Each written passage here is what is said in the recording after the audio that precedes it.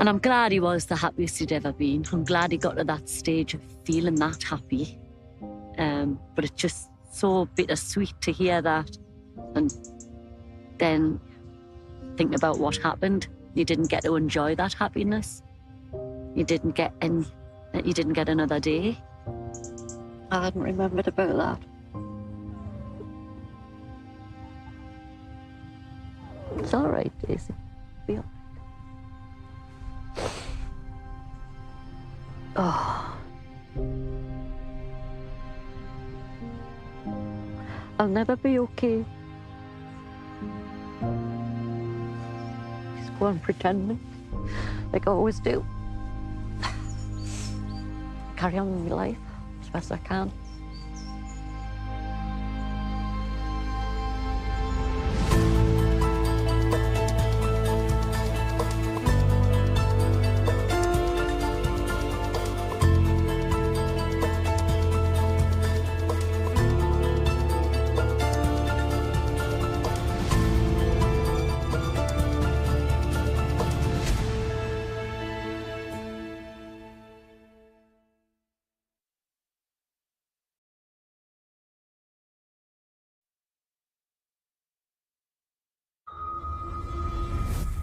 An exciting few hours ahead for postcode lottery winners as they find out how much they've won. Oh my god.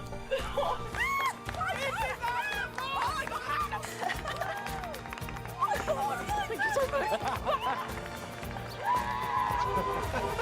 Thanks, Mum and Dad. Thank you. For a chance to win a share of £20.2 million, sign up to Postcode Lottery's July draws before midnight on the 30th of June. Is your door in the draw? Someone's knocking the door. Kate was quite quiet when she was a little girl. She was quite shy. Mum, put it on. Right, shall I push play? I have always felt misunderstood. No one ever got to see the vulnerable side, never. Once she got that camera in front of her, she just turned into a different person. Please welcome one of the most talked about women in Britain, Jordan!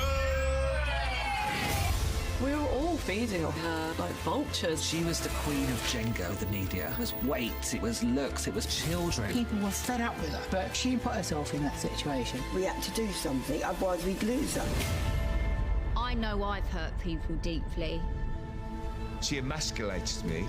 and I know I've made mistakes. It's very hard to explain me, but I've got nothing to hide. I am what I am. It's like watching a movie, isn't it? Let me tell you the whole story. Our paths did cross at school. Don't be afraid. It's the wizard who should be afraid of me. Bring me the broom of the wicked witch. They need someone to be wicked so that you can be good. For the first time ever, watch the complete Wicked saga all in one place. You don't want to miss this. Available from the 10th of July, only on Sky Cinema. The crown is a weight that crushes. You will do things that your heart would have recoiled from before you came to the throne. What is your plan? There is treachery, and I seek to uncover it. Death and ruin surround us. We'll all become beasts before our end.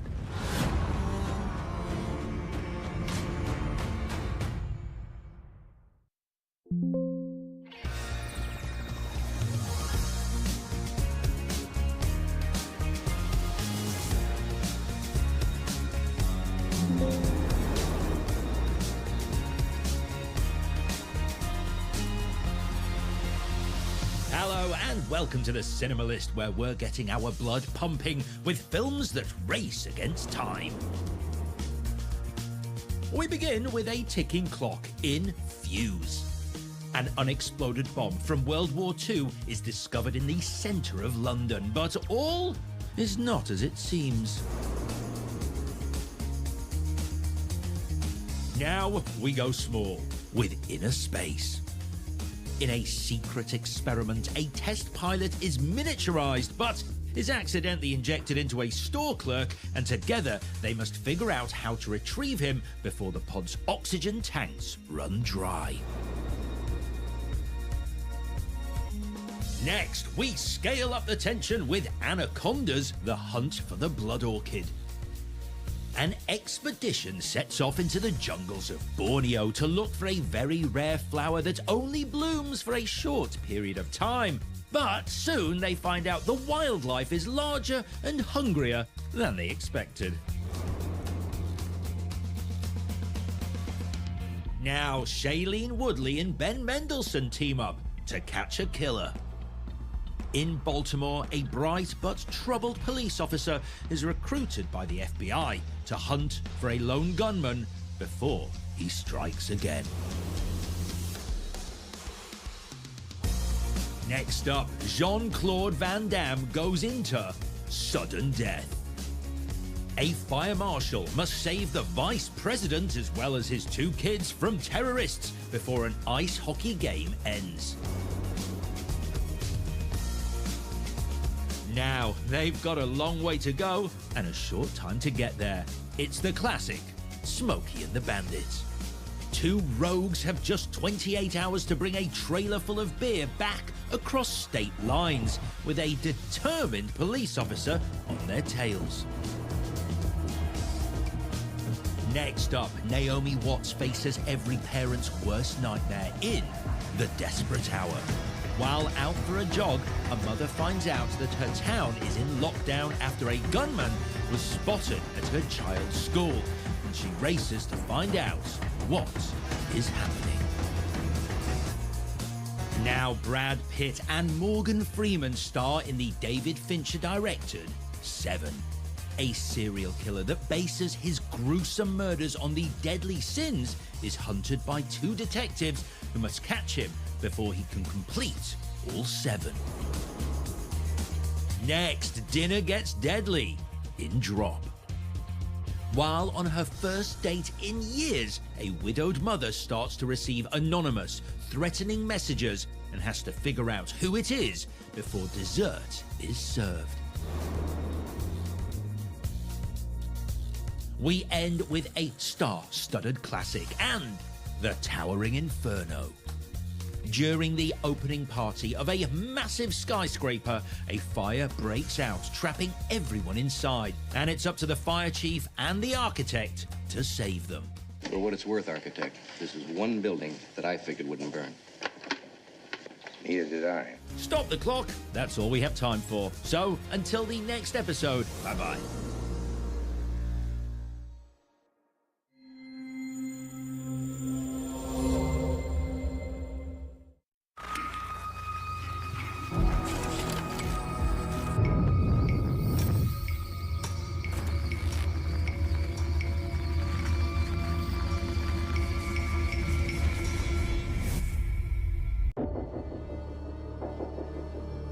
In July 1993, a loving mum and keen student with high hopes for the future was reported missing by her husband. She's always a good attender at college, never missed anything, and all of a sudden, she doesn't come in. Very quickly, it was clear there was something not right. Hassan al-Shatanawi's story about his wife Laura's disappearance quickly unraveled as detectives uncovered lie after lie. He had a family that he hadn't told the police about, a secret mistress and a child. He was one of those people where lies are just like a language.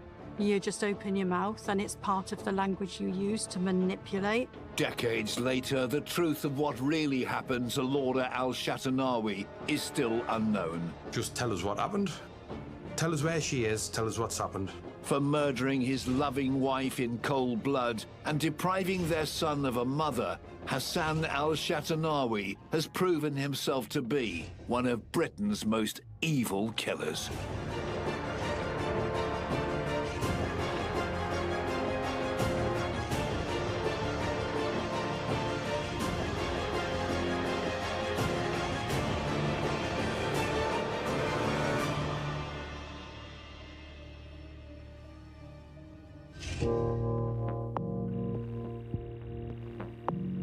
The story of a missing mother in a seaside town like Hartlepool made big waves in 1993. It's quite a small community. Everybody knew what's going on. And At that time, to have a missing mother is quite big news. Detectives used every tool at their disposal searching for 36-year-old mother Laura Al-Shatanawi. If there's a missing person, the police usually turn to the public to help, and they do that by going through the media. Hassan Al-Shatanawi was only too keen to play the role of the concerned husband. We went on the local TV and appealed for help in trying to find where his wife was. Police would have encouraged him to do that as well. Get his face out there, get any witnesses who might not know about Laura going missing, getting them to see this man on the TV. The strategy brought in a flood of calls from Good Samaritans, including several who exposed 37-year-old Hassan Al-Shatanawi as a man with many secrets. That was really his downfall when he decided to put his face into the public domain. But the more information we got, the more suspicious you got that this isn't exactly who he appears to be.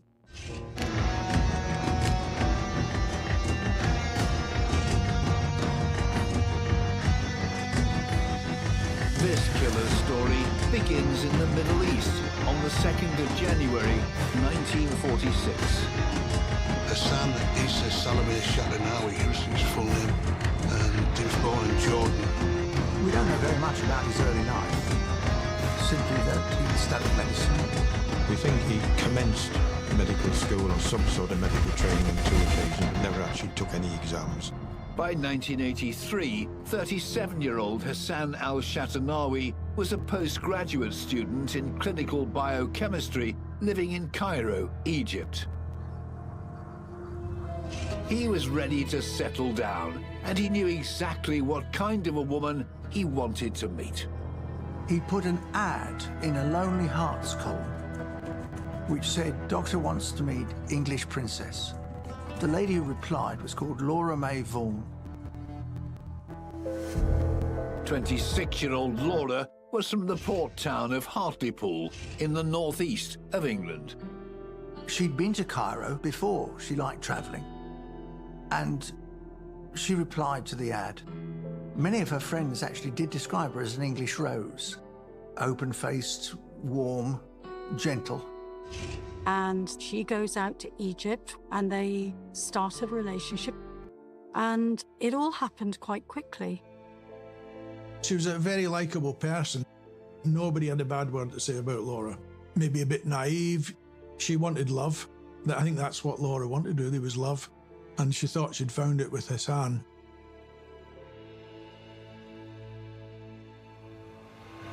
Two years later, the couple were back in Laura's hometown, living with her father, Donald. It was a terraced house off main town centre road, so it was within 2 minutes walk to Hartlepool's town centre. Laura's father described Shatanawi as a real gentleman. It does conjure up a picture almost of this perfect man who had a very strong moral code, and perhaps a gentleman would take control, look after their family. It's quite an old-fashioned term to use. So we get back then to that English princess, real gentleman. This whole relationship appears to me to be presenting as some kind of romantic fairy tale. The couple married, and in August 1985, Laura and Hassan Al-Shatanawi welcomed a baby son, Rashid. I was born in Hartlepool. I lived in Hartlepool with me granddad, me mum and me dad. Rashid's earliest memories betray nothing out of the ordinary about his family life. My childhood was a bit like any other childhood, really. You know, played out, went to parties, went to friends' at school. I remember me, me mum, me uncle and me auntie all going to Rhodes for the week. I've got some photographs of me, me mum and me dad in Egypt.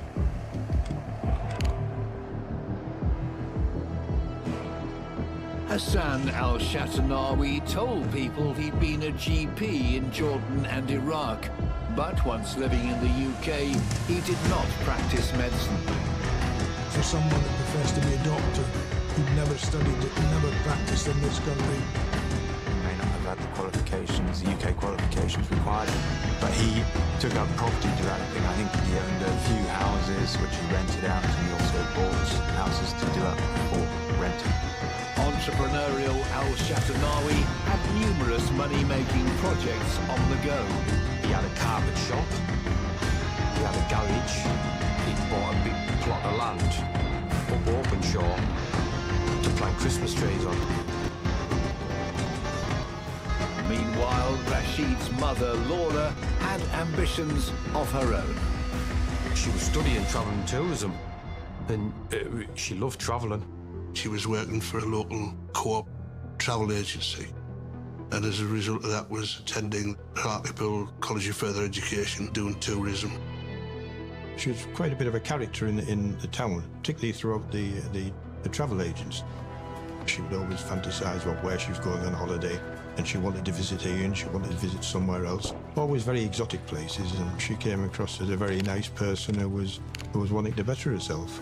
In June 1993, when Laura was 36 and her son Rashid just 7 years old, her hopes for the future stalled in a way no one could have foreseen.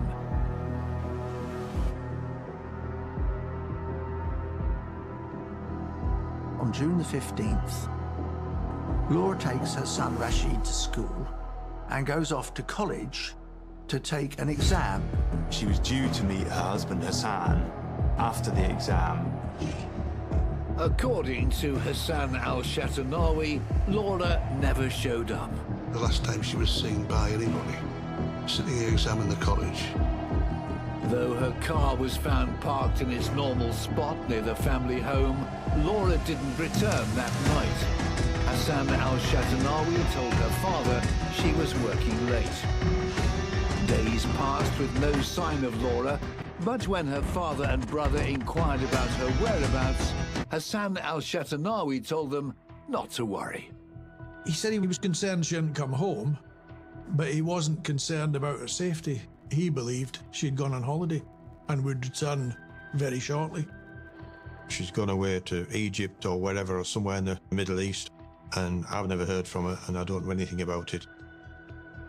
No one doubted that Laura had the travel bug, but the idea of her taking off alone seemed unlikely.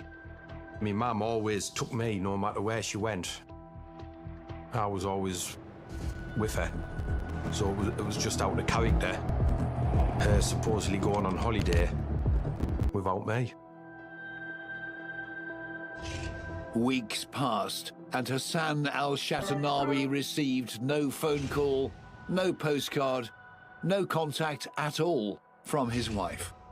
Laura's friends and family were very concerned about her suddenly disappearing, even with his story about this impromptu holiday, and they were pushing him to say, you've got to report her missing. But he resisted that. He really didn't want to. On Thursday, the 8th of July, 1993, Hassan al-Shatanawi finally reported his wife missing. With over 3 weeks having passed since she vanished, the police would have their work cut out to follow her trail.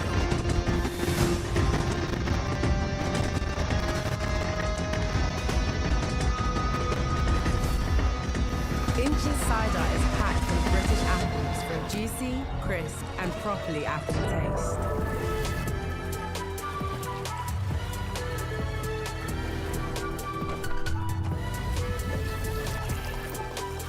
Inches. From pip to sip, it's the really good cider. I'm going to tell you this for your own good. Do not play with things you do not understand.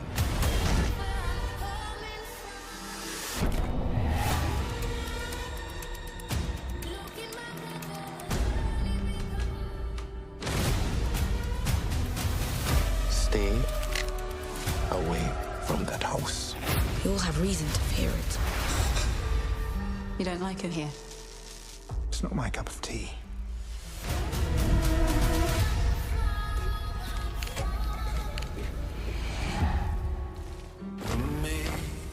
I'm gonna spend the rest of my career protecting my father's town, my father's mission. It's what my dad would do.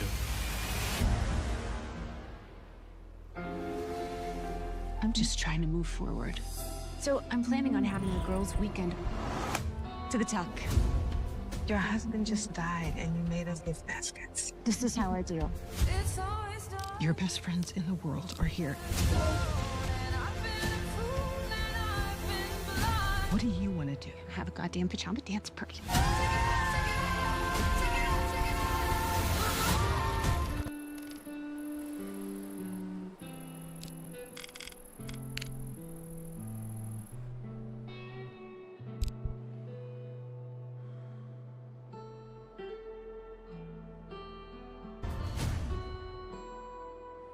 From the world's biggest series to the most thrilling Sky originals, a world of entertainment awaits. Say Best of Sky into your Sky remote now.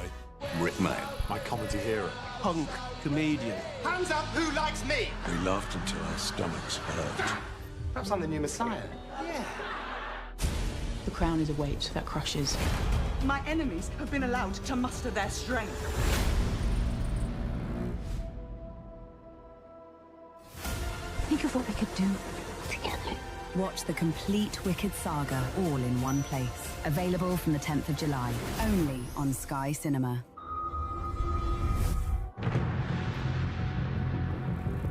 On Friday, the 9th of July 1993, detectives John Groves and Ian Henderson from Hartlepool Police visited 47-year-old Hassan al-Shatanawi at his home to find out more about his wife Laura's disappearance.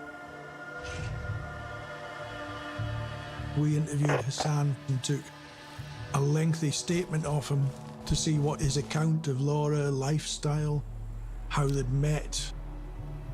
He was very plausible, very polite, and he was never disrespectful, and he never talked badly of Laura. He thought that she may have gone on holiday, although when questioned, she'd never ever been on holiday with anybody else before other than the family. She'd never spent a night away from home before. This was not the only thing that stood out for the CID officers. It wasn't the demeanour you would expect of somebody whose wife was missing. He was very calm. There was no tears. There was no such sense of urgency in what he was telling us. The alarm bells were ringing. Detectives began the methodical process of searching for 36-year-old Laura. We wanted to put the bigger picture together. You start back at the beginning, and the beginning's always where she lived with her husband. The house was searched with consent of Hassan and the father. They went to local travel agents. We were going to buy a ticket somewhere abroad. You would be doing it through a travel agent, most likely, and there was nothing to suggest that they could see that Laura had gone abroad. There's no evidence that her passport has been used. There's no evidence that her bank cards have been used. There's no evidence of her leaving any port in the British Isles. So where is she? The police could not find anyone who could say with certainty they had seen Laura since the 15th of June. So all sightings or all of a normal activity ceased on that particular day. Very quickly, investigators realized that something was very wrong. She's left her son behind, which isn't normal. There's nothing to suggest that she would disappear. Clearly, there's something untoward, and there's no doubt about it that Laura Shatanawi had come to some harm, and it was a matter of finding out what harm that was and who's responsible.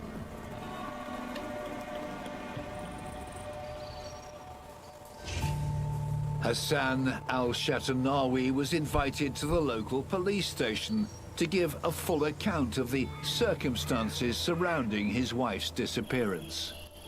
It was a comprehensive statement. That statement ended up at nearly 50 pages. So halfway through, Mr. Shatanawi said, "I'm sorry, I've got a prior appointment. I must leave, and I'll come straight back." Suspicious from the start about al-Shatanawi's version of events, detectives wondered if this was the moment he would lead them to his missing wife. What was decided, we'd put surveillance on him to see where he went. Mr. Shatanawi leaves the police station. He's gone into the town centre area. He's got on a local bus which was to Seaton Carew, which was also boarded by the surveillance team. Seaton Carew is a small town just 3 miles down the coast from Hartlepool. He was followed to Seaton Carew, where he got off the bus, crossed the road to the bus stop and got on the bus and came back to Hartlepool. It was a journey that made no sense to the plainclothes officers following al-Shatanawi. Over the next couple of days, they constantly kept eyes on him. It would have taken a lot of staff to do surveillance, really, because if he's on a bus, they'd work in pairs and they've got to be inconspicuous. And when he's on a bus every day, it would have to be different people. He never appeared to become suspicious or aware of the surveillance, which continued to probably a couple of weeks. On Monday, the 12th of July, Hassan al-Shatanawi met with local journalists, telling them of his hopes for Laura's safe return, claiming that he'd wanted to report her missing much sooner, but had been put off by her family. He was in the Hartlepool Mail, local media, appealing for her to come forward and say, well, I think she's gone on holiday somewhere without me. As a result of the media report, we had an awful lot of people saying, I've seen the woman I think is Laura Shatanawi. Any sighting that came in, we would dispatch a team to that location and try and find anybody else who can confirm that she'd been there, and nobody could. Increasingly sure that Laura had met with some kind of foul play, the police kept her husband al-Shatanawi firmly in their sights. Within a couple of days, the costly operation brought them a lead. He took the surveillance team all over Durham and Cleveland whilst he was travelling on the bus. So inquiries were made in all these locations, and whilst we were doing these inquiries, one of the things that we found out that he did have an allotment at Seaton Carew. Al-Shatanawi's green fingers were news to the police. He'd failed to mention in his lengthy statement the existence of an allotment. Other holes were also appearing in the Jordanian's account. We realised that he was living a bit of a fantasist life. He called himself Dr. Hassan Shatanawi, but we know that he had no medical qualifications. We actually spoke to his doctor at the time, and they questioned whether he had been fully medically qualified. He would tell different stories too about how he was making his living, what he'd done, where he'd been. There's just little bits of information that came in that this person isn't all he appears to be.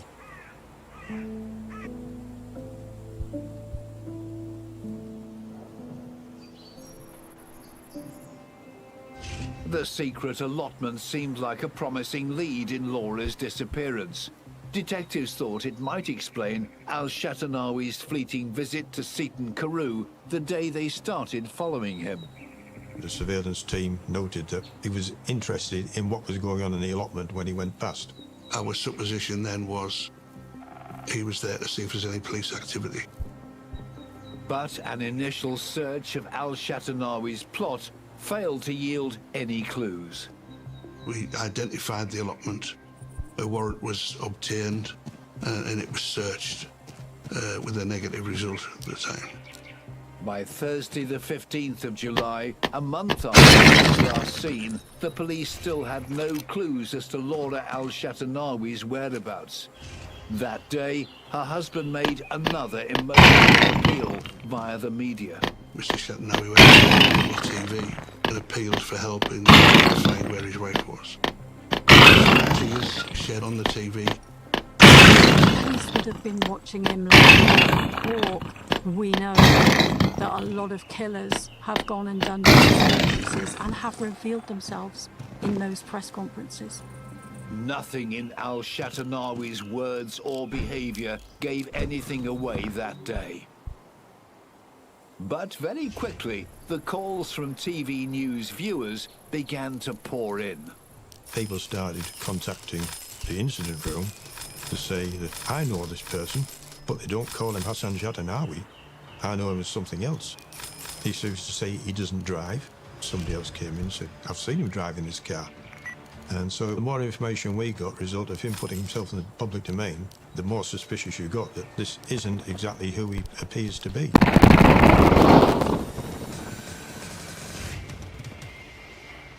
With the help of the public, the Hartlepool Police Incident Room was building up a picture of a husband who was a liar and a fantasist.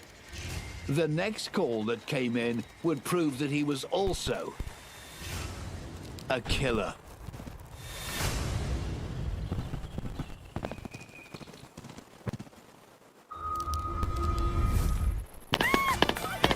Chance to win a share of £20.2 million. Sign up to Postcode Lottery's July draws before midnight on the 30th of June. Is your door in the draw?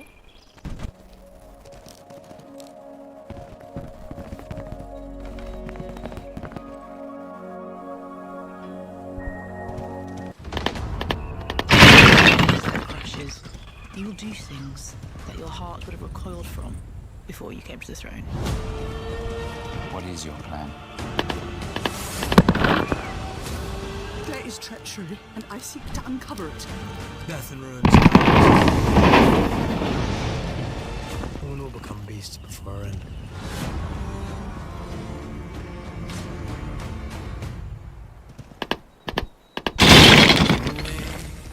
I'm gonna spend the rest of my career protecting my father's town, my father's mission.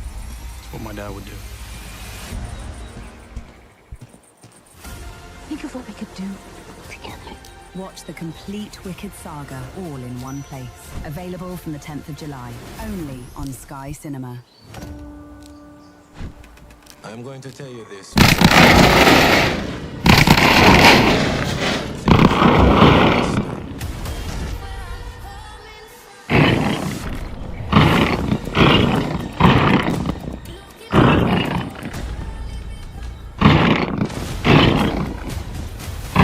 Stay away from that house. You all have reason to. You don't like him here?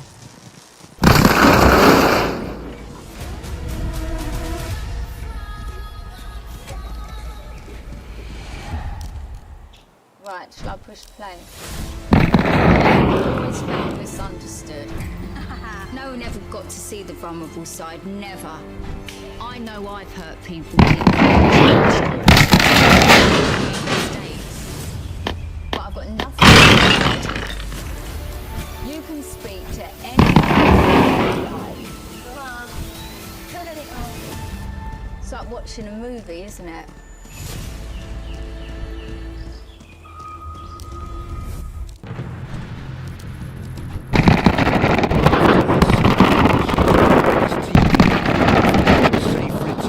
Missing wife Laura on the 15th of July 1993, a local tradesman called the incident room at Hartlepool Police.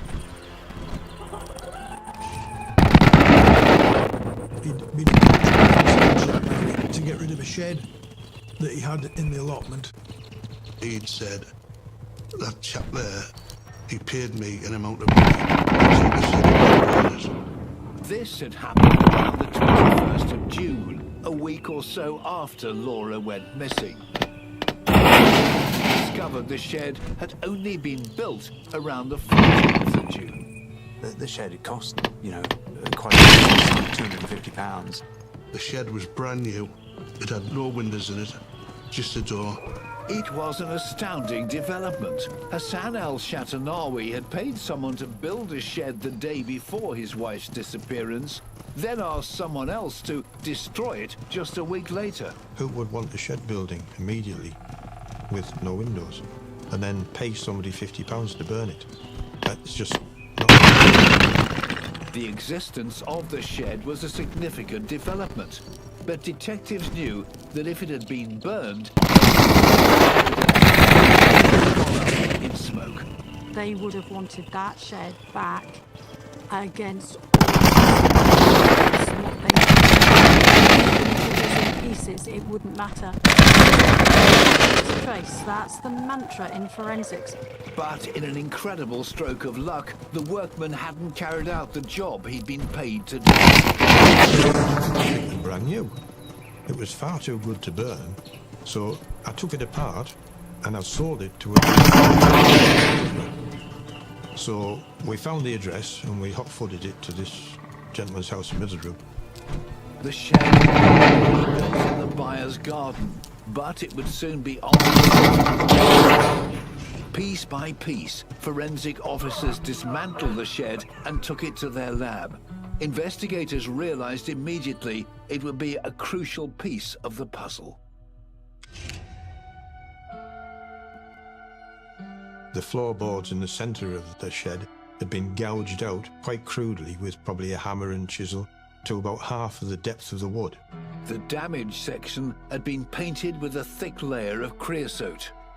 Officers suspected the work had been done to hide something. Further examination by the scenes of crime revealed some head hairs and some blood between the lats on the floor of the shed. It showed significant blood loss, not just a cut. Something very serious had happened in that shed.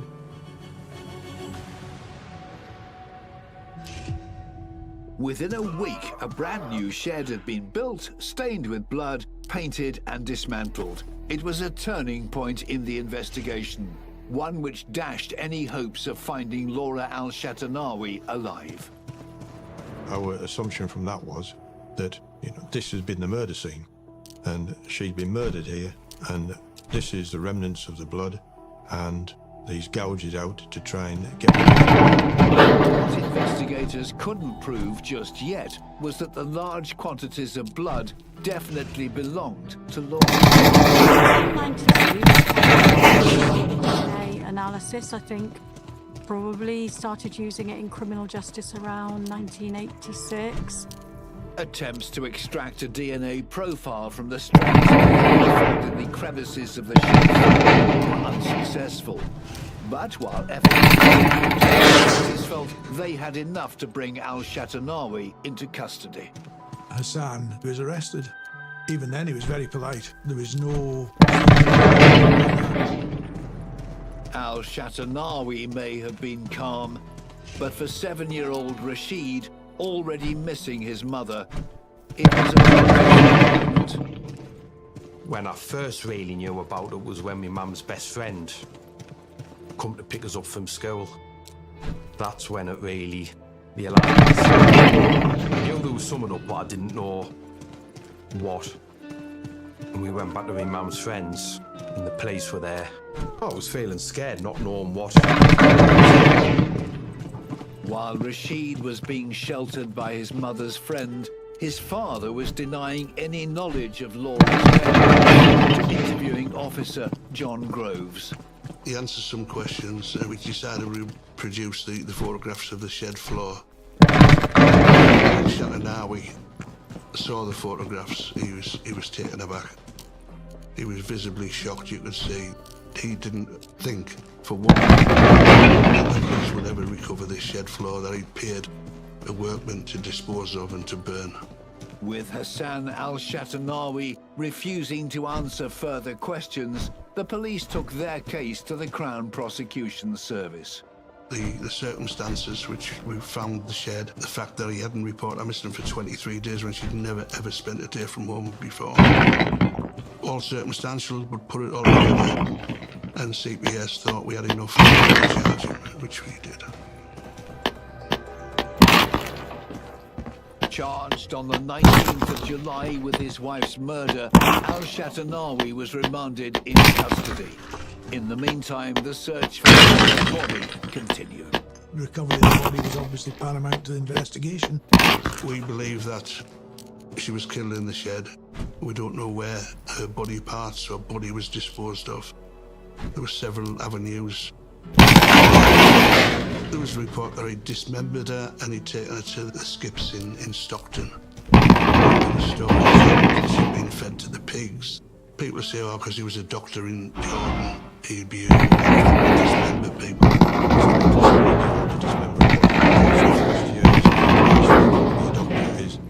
actually dissect a body. The police worked on as they explored every line of inquiry. I don't know whether that's true or not. You do get people phoning in with false stories. And again, you've still got to chase them to see whether they're right or not. Without Laura's body, the police and prosecutors knew convicting Al-Shatanawi for her murder would be much more difficult. They were also struggling to identify a motive. I never disclosed anything other than a normal relationship. As far as he was concerned. The answer, when it came, was a bombshell from an unexpected source. The police found that Shatanawi was actually living a double life. Well, the services that Mr. Shatanawi had been involved with another woman. Has started a second relationship with a woman whom he met at a bus stop in 1988, and indeed, she becomes pregnant with Hassan's child. In the early days of their relationship, Al-Shatanawi told his new partner he was single. Even when he admitted to being married, he insisted it was in all but name. The marriage was effectively over. The other woman had some health problems, and as a result, social services were involved, and they were intent on taking the child from the other woman. Al-Shatanawi was faced with his secret child entering the care system, something he could not accept. There was a court case at Leeds Family Court where Shatanawi attended and gave evidence to say that his wife knew the affair, knew all about the child, and he was willing to look after this other child. Neighbours of the Al-Shatanawi family would later report that shortly before Laura disappeared, they'd heard an almighty and annoying growl coming from the home. Something that would tally with a memory the couple's son Rashid now relives in his nightmares. I just remember me dad, like, attacking me mum. Then he said about me. So, on one hand, he could be this nice, caring person. Then on the other hand, he could be a psychopath. But luckily, I only saw him do it the once. In hindsight, Rashid wonders if this was the day Hassan Al-Shatanawi's two worlds collided, when Laura found out about her husband's mistress. I think that's why my mum died that day. Because I think she might have found out what had happened. A couple of days after the alleged fight, Laura disappeared. 2 days after that, Hassan Al-Shatanawi met with his lover and a social worker to say he was ready to move in with his second family. The thoughts of the investigating team were, well, what was this motive? It is quite possible that it had come to the point where Laura had to know. And it's quite possible that she decided to leave him at that point. If he killed his wife, he's still got both his sons. It tells us an awful lot about Shatanawi's mindset. Having custody of those boys meant more to him than anything else. The women were expendable, disposable. These were his sons.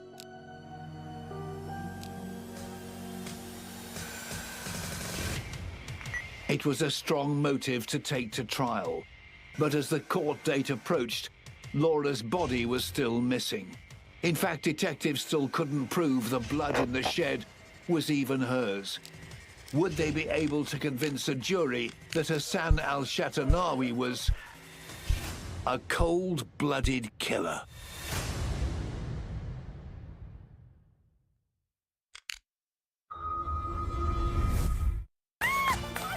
For a chance to win a share of £20.2 million, sign up to Postcode Lottery's July draws before midnight on the 30th of June. Is your door in the draw? I'm just trying to move forward. So I'm planning on having a girls' weekend to the tuck. Your husband just died and you made us gift baskets. This is how I deal. Your best friends in the world are here. What do you want to do? Have a goddamn pajama dance party.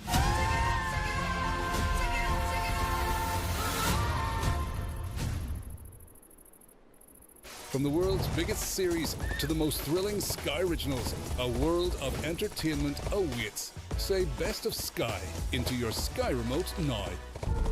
These are turbulent times. The crown is a weight that crushes. You'll do things that spell death for all involved. We are exposed for a week. My enemies have been allowed to muster their strength. Did I not warn you that you would come to this?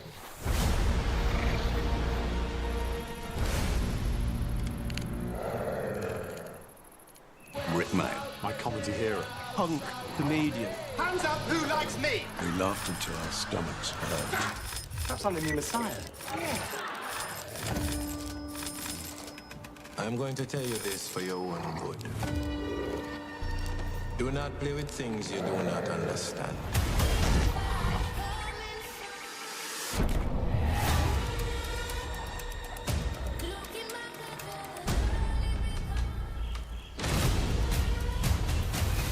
Stay away from that house. You all have reason to fear it. You don't like him here? It's not my cup of tea.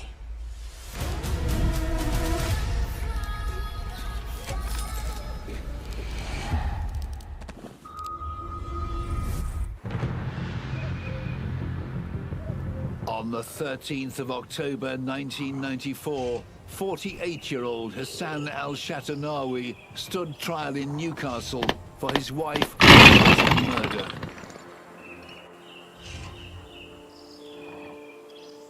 The trial was at Moot Hall in the Newcastle. It was the old Crown Court building.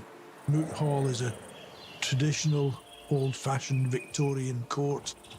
It's how everybody imagines a Crown Court to be from the olden days. It's quite daunting, really.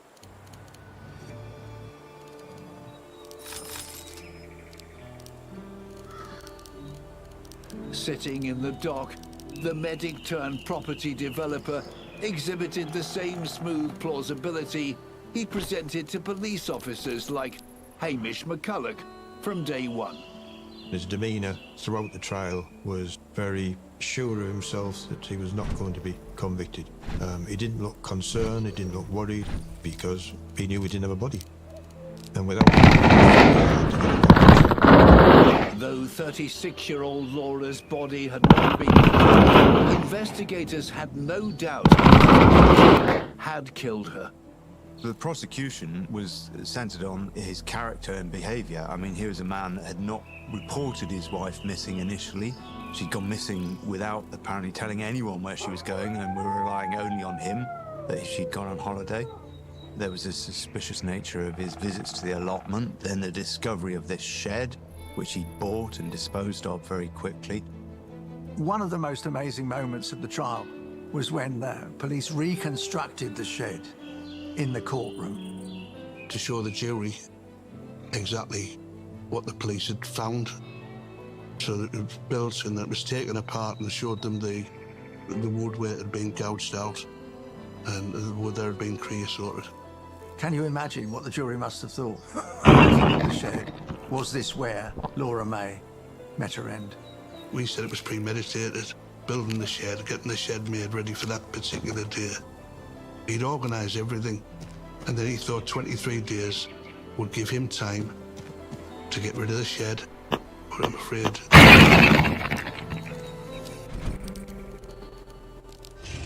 The prosecution argued that al-Shatanawi's motive for murder was his secret partner and child, whom he'd promised to move in with shortly after Laura went missing. The trial must have been difficult for so many people, and especially the other woman, who could so easily have been...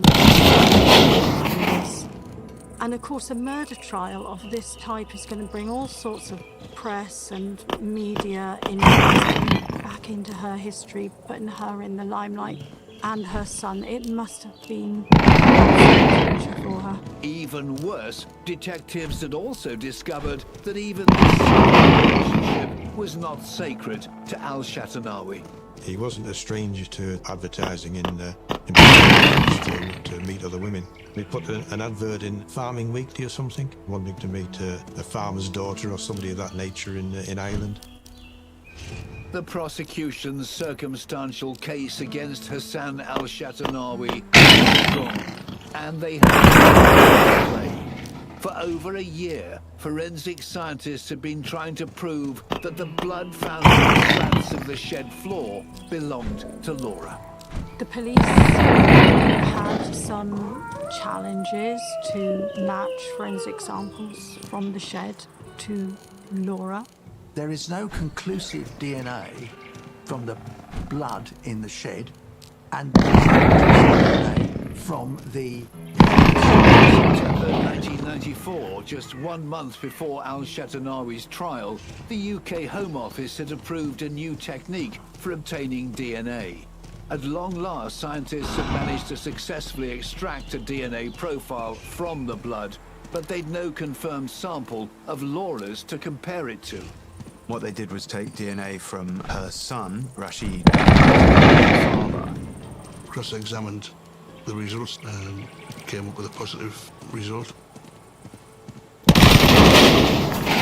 We share around 50% of our DNA with siblings and children, so it was a strong indication that the blood in the shed belonged to Laura. Neither Rashid nor his grandfather had ever been inside the shed. But the prosecution wanted to be even more sure. They asked his father the mail she'd sent him, and he found something from 5 years earlier. Laura had sent a postcard to her parents from a holiday she'd taken in Malta, and she'd licked the postage stamp. Once again, the new technique for analysing DNA was employed. They got the postage stamp and were able to extract DNA from the gum of the stamps that had been licked by Laura. And that gave a much clearer match with the DNA from the blood found in the shed floor. So this was a huge breakthrough in terms of proving Hassan Al-Shatanawi's guilt. Incredibly, from beyond the grave had given Laura a chance of justice, but the job wasn't done just yet. Al-Shatanawi's lawyers brought up the many well-intentioned phone calls from citizens who insisted they'd seen Laura alive and well over the last year. That was used by the defence to say, well, she's not dead. People have blood in the shed doesn't prove that she's dead. It's not for the defence to prove that he didn't kill her. It's for the prosecution to prove that he did kill her. After a 5-week trial, in November 1994, it was time to find out if the prosecution had proved their case. The jury retired to decide their verdict, and quite some time. I remember they were out a long time. I've been to many murder trials, and you try to work out what way the juries are thinking, and you don't know. After 2 days of deliberation, the jury were ready to decide the verdict. One member of the jury had fallen ill, and they accepted a majority. They decide by a majority of 10 to 1 that Hassan is guilty. Sentencing Hassan to life, 16 years. The judge said, "You deprived your son of his mother. This is a wicked crime." It's a bittersweet sort of result. But then underneath it all was always the family. You know, they haven't got a result. And they then know that the mother, daughter, sister is dead. But they've still got no answers. They don't have any closure for what happened. Al-Shatanawi's conviction confirmed he had killed his wife in an act of cold premeditation. On the face of it, he was quite polite. It was all a cover. He was evil. His plan to get rid of his wife Laura, no thought about his son and how he's going to miss his mother bringing him up. The guilty verdict ended a tumultuous Rashid's young life. Aged just 9, he lived his life knowing his father had murdered his mother. To me, both my parents had gone. I lost both my parents that day. Although, well, he couldn't do what fathers do. He was locked up. Rashid moved to Durham to live with his great aunt. I had to rebuild my life. You know, I went to a new place to live. I had to make new friends. I had to go to a new school, fit in there. It wasn't easy. For years and years, I was The hardest thing for Rashid and the rest of Laura's family is that her body has never been found. I just want to know where my mum is. That's all I want. I just want to finally bury her. You know, like my granddad, not knowing where she is. My uncle, who passed away a couple of years ago, he kept on trying. He's gone to his grave not known. So I think it's only right we try and get it done. Just for all my mum's friends as well. And the rest of the family. People would visit him in jail to ask after he was convicted, would he disclose where the body was? And he wouldn't. He showed no remorse. He empathy to the family, to his son, who was left without a mother, to Laura's past, and they begged him.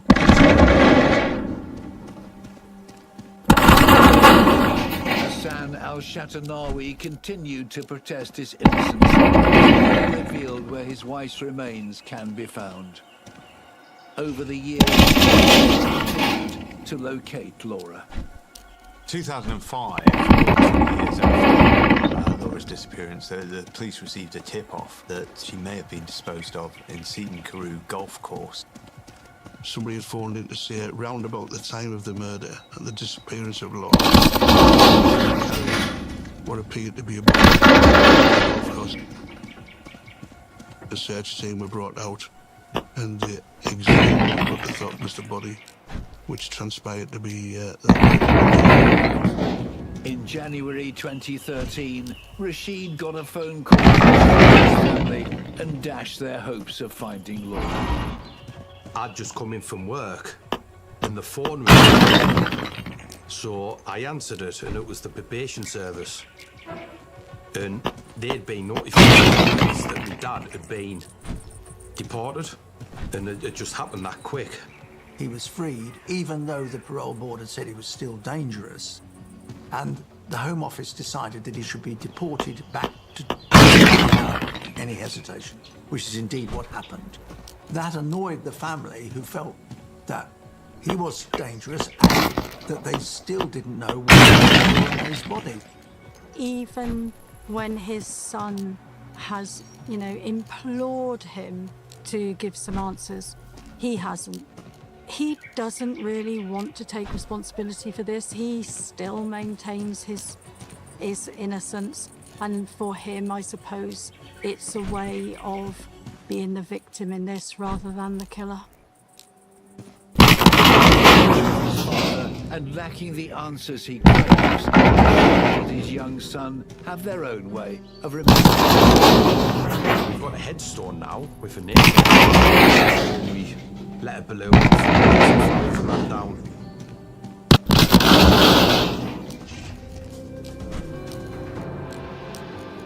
In 1984, Laura was a young woman with a passion for travel and a desire to find the love of her life. 10 years later, she'd been murdered by the man she'd fallen in love with.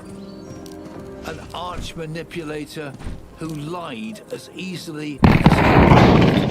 Hassan al-Shatanawi was finally proved to be one of Britain's most evil killers.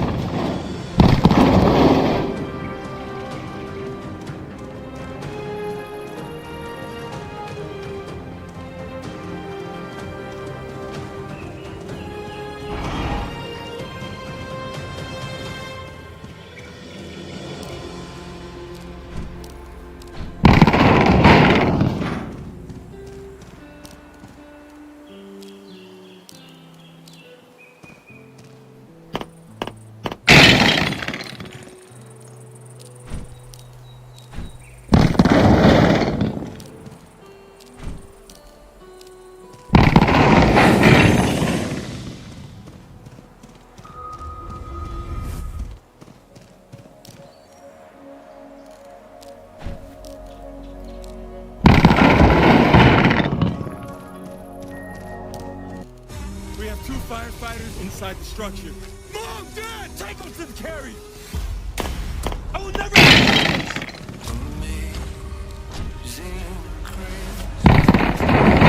I spend the rest of my career my father's mission. This is a mandatory evacuation. We don't live in since anyone's cared. It's what my dad would do.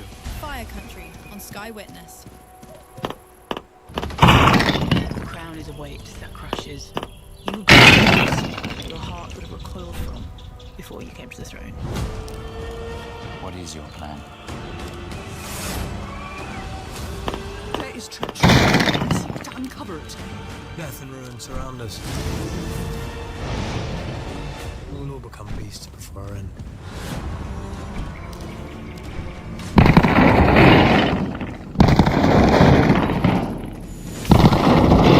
Misunderstood.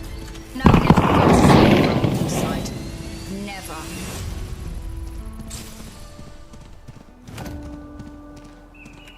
I'm going to tell you this. Do not play with things you do not understand.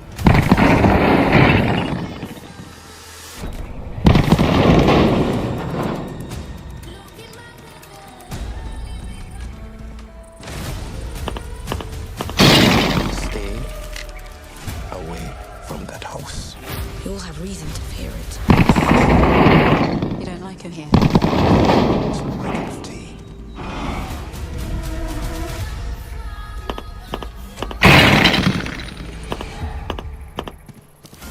Think of what we could do together. Watch the complete Wicked Saga in one place. Available from the 10th of July. Only on Sky Cinema.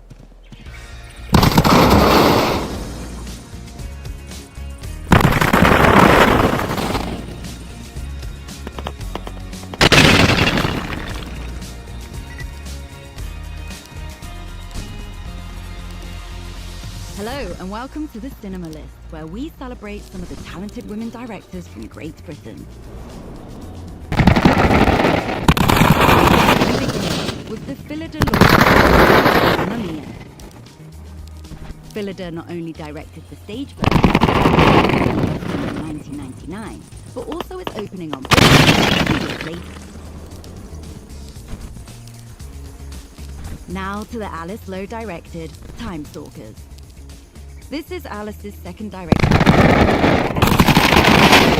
wide selection of films, working girls, and the works of Giallo horror legends.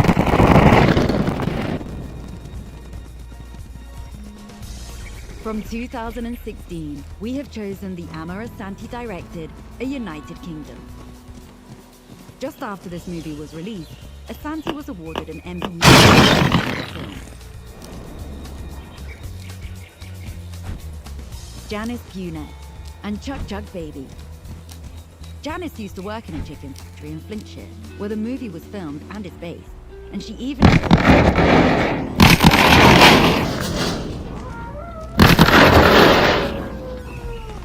to Emerald Fennell now, and with this film, Emerald became the first British woman to be Oscar nominated for Best Director.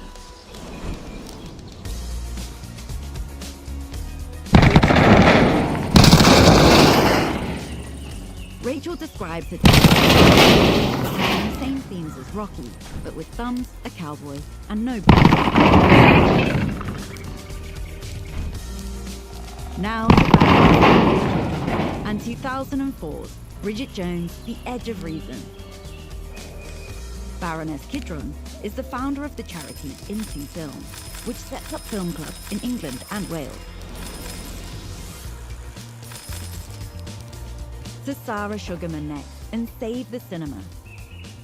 Sarah started as a child actress, starring in TV shows like Great British Reminder, before going to film school, where her short films went on to get BAFTA nominated.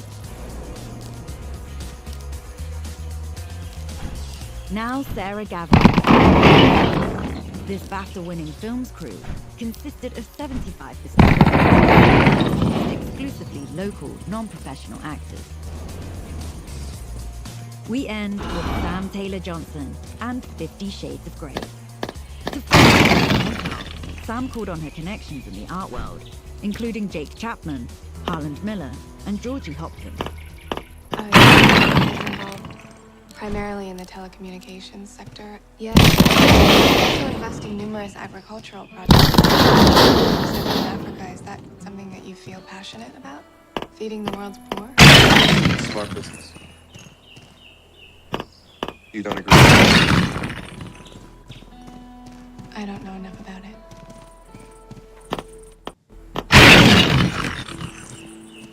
I just wonder if perhaps your heart might be a bit bigger than you want to let on. There's some people who say that I don't have a heart at all. Why would they say that? Because they know me well. That's it for now, so until next time, goodbye.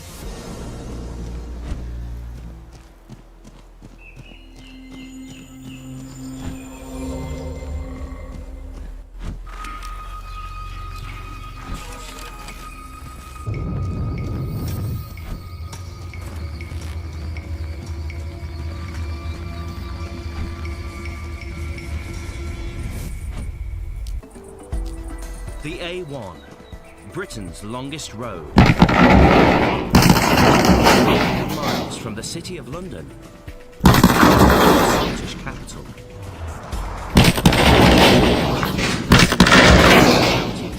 It's an unrivaled highway used by hundreds of thousands of vehicles. Going southbound down the A1 on the northbound carriageway. But not all journeys go to plan. I thought I'm going to lose my life. I'm coming close. It is the dangerous place to be. Lives can hang in the balance. The rear end of that vehicle. This is actually the bodywork of the car. 24 hours a day. It's not a safe place here. Keep us safe from harm. The police. Response teams. We don't know what's happened. And traffic officers. Keep going. Keeping Britain's most. Get out! Substantially damaged flatbed truck in lane 2. The A1, the monster that it is, will Coming up, the careless drivers putting lives at risk. The worst case scenario is that it's a fatality. Officers race to the scene. This is high priority. Of a treacherous tyre blowout. Traffic's just too busy. The chances of somebody getting struck on the offside is really high. And Santa's reindeer head south. You often get this expression of pure delight when people see the reindeer for the first time. They really are the spirit of Christmas.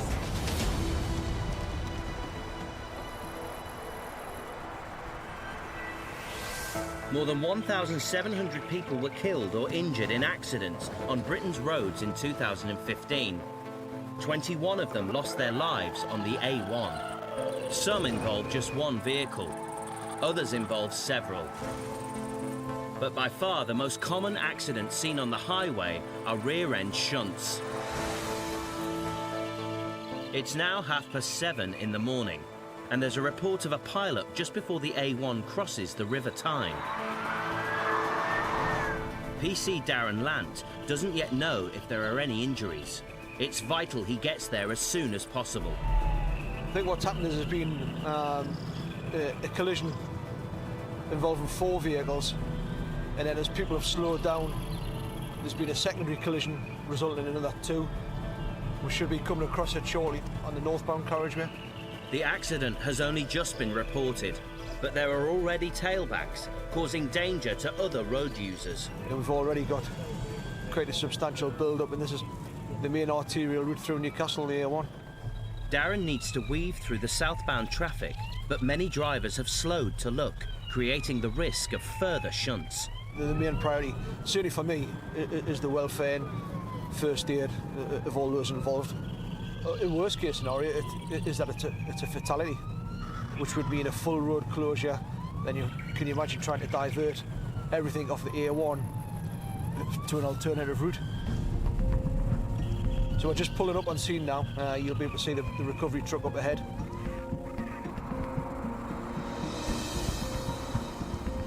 Anybody hurt? Nah, I don't think so. The injuries? No injuries. Ah, excellent, excellent, good.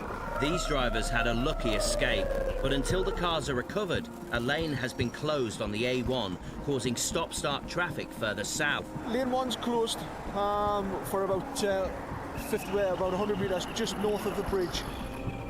The lane can't be reopened until Darren gathers his evidence. We're just coming along, the traffic slowed down. To be honest with you, there was a one in front, two in front, actually bumped each other. All right, okay. It's just done this, it's just all stopped. It's just gone at the back of us. After hearing one version of events, Darren needs to get the other side of the story. Was there anything wrong with your brakes or anything like that? I don't think You don't think so? Have you got your driving licence with you? Have you? Can I see your driving licence, please? Well, I was on my way to work at Blythe, and obviously the traffic slowed down. The lady's just gone into the back of us. This is the first accident I've had. I've been driving over 30 years. You're more thinking about the other people trying to get to work, and you're stopping them from getting to work, so that doesn't help either. But I'll probably not get to work for the rest of the week now either until I get things sorted out. The other driver accepts full responsibility for the crash.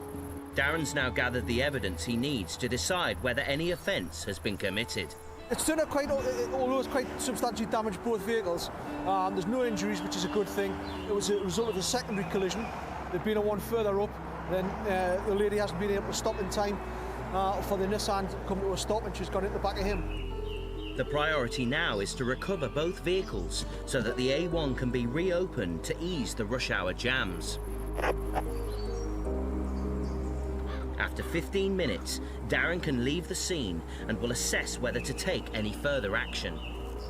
The driver of the Nissan, the one that's had, where the other one's gone in the back of him, he's all right. There's nothing will happen with him. The other driver, the female, she hasn't been able to stop in time. She said the road was slippy. It's nice and dry. She's not alleging any mechanical defect with her car, so she said the brakes were fine. She doesn't know why she hasn't been able to stop in time. It's my suspicion, and I strongly suspect that she just hasn't reacted enough. She's been driving maybe a little bit too fast for the conditions. Hasn't acknowledged that the guy's coming to a stop and she's just gone into the back of him. You must be able to stop that in the distance. You can see ahead to be clear, and she hasn't been able to do that. Both cars will now be taken away to be repaired.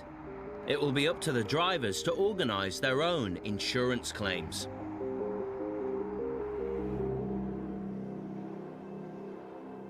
Traffic officers deal with more than 4,000 breakdowns on the A1 every year. It's a common call-out, but one that causes delays, disruption and danger. In South Yorkshire, Paul Day and Rob Larkin are on patrol along the road. 3 hours into their afternoon shift, they spot a van on the opposite side of the A1. Appears to be a large vehicle with a trailer on. We're just turning at Sprotborough to attend. If the van's broken down in the middle of a lane, it could cause a serious accident. Depending on how far he is down the slip, he may well be in a live lane. The best scenario here is that it's on the hard shoulder. That's a potential to be the case, but if he's a live lane, this is high priority. He is actually on the hard shoulder, but he's right at the end of it. He's moving. Is he moving? No. He is. Looks like he's got an offside puncher. Yeah. The broken down vehicle is a van with a trailer. Although the driver has managed to pull onto the hard shoulder, it's still a dangerous situation. What's the word? Had a blowout on the trailer, but Dad's on his way anyway with Jack and that, so we'll replace it. How much weight you got on there? Not that much. There's a lot on there. It's only 2 pallets. This is a very dangerous job. Around 1 in 10 fatalities occur on the hard shoulder. And in this case, the blown tyre is on the driver's side, perilously close to the passing traffic. He's so near to the hard shoulder that it'd be impossible to change it on the side of the road. At this time of night, if we put a lane closure out on this slip, it'd cause chaos. So the best solution for everyone is if we can move this. It'll only take a couple of minutes to move it, whereas if it was going to do a wheel change, it could be up to half an hour. It's going to inconvenience thousands of people. Traffic's just too busy. the chances of somebody getting struck on that offside is really high. Closing both lanes will bring rush hour traffic to a standstill, but it's the best option. Only by getting the van off the A1 can safety be guaranteed. So let your dad know that we're going to be off the 37, and if he comes, get him to pull in front of us, not in front of you, because he'll be in a live lane if he's in front of you. All right, that's what we're doing. Further up the carriageway, another patrol car is shutting down both lanes of the A1. Now the clock is ticking, because as the tailbacks grow, so does the risk of a pile-up. Right, here's the gap, look. No more traffic. We're all going to get in and we're going to move off nice and slow. Take it as slow as you want. If for any reason the tyre comes off and it's in the mode, we'll stop, we'll move the tyre off out the way, nice and steady, just slow down a bit, and then we'll catch up to you and we'll come behind you. All right. Right, there's our car. You see him lit up, so that means we're safe to move.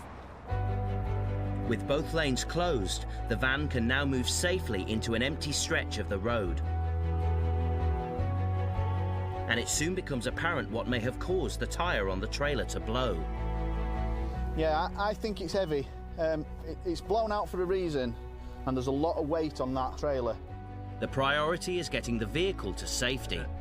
It's taken 3 minutes to get from the A1 to a side road, and the traffic jam is now a mile long. Paul radios through for the road to be reopened.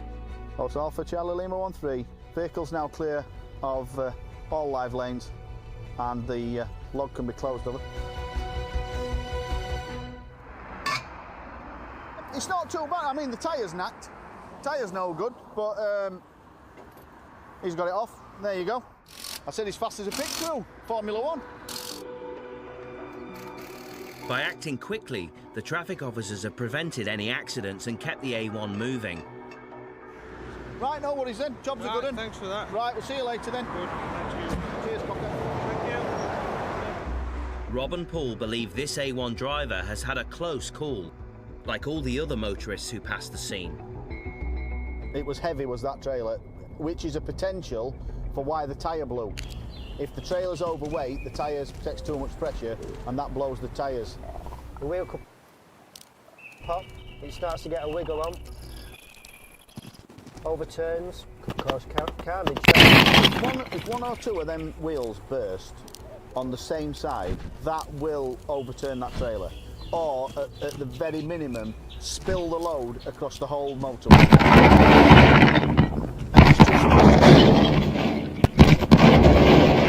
Unnecessary, really. It's been a busy late shift, and it's far from over.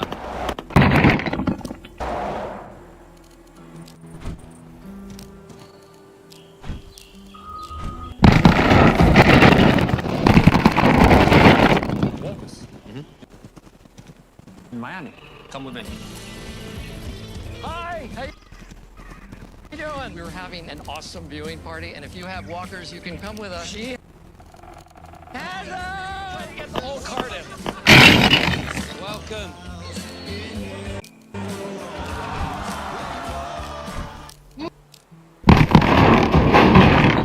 Yes, I suppose I am. Man, my comedy hero. Who likes me? It was your comedy revolution. You just have to use your head. What do you mean? This. Till our stomachs hurt. I think people will be quite surprised to know about his anxieties. To maintain that level of comedic commitment, that's a huge burden. That's something new Messiah.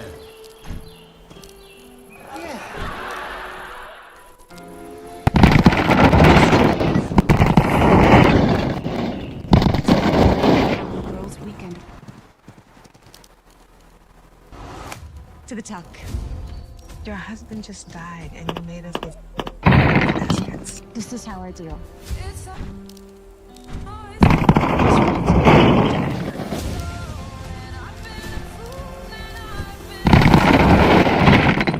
Have a goddamn pajama.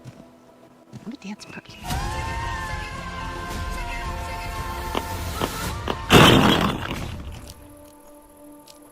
From the world's biggest series to the most Sky Originals, a world of entertainment awaits. Say Best of Sky into your Sky remote now.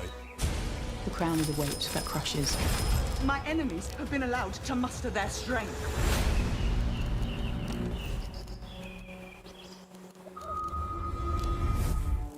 Nearly 100 miles north of the A1's endpoint is the Cairngorms National Park.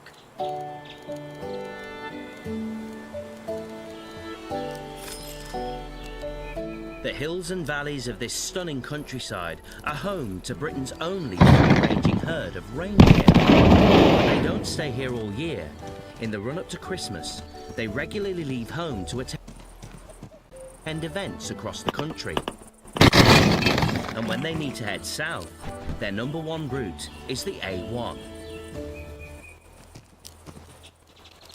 It's now November, and the Scottish reindeer is halfway through their journey down the A1 to their first Christmas event of the season.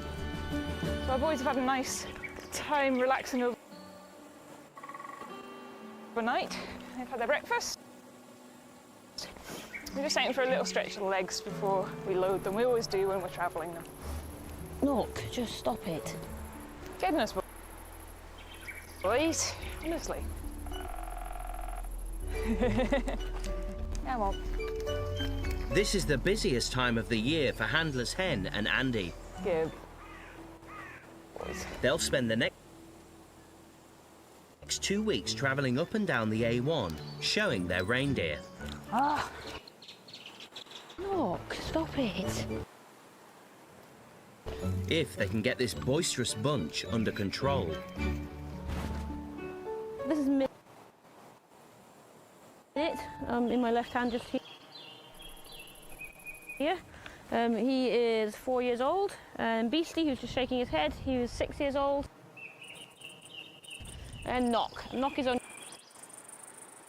6 months old, so his very first time going away and doing a couple of Christmas events. So it's all new for him, but the old boys have done it all before. Today, the 6 reindeer have to travel a further 80 miles to Santa's Grotto at Stockeld Park near Wetherby. They're set to be the star attraction, so Hen and Andy are keen to get on the road.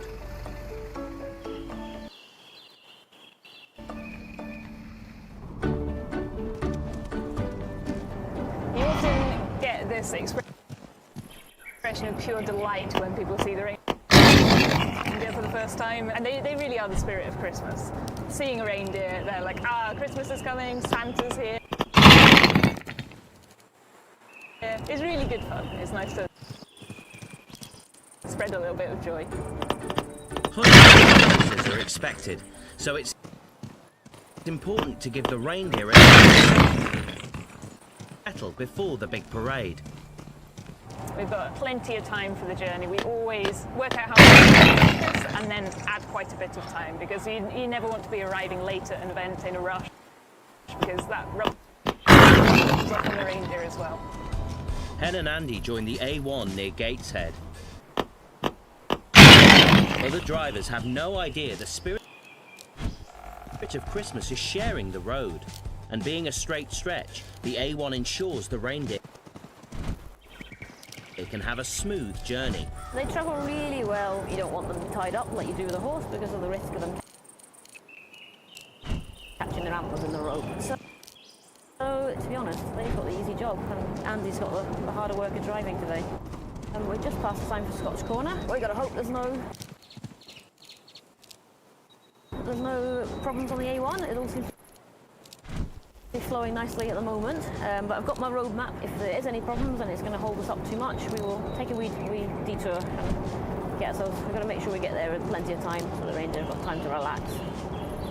But all flowing very nicely so far. Nice road this morning. But has Hen spoken too soon? Ooh, roadworks. Delays possible. Expecting to see Santa's reindeer show on time, or will they miss their big moment? The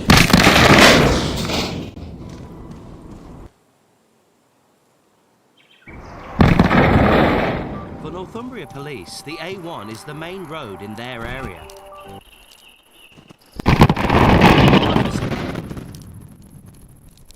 Tasked with patrolling it is PC Alan. And tonight his shift begins under the shadow of the Northeast's most iconic landmark. First put up that it may cause, you know, but thankfully it's. The busiest sections of the A1 around the city is being shut for maintenance. It's vital drivers abide by the rules to ensure the carriageway. To protect the road workers, the speed limit has been reduced. But there are some who seem to think the limit doesn't apply to them.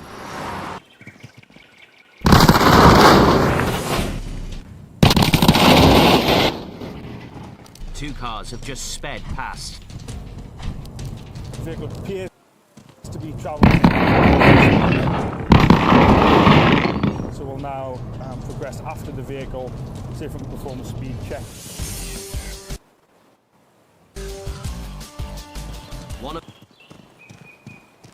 the cars has pulled off at a slip road, but Alan is still pursuing the second driver. He suspects the two cars could have been racing. He's actually just pulled into the slow lane, so I don't know if he's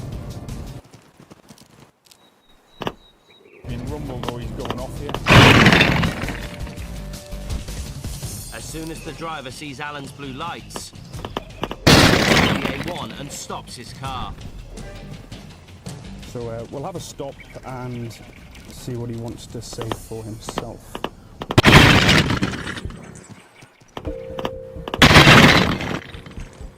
Now I'm sitting on a slip road monitoring traffic speeds and everyone's doing 50 and then you two drive past like that. Not acceptable, buddy. What's the crack? Be honest. I don't know.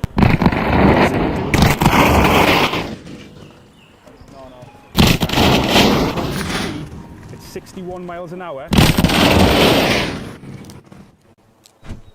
So if your average speed there is 61, what was your average speed when you were driving that black car that went off before you even started? It was higher than that. It was higher than that. Radio control. There's no stop markers and no points. The driver's got a clean license, but Alan decides to show the driver his in-car recording of the incident. What I want you to do when I press play is look outside. Right? I want you to see what 50 mile an hour looks like. See the car there? 50 mile an hour. And there's you two. I'm going to warn you for your manner of driving. Drive like that on your driving test. And if you did, you wouldn't be passing, alright? Okay, I'll write this out for you. And I'll give you your license back and you'll be alright to go on your way. The driver gives Alan more time to carry out further investigations to establish exactly how far over the limit the motorist was going. Look after yourself, drive carefully. Mum, see ya. For now, the driver is free to go. Hearing more from Alan once he's finished his investigation.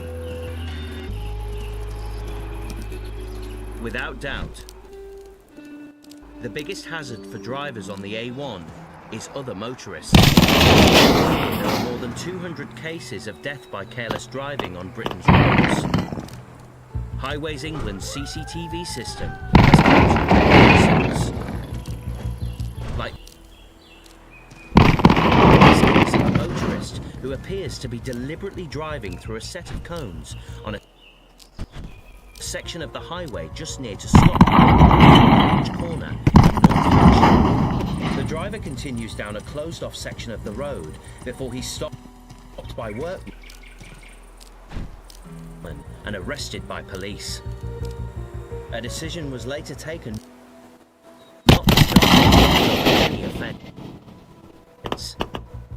It's an extreme example, but he's not the only culprit. Newcastle. PC Darren Lance was cracked down on the A1's careless drivers. There's different levels of careless, isn't there? There's something that's just a momentary lapse that doesn't necessarily mean you're a bad driver. It just means at that particular time you've had a lapse and done something like you should have. But then you've got the top end of careless driving, which is bordering dangerous driving as well. It's now almost 10 a.m. and a driver has performed an extremely dangerous manoeuvre in front of Darren's patrol car. This guy here was clearly the north on the A1 and then suddenly decided he wanted to be off at the last minute. And then shot across the solid white line of the which are there. The solid lines there to stop people doing that. And came off at such a rapid lose control. So we're going to stop this gentleman and have a quick chat with him. On the A1, it's momentary decisions like this which can change lives.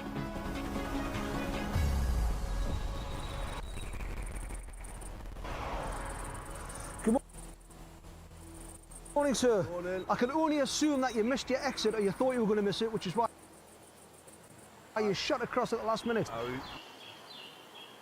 Remember the last second with the lights and walk. All right, okay. Come and have a chat with me about 2 seconds.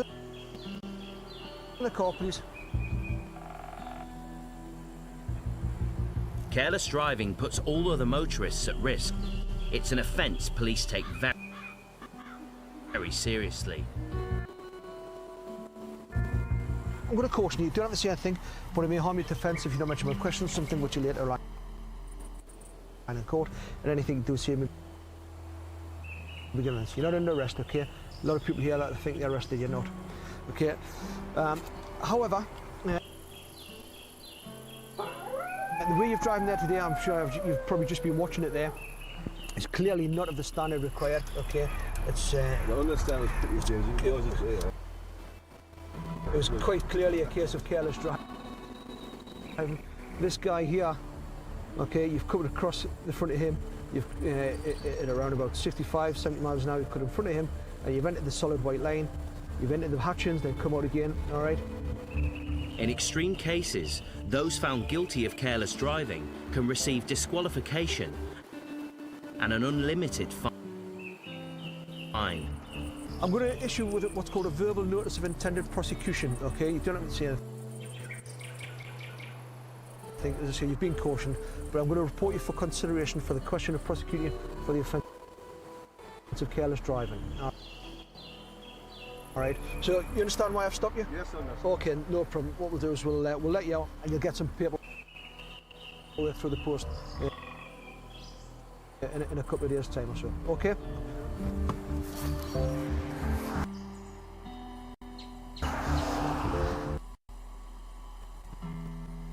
Okay, watch your head on up, take care.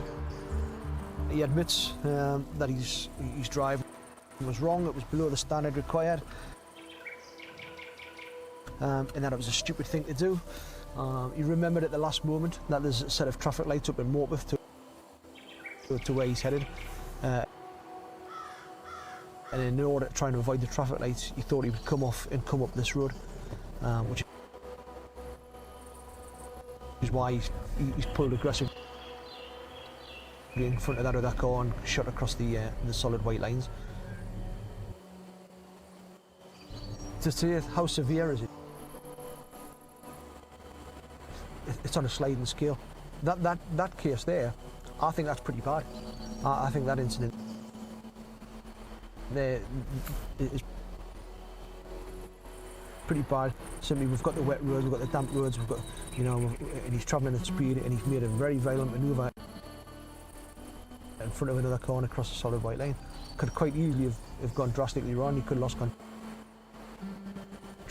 So I think that's quite a severe case of careless driving, that one.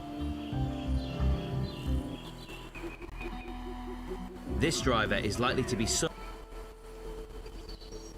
to appear at his local magistrates. It will be up to the courts to decide the right penalty to impose.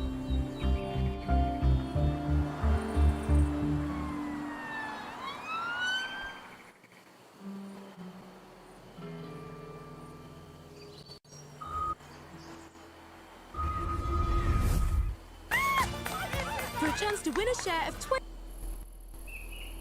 £20.2 million, sign up to Postcode Lottery's July draws before midnight on the 30th of June. Is your door in the draw? Ooh, let's see.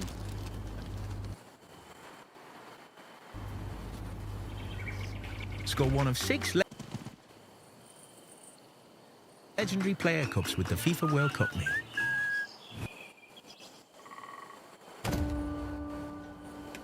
I'm going to tell you this for your own good. Do not play with things you do not understand.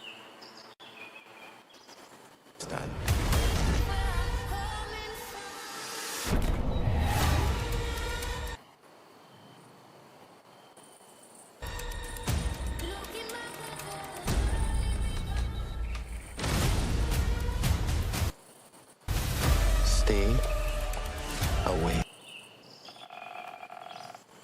from that house. You all have reason to fear it.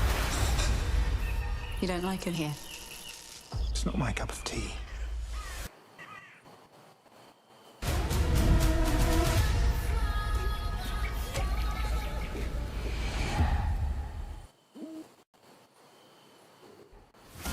Think of what we could do together. Watch the complete Wicked saga all in one place. Available from the 10th of July, only on Sky Cinema. I will spend the rest of my career protecting my father's town. My father's mission. It's what my dad would do.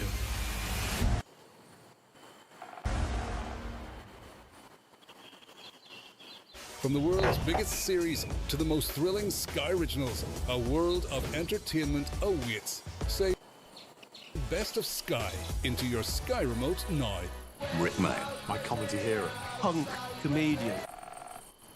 Hands up, who likes me? We laughed until our stomachs hurt. Perhaps I'm the new Messiah. Yeah.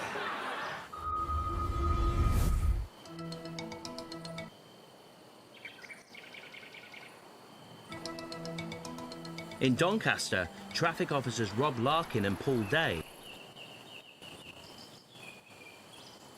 are battling treacherous conditions on the A1.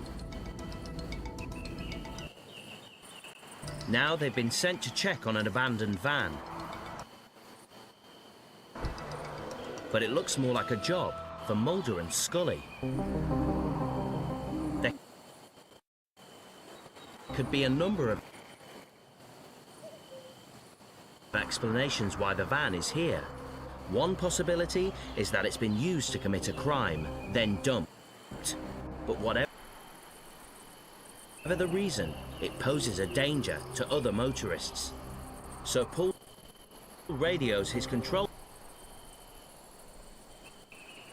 centre to run a check on the vehicle. Hotel Alpha Charlie Echo 13, can I get a PNC on this vehicle, please? It is abandoned. It's locked, secure. It's displaying hazards, but it was on a narrow hard shoulder. Over. A few minutes later, though, Paul finds the mystery has a more down-to-earth explanation. I can see somebody walking back down now with a can of fuel.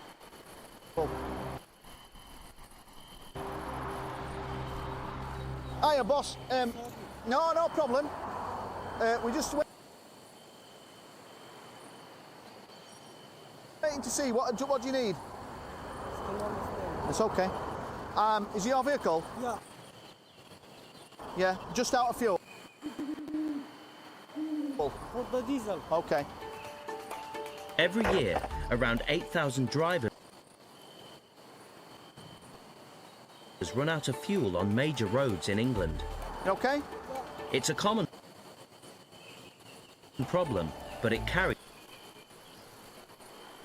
a huge risk. The hard shoulder of the A1 is a precarious place to be. This is quite a regular occurrence. Big van. Run out of fuel. People trying to get to the fuel station. Although he's on the hard shoulder, as you can see now, they're all slowing down to have a look. You know, it's not the best place in the world. But at least now he has fuel, he can be on his way. But it seems this driver's not just run out of fuel, he's also run out of luck.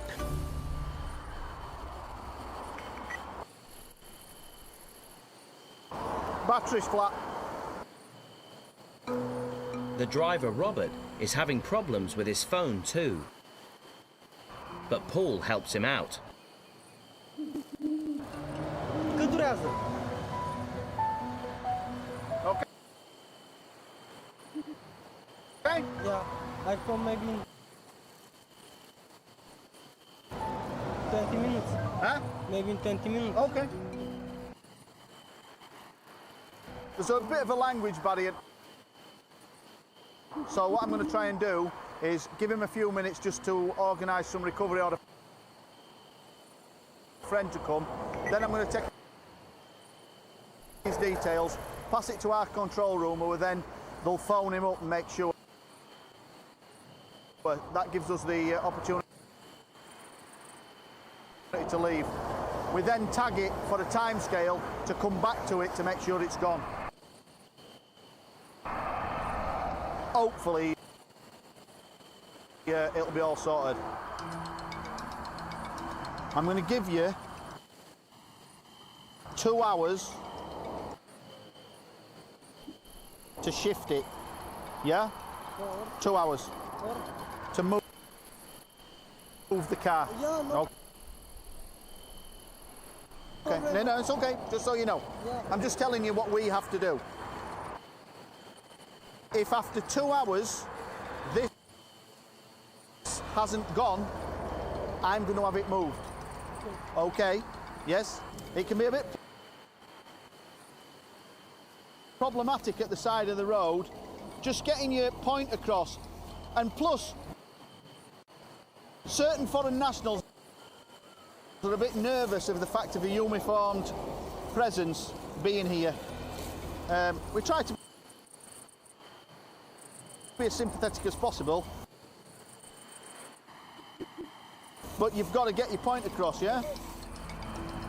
Just put this on.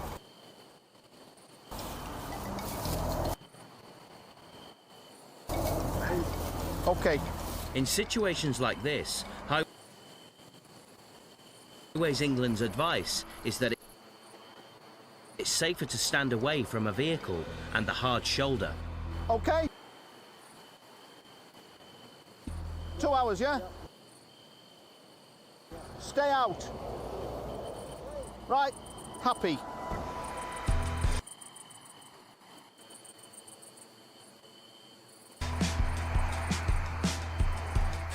A couple of hours later, Rob and Paul are back to check on Robert and his stricken van.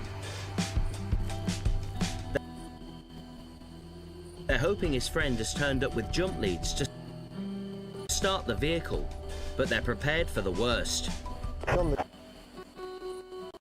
tiger tail, wasn't it? Yeah, it was. just right on it where it's He's split. gone. Oh. I can't believe it, he's gone. I would never... No, we were good there. I thought that was going to be there for good, that one. With the stricken van moved, it's a good result for Paul and Rob, and it means the A1 is now a much safer place to drive tonight. He's done everything we've asked of him, he's recovered his vehicle. Everybody's happy, nobody's crashed into anybody. Cones and lights, away we go.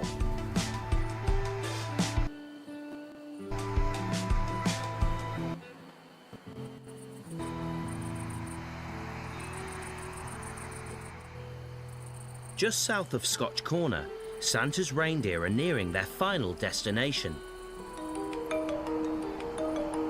The herd is en route to its first Christmas event of the season near Wetherby, nearly 350 miles from their home in the Cairngorms in Scotland.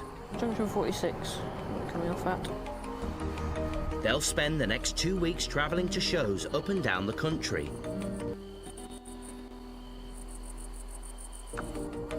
We're very old-fashioned and we just use road maps rather than iPads or sat-navs or anything like that. I feel you can't really go wrong with a road map. It's not going to lie to you, you're not going to run out of battery.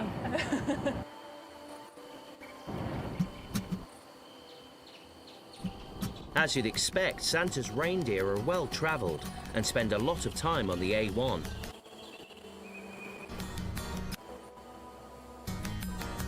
I think I have a bit of a love-hate relationship with going on tour. I usually dread it, and then when I'm actually away, I quite enjoy it. 4 miles off the A1 is a real winter wonderland, Stockheld Park. Like many businesses, the attraction relies on the Great North Road for a large number of its visitors, especially during the run-up to Christmas. Now, after a journey on the Great North Pole Road spanning 2 days, the stars of Santa's parade have arrived. Hiya, nice to meet you. Right. Whereabouts are we going with the reindeer? We're going in that pen there. Perfect. Are you going to need anything from us while you're doing the pen? Come see. Get you a cup of tea. Reindeer probably all right. So if you want to start that, I'll go get you both a cup of tea. Thank you very much. And it's 12 p.m. Isn't it, that the reindeer on sort of on display from? Yeah, perfect. The reindeer can now get used to their surroundings. It's pretty heavy, pretty heavy. But there's no rest for Hen and Andy.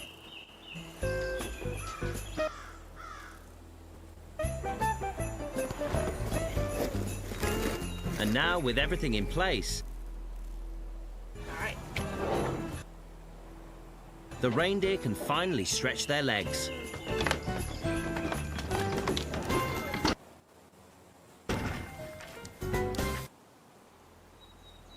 So we're just going to have a wee jog around with them. Oh, boy, back. And some are more eager than others. Every reindeer is different. You get your confident ones, your shy ones. Nutkins is our crazy boy. He's a great fun reindeer to have around, but he always has to do everything at 100 miles an hour. He doesn't do anything sensibly or slowly. Goodness, boys, honestly. They generally respect us as their sort of leaders when we're away. Minute, you coming? Sometimes they don't at all. Sometimes they ignore us. Oh wow, look at this, Erin. Lovely, isn't it? In just over an hour, the reindeer will perform as part of Santa's parade. And whilst the older reindeer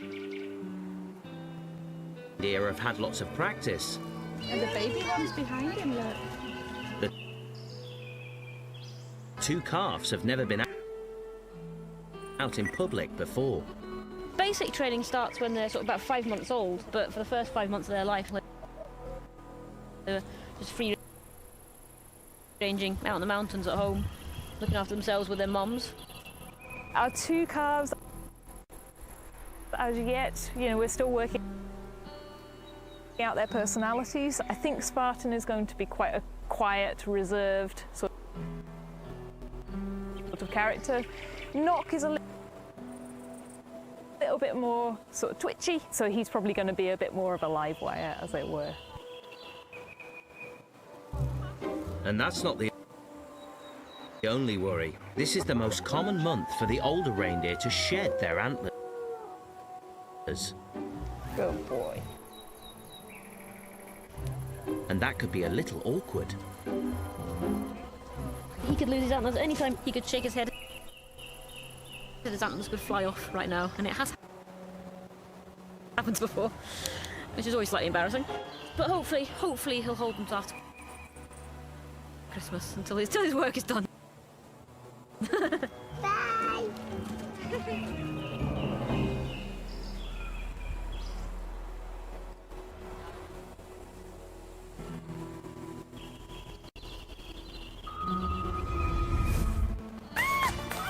For a chance to win a share of £20.2 million, sign up to Postcode Lottery's July draws before midnight on the 30th of June. Is your door in the draw? I'm just trying to move forward. So I'm planning on having a girls' weekend. To the tuck. Your husband just died and you made us gift baskets. This is how I deal.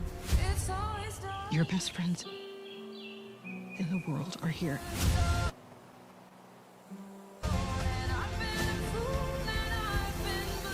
What do you want to do? Have a goddamn pajama dance party.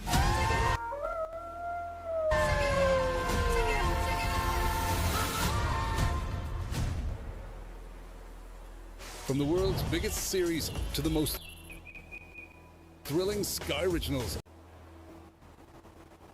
a world of entertainment awaits. Say Best of Sky into your Sky remote now. These are turbulent times. The crown is a weight that crushes. You'll do things that spell death for all involved. We are exposing her as weak.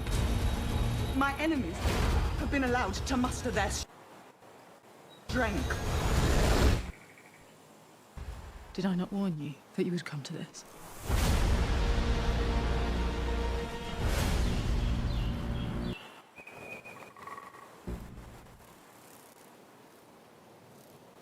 Rickman, my comedy hero. Punk comedian. Hands up, who likes me? We laughed until our stomachs hurt. Perhaps I'm the new Messiah. Yeah.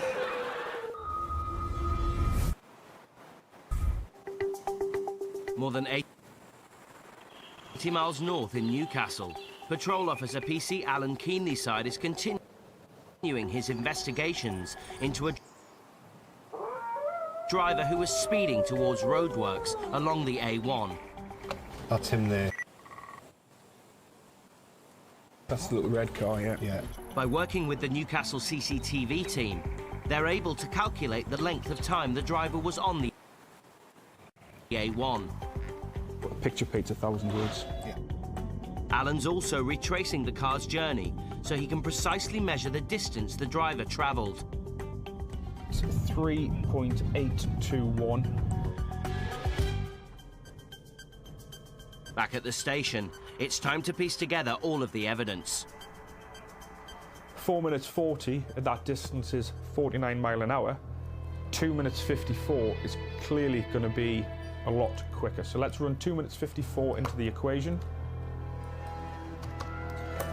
And that gives an average speed of 79.0344 miles per hour.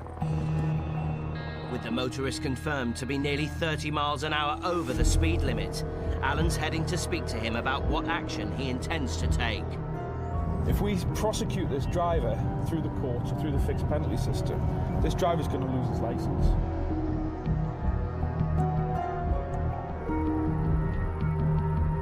You've timed your vehicle, all right, and you are going quick.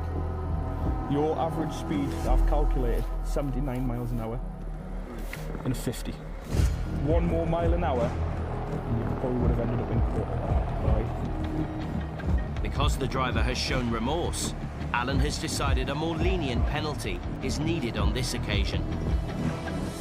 This here, right, is the offer of a course. It's an educational course, all right, and it's for careless driving. It shouldn't happen, all right? You go on the course, have the right attitude, learn from it, all right? Come out a better driver, all right?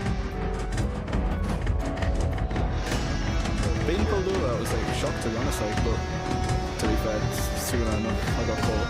It's like me driving like an idiot. Like you said, if I was doing 1 mile an hour over, then it would have been a court sentence, and I would accept it like it's my own fault. Alan hopes it's the wake-up call this young driver needed. He's shown remorse to me there. Yeah, I really think I've made the right decision there, and as long as he goes on that course, he's staying out of the course. If I keep him safe, and I keep other members of the public safe, and using the A1 and the other roads in the area, then I've done the job.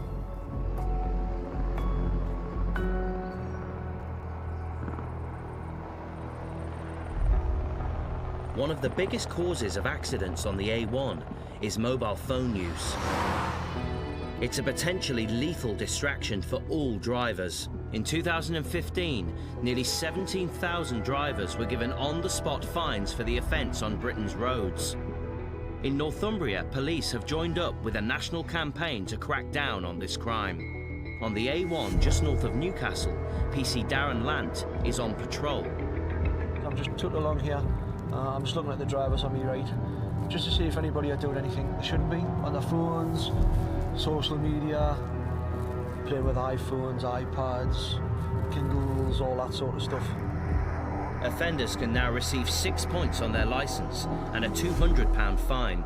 But in serious cases, the driver can be taken to court, disqualified and fined £1,000. What we don't want is someone to play on their phone, not to see the traffic in front, come to a stop and have a repeat of what happened first thing this morning. It's still not sinking into some drivers. And Darren knows all the tricks. What you'll probably see is two driver on, someone who's got the phone up on it to the ear. When you see the police, they kind of just drop the phone, and they give the scratch of the ear. It's not just talking and texting that can be dangerous. Darren spotted a BMW driver whose phone is in full view, which can be a real issue. He's got his sat-nav, he's using his phone as a sat-nav, which is not a problem. But where he's got it, if you have a look, how on earth can he see straight ahead? That sat-nav is in the most ridiculous position. So what I'll do is I'll just put it behind him, and we'll have a chat with him.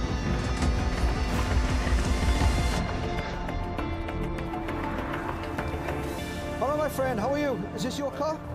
Your driving license? Okay, your sat nav, you cannot have it there. Okay, it's right in it. You haven't got full view ahead. Okay, you cannot see clear ahead. That's in the wrong place. You need that down here. Okay, or you at the worst tucked over here. But where it is, you can't. Yeah, and you're gonna have to take that off there as well. Okay, give me 2 moments to do a couple of checks. Okay.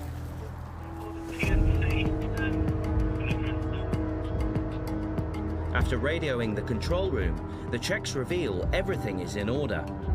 So Darren opts for a more lenient approach. He's a genuine guy. We're not in the business of persecuting people. Country what the reputation of traffic officers are. We're not real big ogres. We're not here to do that. He's got a nice new clean licence. I don't want to tarnish that just for something which could have been rectified straight away, which he's done. So I'm going to have another quick chat with him and send him on his way. But Darren does have some clear words of advice about keeping a clear view in future. You know where your windscreen wiper goes? Yes. Nothing in there, okay? So, anywhere in where your wiper goes, nothing in there. Okay? Okay, no problem. Take it out. Sometimes on your phone, yeah, it's perfectly fine. It's no problem. The only issue is where you sight it and when you're using it.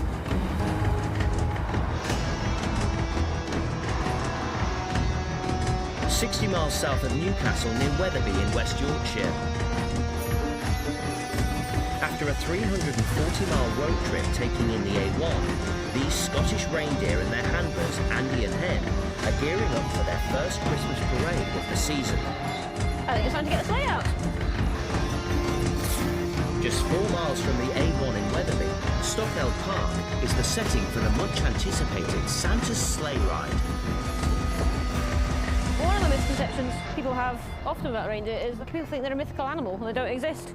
So they get a huge surprise when they find several reindeer walking around the corner towards them. It's quite unbelievable. Like, I've had sort of people in their mid-20s coming up to me and just not believing that these are actually reindeer.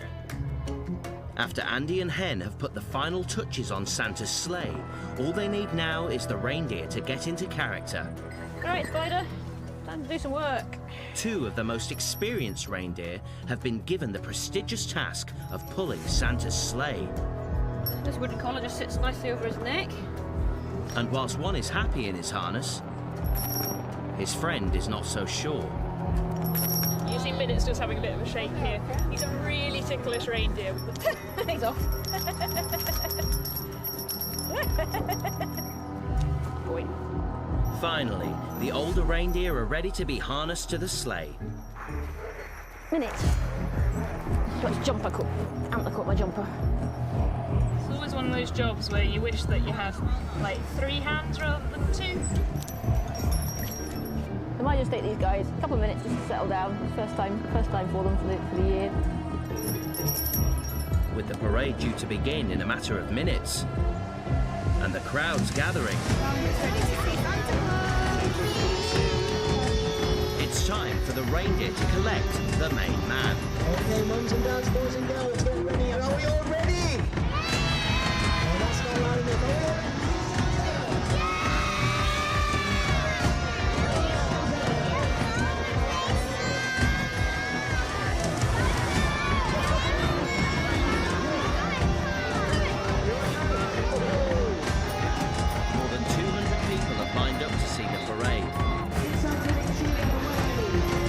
Reindeer need to be on their very best behaviour.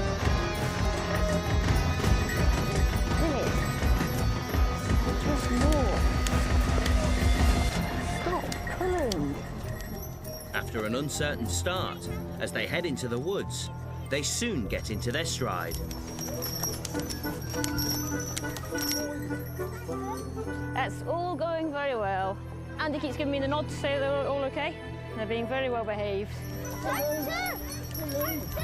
Oh, it's really rewarding because you know it's another one for them. They'll gain in confidence for it as well, especially for the first one of the season. Good boy. You could not be proud of them really. So different from their home environment up in the mountains. Half an hour later, Whoa, boys. the parade is over. So these boys were setting quite a pace, so we were marching along a little bit faster than we normally do. But Beastie here is quite keen, so that's one under their belts, quite literally under their Christmas belts. Aren't they awesome? They're great. Babies have done really well today. They were very well behaved, very calm, very relaxed. To be honest, they've just been copying the adults and been absolutely fine, which is great. It's the first time that they've ever been out on an event, and if they can do that well on their first time, then I think that bodes really well for them. Fun time, boys. Days like this make the long journey south all worthwhile for Hen and Andy, and after loading up, they'll be back on the A1, ready to do it all again tomorrow.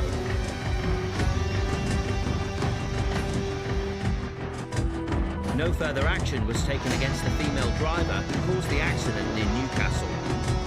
The motorist who was stopped for careless driving on the A1 near Morpeth ended up attending a driver improvement course. And Santa's reindeer spent the rest of the festive period travelling up and down the A1, including a visit to the road's most northerly point, Edinburgh.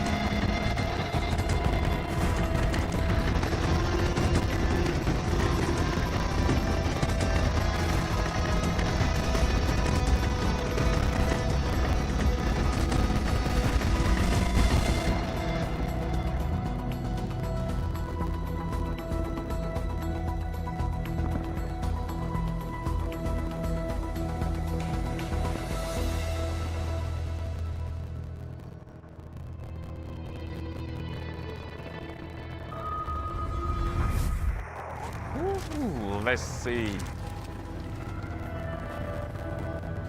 Scored one of 6 legendary player cups with the FIFA World Cup meal. Kate was quite quiet when she was a little girl. She was quite shy. Right, shall I push play? I have always felt misunderstood. No one ever got to see the vulnerable side, never.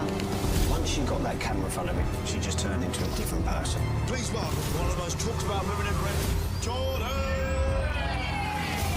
We were all feeding on her like vultures. She was the queen of Jenga of the media. It was weight, it was looks, it was children. People were fed up with her, but she put herself in that situation. We had to do something, otherwise we'd lose her.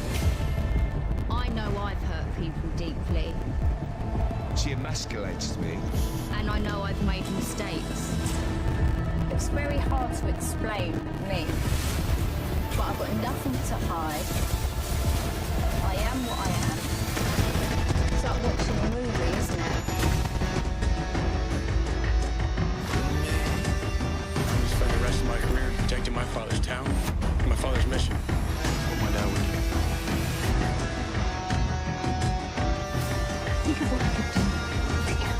Watch the complete Wicked saga all in one place. Available from the 10th of July, only on Sky Cinema. Britman, my comedy hero. Punk, comedian. Hands up, who likes me? We laughed until our stomachs hurt. That's on the other side.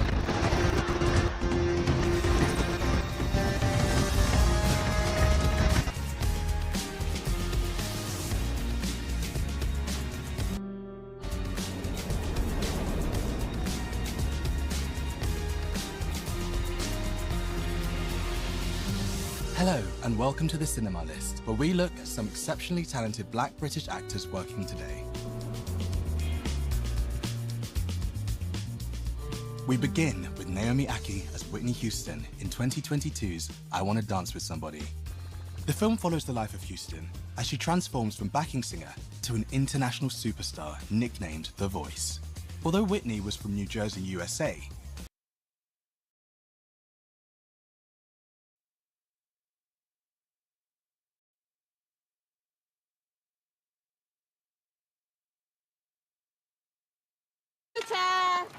There is the smell of death here and sense of despair. Niña Eugenia! Christopher! Some find the belongings of loved ones lost, Maria! and it aches. Christopher! Maria! Necesitamos máquina, máquina, máquina. Machinery is the shout. They are begging for help here because they're digging by hand. We met Anthony Oropesa at the gates of his apartment block.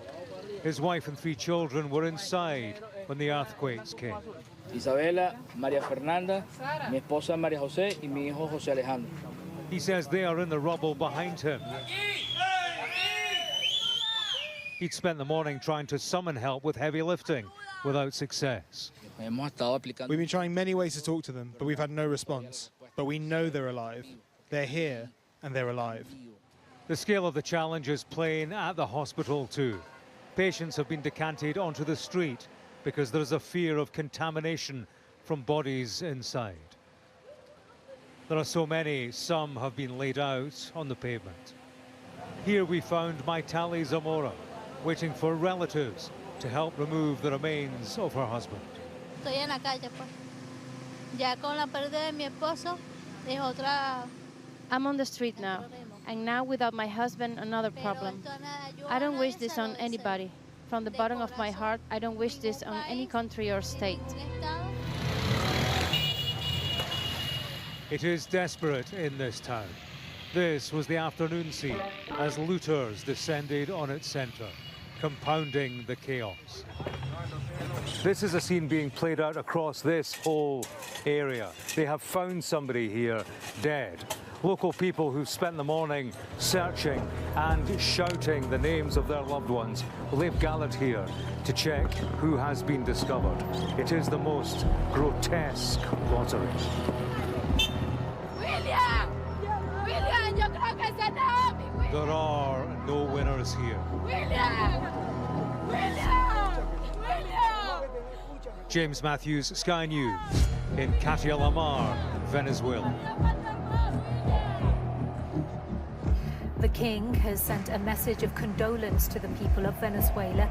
In a post on X, King Charles said, "My wife and I were deeply saddened to learn of the devastating earthquakes that have struck your country and of the tragic loss of life and suffering they have caused. At this most difficult of times, we send our profound sympathy to all those who have lost loved ones, homes and livelihoods." Well, a UK search and rescue team is currently on its way to Venezuela, and the government here has announced £2 million in humanitarian funding to support the relief efforts. But there are concerns that such is the damage from the quakes that aid will not get to the areas that need it most. Martha Kellner reports from La Guaira. First, the natural disaster. Now, the humanitarian crisis. Chaos in the hospitals and dismay on the streets. Belkis is looking for her nephew in the rubble. "We need help. We don't have water, light, anything," she says. "I don't have anyone. We are desperate." The official number of dead here rises by the minute, and it's not hard to see why. Survivors wait in long queues for food and gather aid supplies on the roadside. This is mainly people helping their neighbours. Police are searching a building where they think they've heard noises. And there's some rare good news. From the wreckage, a joyful discovery. Everyone is desperate for any slither of good news, and the fact that an animal has been found alive in here suggests that there is still the possibility of human beings being alive.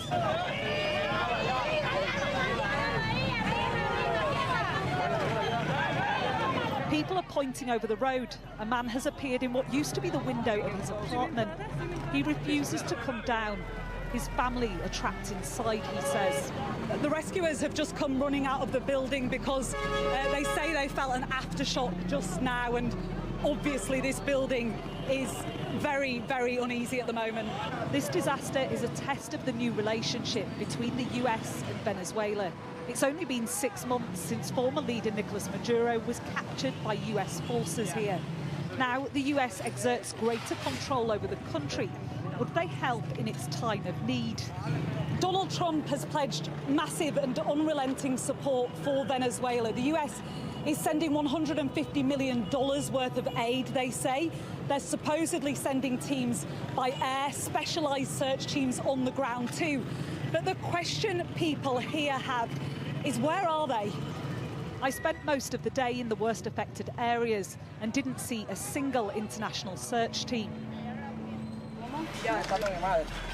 I'm looking for my mother, this man says. He's digging with his bare hands and a crowbar. Countless bodies have been found here, where hundreds of apartments once stood. The misery is unrelenting. Andre can see his brother's body trapped in the rubble of this beachside apartment, but he has no tools to get to him. Everyone here is a volunteer? Yes, it's volunteers, family and friends. It's too much pain to know that your family isn't there, but you can't recover the body, at least to take him home. We can't do anything.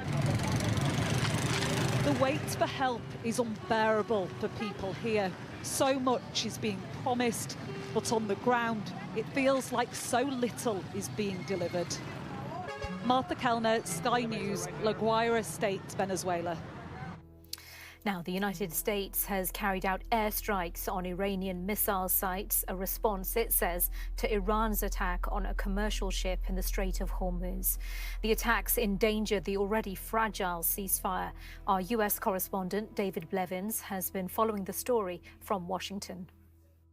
Well, this is the first big test, really, of that memorandum of understanding signed between the United States and Iran, the first US strike on Iran since it was signed. We knew the Islamic Revolutionary Guard had carried out an attack on a Singapore-flagged vessel. They manoeuvred a one-way drone to the west side of that ship before striking it, and that is what convinced the Americans it had been deliberate and not an accident. Posting on Truth Social earlier, President Trump Trump described it as a foolish violation of the ceasefire. And we've now heard from US Central Command in Tampa, Florida, that they have responded, striking missile and drone storage facilities and radar sites. And that news came just about an hour after President Trump refused to rule out repercussions. He was speaking in the Oval Office. Let's just listen to what he had to say.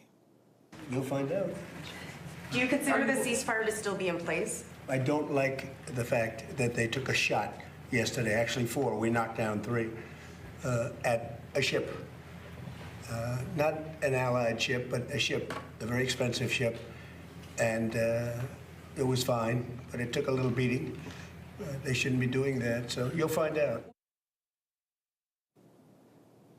So you heard it twice there, those 3 words, you'll find out. And we have now found out. US Central Command in their statement say this is unwarranted aggression against commercial shipping by Iranian forces. They're describing it also as a violation of the ceasefire. And they say Iran's dangerous behaviour undermines freedom of navigation as commerce increasingly flows through the vital international trade corridor. We know from marine tracking data that vessels have been creeping back through the strait since that attack was carried out, but at a much lower volume. But I suppose ultimately this shows that the President is willing to re-engage if he considers it necessary, despite the fact that in the very first point of that memorandum of understanding, they suggest that their agreement is going to bring this war to an end. But if he's going to be prepared to do that, it's going to require him keeping considerable US resource in that region. The Prime Minister has rebuffed the Home Secretary, Shabana Mahmood, after she got into a row with one of her own ministers and called for him to be sacked. It comes as reforms to how the UK integrates refugees are being introduced in an effort to restore public confidence in the asylum system. Our political correspondent, Rob Powell, has the latest. So applications for these new safe and legal routes will start this autumn, and then in September 2027, the first people will start to move to the UK under the scheme. It's basically being framed as a community sponsorship scheme where basically organisations can pitch to sponsor someone to come over to the UK, and then they're responsible for lots of elements of their integration into the UK and lots of practical elements around them living here as well. It's sort of being pitched as well as an evolution of the Homes for Ukraine scheme that was brought in at the beginning of the war in the Ukraine. The numbers will be capped. They'll be small, the Home Office says, to begin with, but then will go up and increase over time. There'll also be a system for universities to study people to come across to study as well. Now, Shabana Mahmood has talked about safe and legal routes before. She's always said, look, we need to get the borders under control first, and then we can talk about what systems we put in place. Yes, maybe some tentative signs of things like small boat crossings coming down slightly this year. I don't think anyone would say they are fully under control, though, which is why I think many will wonder whether this is a Home Secretary that has, in the last year or so, taken a pretty hard line, a very hard line, as many in Labour would see it, towards both legal and illegal migration, whether she is now trying to soften her approach, soften her tone, and essentially calm nerves that some on the left, especially of Labour, have about her approach. Now, clearly, the left of the Labour Party are in the ascendancy at the moment. They are going to be a lot more empowered with Andy Burnham as Prime Minister, if that is what is going to happen in the coming weeks. So could this be, as some may suspect, Shabana Mahmood essentially attempting to appeal to this group to calm their nerves? She has been linked to staying in the Home Secretary position under a possible future Burnham premiership. Now, we do understand this proposal, this press release did go through Number 10, so this isn't just the Home Office or the Home Secretary freelancing. This is signed off by Keir Starmer in Number 10 as well. It's interesting, though, because it comes after that row involving the Migration Minister, Mike Tapp, where he wrote an article in the Times newspaper pointing at another part of the migration policy area that looks to be about to be potentially softened around indefinite leave to remain, around some people basically being able to stay on the existing settlement terms that they had. Now, Shabana Mahmood and her officials in the Home Office felt that Mike Tapp was freelancing on that. They felt that he breached collective responsibility in the ministerial code and they wanted him sacked. It's up to the Prime Minister to sack ministers, and Keir Starmer said last night through a spokesperson, a Downing Street spokesperson, that they've essentially reminded Mike Tapp of his responsibilities, but that basically he wasn't going to be sacked. But it was also quite a pointed message towards Shabana Mahmood, stating that it wasn't for a Secretary of State to make judgments on the ministerial code. That was for the Prime Minister alone. So I think what we're seeing is the sort of ministers, cabinet ministers adapting, maybe changing certain elements of their approach as the political gravity shifts and a new administration is about to come in. And clearly we are seeing also some of the tensions that are flaring up from that. New video has been released showing Henry Novak's killer lying to police after he had fatally stabbed the teenager. It follows widespread anger earlier this month when body cam footage showed Henry being put in handcuffs as he lay dying by officers who didn't believe his pleas for help. And Hampshire police have now confirmed that his killer, Vikram Digwa, who falsely claimed he'd been racially assaulted, wasn't handcuffed when he was arrested. Sky's Barnaby Papadopoulos reports. The lies were already starting to unravel. Do you know how he's got that wound then? How's he got that wound? What wound, sorry? Well, you said he's got blood on him. How's he? It must have been where he punched him, but he did fall over here, so he was climbing all over these bins and stuff like that. This new footage shows Vikram Digwa repeating his lies that it was he who had been the victim of an attack as Henry Novak lay dying. Pushed my turban off my head, started grabbing my uncle hair, so I'm a seat. Obviously, and he started grabbing my hair, started dragging me around, and obviously from there, then obviously altercations happened. You've been stabbed? Whereabouts? Don't think you have, mate. Video released earlier this month of the 18-year-old struggling to breathe as he was handcuffed by police sparked outrage. Hampshire Constabulary has apologised. In the new footage, Digwa makes no mention of the fact that he had just stabbed Novak multiple times and says he was drunk. At his trial, a judge would describe these as wicked lies. And Novak's blood alcohol level was found to be so low, he could have passed a breathalyzer. I said to him, look, clearly, mate, you're drunk. I could smell, like, you can smell that alcohol. I was like, look, mate, you're drunk. Carry on with your day, innit? He's then called me a oh, you think you're this and you think you're bad, man. I said, yeah, I'm a bad man. Digwa was arrested on suspicion, at first, of attempted murder. Okay, do not have to say anything. It may harm your defence if you don't mention when questioned something which you may later rely on in court. Anything you do so may be given evidence. He mumbles once more the defence that later crumbled in court. I'm not saying you've done anything, mate, but we need to find out what's happened, okay? Mate, I've been raised. No, I know. Okay, I know. Moments earlier, handcuffs had been placed on Novak's wrists, but no such restraints were applied to the wrists of his killer. Henry Novak's family approved the release of the new footage. Henry's life, they said after the trial, was taken from him unlawfully, violently, and without justification.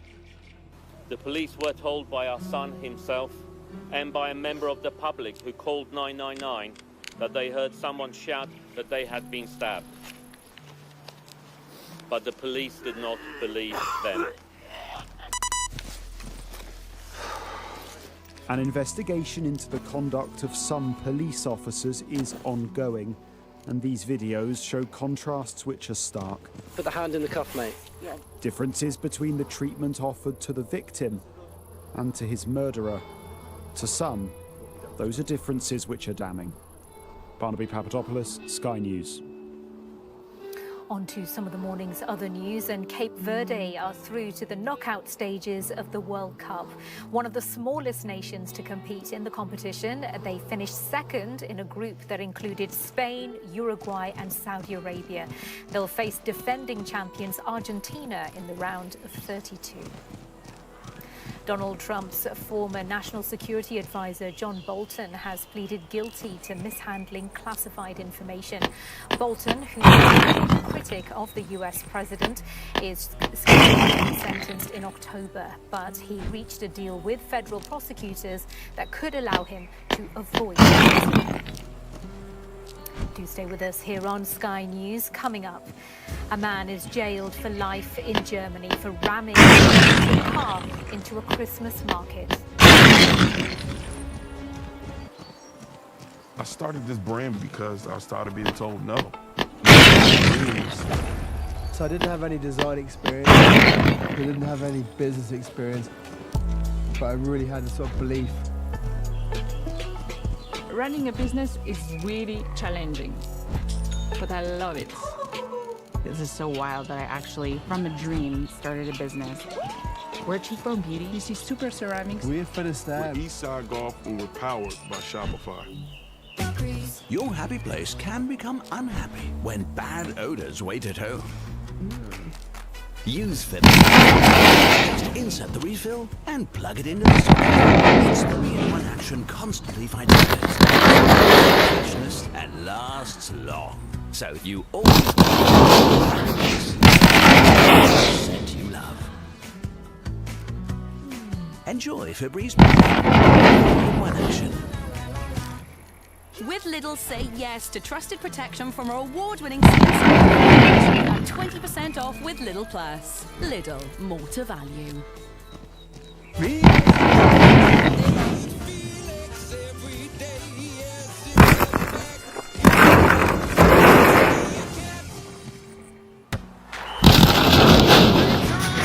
You've got to fancy this lineup from only $9.79. Unbeatable value at Aldi. I'm just trying to move forward. So I'm planning To the tuck. Your baskets. This is how I do it. Your best friends in the world are here.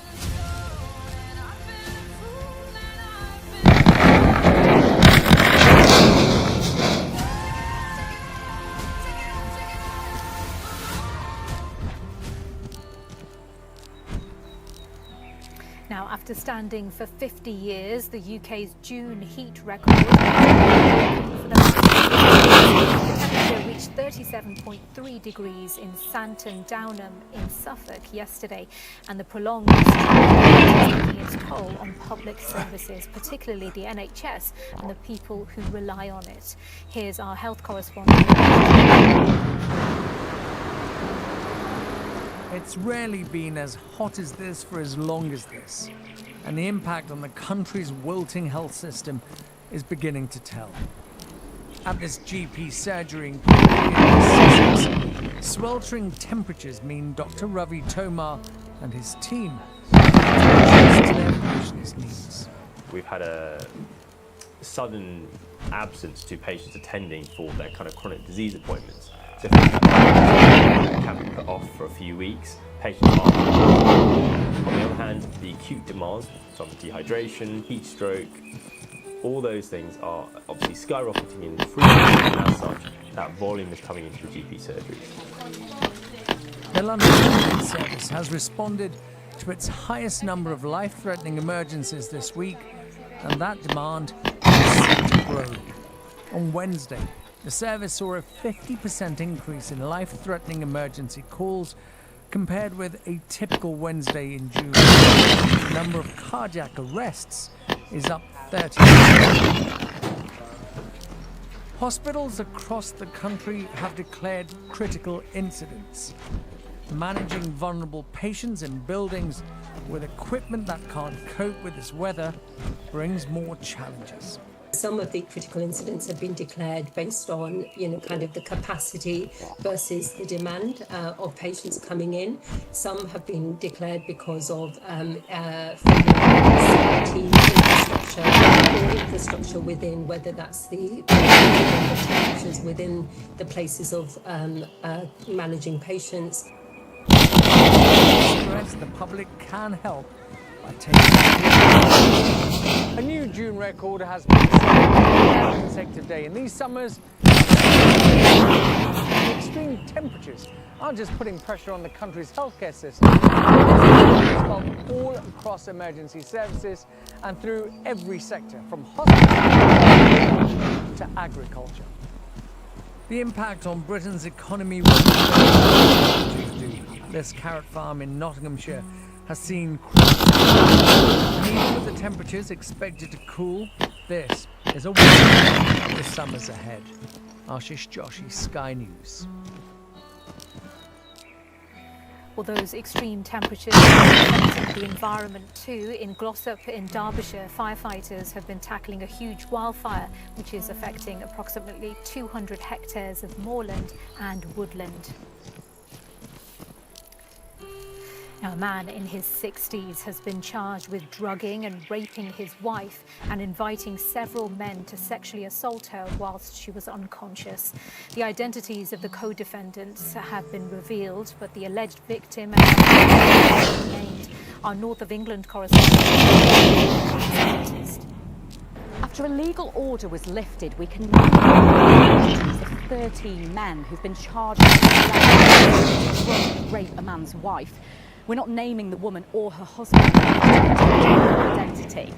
The men accused include Jonathan Kirk, a paramedic who met Prince Harry during a visit to Salford Ambulance Station after the riots in 2020. Also accused of 58-year-old Philip Wilde, a taxi driver from Stockport, 73-year-old Graham Broom from Norwich, 37-year-old Sean Pearce from Stockport, 28-year-old Mohammed Sabir, also from Stockport, Jonathan Wallace, who's 31 and from Manchester, 42-year-old Alan Keenan, a former junior football coach from Greater Manchester, and 70-year-old Robert Stewart from Stockport, along with 37-year-old Richard Townsend from Greater Manchester.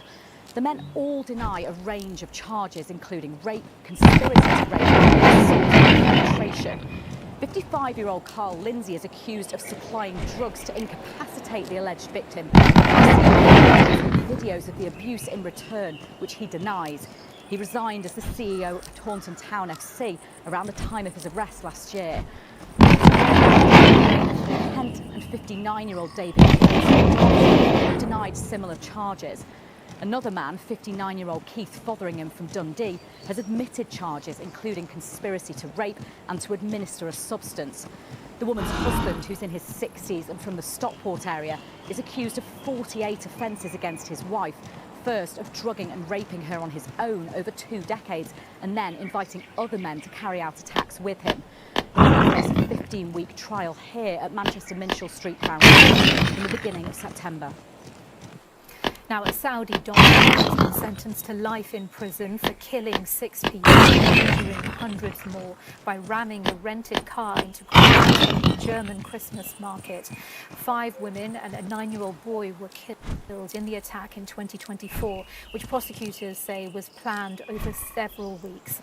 Our Europe correspondent, Siobhan Robbins, has spoken to one of the survivors, and a warning: her interview includes graphic details of injuries people sustained during the attack. I'm living the attack again and again. It was 4 days before Christmas. It was so much children, so much families. So everyone's happy, and then in a second it changes. Yeah, it was a good time, and in 1 second, so much blood, so much pain, so much screaming, so much crying. Many people died. The only help we can do on this moment was, I'm here for you, I hold your hand. Did you know at that point or think this is a terror attack, or did you think someone's just lost control of their car, they've made a mistake? Yeah, it was not an accident, it was a terror attack. I don't hear anything. I only see the lights from the car. I see so many people on the street. I see a woman and she cried off her jacket, and in this moment she held her hand so, and her hands jackets. Her hand. Yeah. I stand up and I walk 2 meters, and I came to the next person. Many people are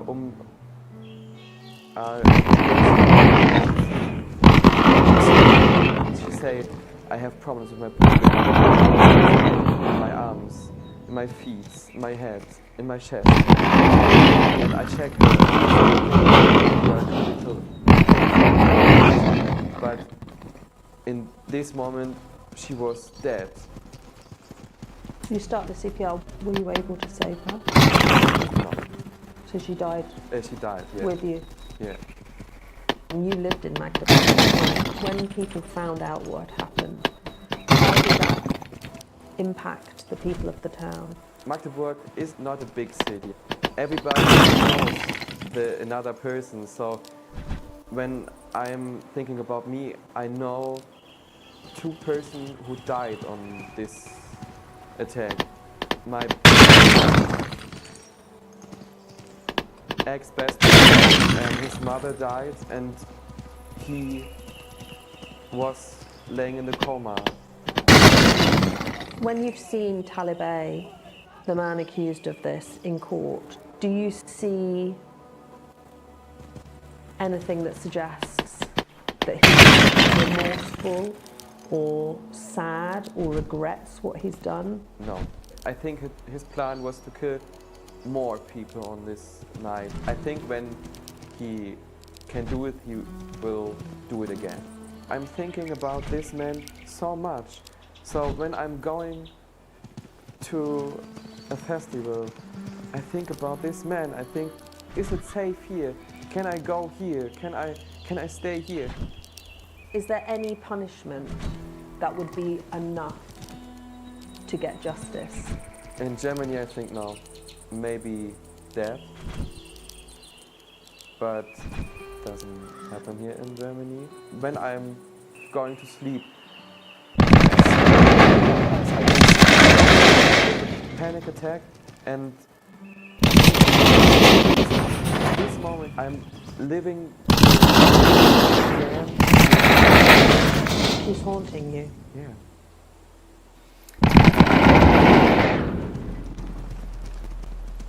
I hope we haven't forgotten anything. Travel.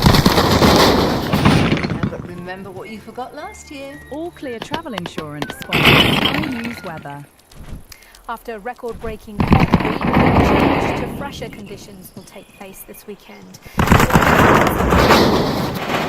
Friday saw the June record being broken for the 3rd consecutive day. The red extreme heat warning has now expired, but it's England through today. Further warnings are likely to be issued to the day, with thunderstorms possible across All Clear Travel Insurance sponsors Sky News weather. Coming up on Sky News, we'll be taking another look at the morning's papers and the highlights from the wrap. They grow quicker than my budget. Any help? Well, colleagues like Charlotte here are always lowering prices with their prices with Aldi, day and night, from strawberry season through cold and rain. And tropical sunshine? Through tropical sunshine indeed, because we're always matching and lowering prices. Good food for all of us. Wow, they really did grow quickly. You're not getting this back. What happens if you try Lenore and said boosters? What is it? It's Lenore. Use our new Even Fresher conditioner. Boost with a matching and go. Mine. It's just too good. The Lenore Dream Team. More of the scent. You know I'm big on a bright white t-shirt, but if after a few washes the whites go dingy, they get relegated. It's buffing your motor dingy. Dingy. Dingy. But the big one from Ariel cleans really deep to bring back bright whites. Because you know all that dinge is just old dirt built up over time. I'll ditch the dinge on all my t-shirts. I might have to. It's a dinge with the big one from Ariel. Always keep away from children. I'm going to tell you this for your own good. Do not play with things you do not understand.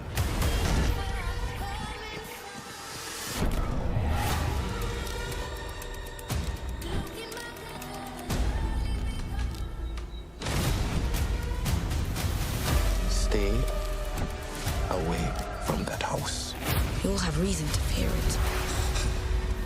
You don't like it here? It's not my cup of tea.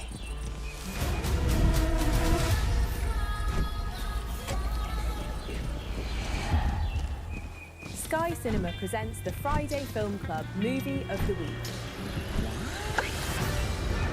I'm taking you to the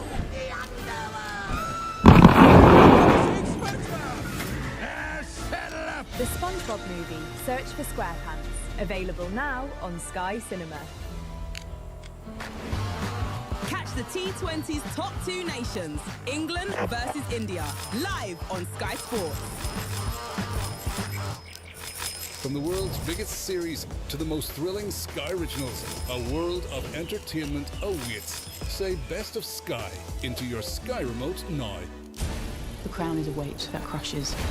My enemies have been allowed to master their strength.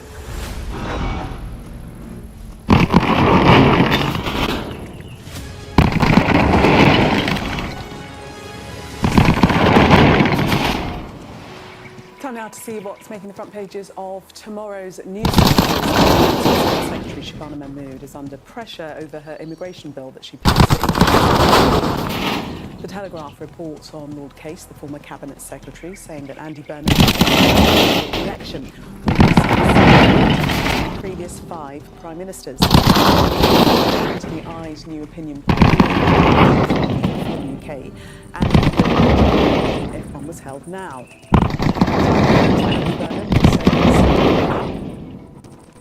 Is paying the price for economic failure in the Mail. Ministers are scrambling to impress Andy Burnham by softening immigration rules. The Express leads on Dame Priti Patel, claiming Labour's leadership contest puts Brexit reforms. The Financial Times reports companies are rushing to fire unfair dismissal rights take effect in the UK. The Sun reports that Prince Harry will take his children to visit his late mother when they're in the UK next month. The Big Apple call is the headline in the Mirror. New York, ahead of England's final World Cup group stage match. And the Star also leads on the World Cup and the witch doctor on Harry Kane. Is that fact? Where's the proof? That's what I say. We're not going to talk about that, don't we? You enjoy. I don't know. I mean, obviously, it was the witch doctor got his 15 minutes of fame on the front page of the newspaper. But as you say, it's very difficult to prove anything. Let's start with the Telegraph in that case. And Burnham must call elections, says Case. This is Lord Case, and in his first major interview since leaving Downing Street, the former cabinet secretary is saying that it's a very difficult tightrope for Andy Burnham because he had to promise change, but he's no mandate to deliver it, and he might go the way of the previous 5 prime ministers and leave before they would intend to. Look, I think Simon Case makes some very interesting points. I don't agree with him about the election because we have a parliamentary system, so he's got to command the majority in the House of Commons to get legislation through. I think what he did say, which I did agree with, was the fact that he's got to be honest about the issues that we face as a country. He can't simply just pretend that a few things, a few superficial things, can actually solve deep-seated problems, because what will happen is there's a huge amount of expectation. Labour have got a poll bounce, but that will disappear very quickly if he doesn't live up to expectations. And so he should be managing expectations and be honest with the public. I think that's the best way to do that. And so what about his claim that he has no mandate? I mean, okay, look, I'm just gonna do this the way we used to do it, where you just rip into the actual newspaper rather than any of the news. But I just think this is a Telegraph manufacturing its own exclusive. It's like, oh, the first interview Simon Case gave since he left Downing Street. He left Downing Street ages ago. Nobody asked him for an interview. That's why it's the first interview. And they're making it sound like they've got some really novel point when, in fact, what they've got is somebody who's prepared to make the point that they wanted him to make, which is call an election. And that's just absolutely... And the absurdity of it is, I mean, and Labour, you know, when we were in government, Andrew Burnham, all of them, we've got to have an election, you've got to have an election. Yeah.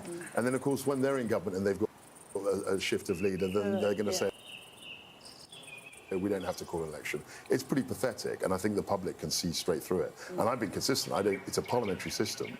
I didn't think we should have elections just because we change leaders. I don't think Labour need to have an election just because we change. The only person I think should have had an election when they changed leaders is when it went from Blair to Brown, because he was like, you know, he was popular when he took over, and he was popular. But then he flunked it, didn't he? Exactly. He bottled it, as George Osborne said. He bottled it, and then they lost. And I really think that's the tragedy of British politics, because without that, none of whatever. I mean, he wasn't going to be ruled forever. Anyway, I mean, he was going to be on his way out. Anyway, pretty soon. Like Cross is completely right. Everybody always says it. It's expected of an opposition to say it. Yeah. But it's pathetic because you know that when they're in government and it happens to them, they'll say, "Oh no, we can't have an election." Kemi Badenoch said it, though, didn't she? I'm not sure I think she's rode back on it. Kemi said that because it's so absurd. Also, she said that hilarious thing. It's like, well, she said, we kept swapping leaders, and look where it got us. And you're like, well, it got us to you. Also, I mean, you know, people say it's ridiculous, but we had 14 years in government. I mean, I think if we hadn't changed the leaders, it would have been a lot less. Let's stay with Andy Burnham and the Times front page, talking about his sort of allegiance to the North, and he's saying that the South is paying the price for economic failure in the North, and he's going to push a lot more money to the regions. Yeah, look, we've seen this movie before. Boris Johnson talked about levelling up, which was exactly this point. And it really refers to the fact that the Treasury model essentially looks at which are the most productive parts of the country. So if you put £1 of investment, you need to get, they want to see which are the areas that you get most return. And the problem with that is that it just reinforces inequalities, because you get more if you put it in the southeast. If you build roads in the southeast, there's more economic impact. And of course, that's a virtuous cycle for the southeast. But it means other areas get less and less investment. And that was a problem that Boris tried to solve. He called it levelling up. I think Andy Burnham is essentially saying the same thing. And we just have to wait and see how that's fleshed out in his policy. If we can linger for a second, I mean, Boris did talk about levelling up, but he never successfully did any. Well, let's see what Andy does. Or said what it meant. He made the point, which Andrew Burnham is making. He made the point of great regional inequalities, but he didn't ever do anything about it. Okay, you can say that. Let's see what Andrew Burnham does. He's making the same point, and if he succeeds in levelling up or redistributing money, fair play to him. But I think he'll come across exactly the same institutional difficulties He has got the pedigree of Manchesterism behind him, hasn't he? Yeah, and he's from the North, and people will be, expectations management. But also, they'll be expecting huge support and great things from that.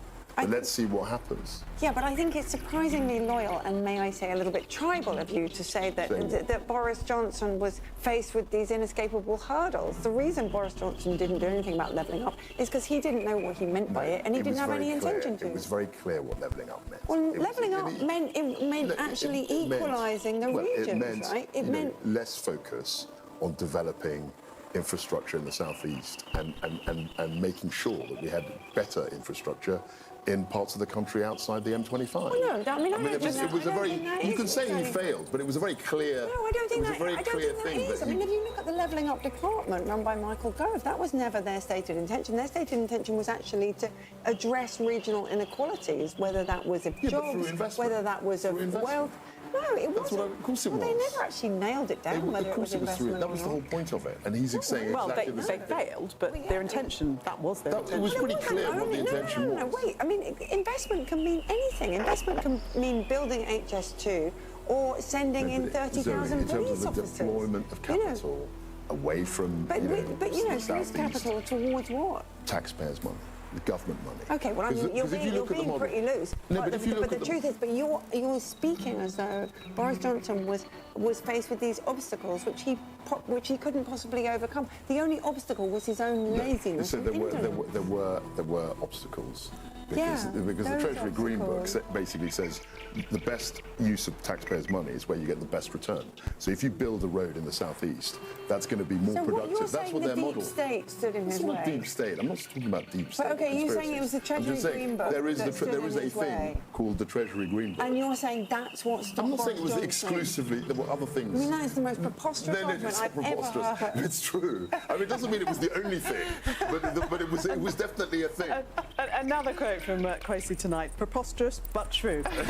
Just to wind this up, the Times saying that Burnham will promise to spend a significant amount of his expected premiership in a number 10 of the North, an office in Manchester. So that's quite interesting. Do you not think? I mean, yeah, okay, it is medium interesting. A number 10 in the North. It is medium interesting. He's really leaning into the King of the North thing. Yes, he is. I mean, I have to say I'm a bit disappointed because, you know, a year ago, Andy Burnham was talking quite radically about Westminster, not as a geographical feature, but as a kind of top-down, the capital-heavy, you know, dehumanised version of government. And now he's just gone quite basic, and it's like, oh, the North has been stiffed by the South. It's gone basic. Yeah, I mean, so an example of this in the we're going to round up on this, guys. But very quickly, in seconds. We moved an office. We set up an office of the Treasury in Darlington.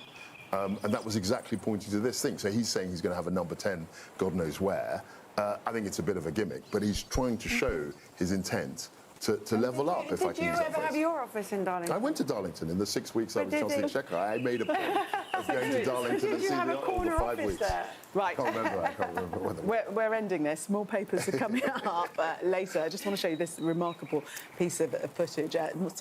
More like something out of an action movie, actually, released by Kent Police. It's footage of the moment a van driver swung into action to help an armed officer who was chasing a runaway suspect. Take a look. Get back, get back. Go, go, go, go. I'm going. Go, go, go. Cheers, buddy. Follow that police officer. Don't crash.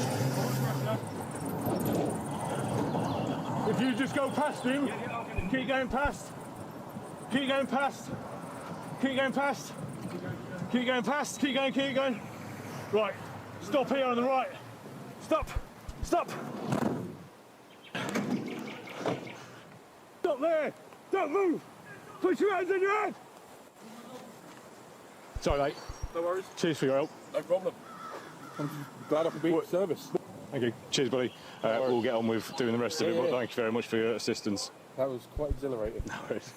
See you later. Hope the rest of your day is a bit calmer. Yeah. That was quite exhilarating, he said. I would drive so badly with a policeman barking at me like that. I'd be like, ah, which way's right, which way's left? I mean, it seems extraordinary. I mean, the man had a machine gun. Yeah. It's pretty scary driving a van with a guy with a machine gun. I know, fully armed. Yeah, but you would believe that they weren't going to shoot you. Well, I don't know what's going to happen. No. I mean, I probably wouldn't even believe that man they're they're police. chasing has got a gun. I mean, it's scary. Yes, but he did his civic duty and aided that arrest, and arrest was eventually made. So all success and no one was harmed. More babes coming up after the break. Do stay with us.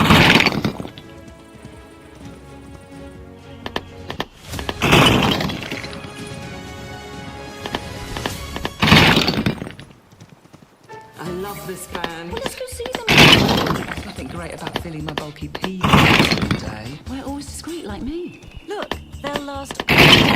Feels like real underwear. I never thought I'd see this. I never thought I'd see this. Discover our always discreet range, like boutique black or classic white. And now our maxi protection pant for heavy bladder leaks. Save 15% on maximum protection pants monthly pack during the Amazon Prime Day sale. I started this brand because I started being told no to my dreams. So I didn't have any design experience. I didn't have any business experience, but I really had a sort of belief. Running a business is really challenging, but I love it. This is so wild that I actually, from a dream, started a business. We're Cheekbone Beauty. This is Super Ceramics. We're Finistat. We're Eastside Golf, and we're powered by Shopify. It doesn't matter who stacked it. And it doesn't matter if it's not pre-soaked or pre-rinsed. And it doesn't even matter if you use the quick cycle. But what does matter is that you use New Fairy 30-Minute Miracle. With the combined power of our 5 cleaning gels, New Fairy 30-Minute Miracle tackles even the tough food challenges for our most powerful clean. New Fairy 30-Minute Miracle for tough food cleaning. I'm planning on having a girls' weekend to the tuck. Made us these baskets. This is how I do it.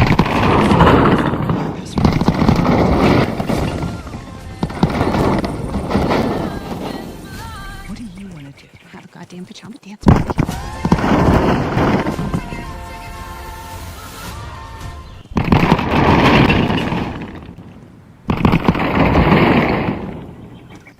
Now England take on the final game of the World Cup, with fans heading to New Jersey for the big clash. Rob Harris has the latest.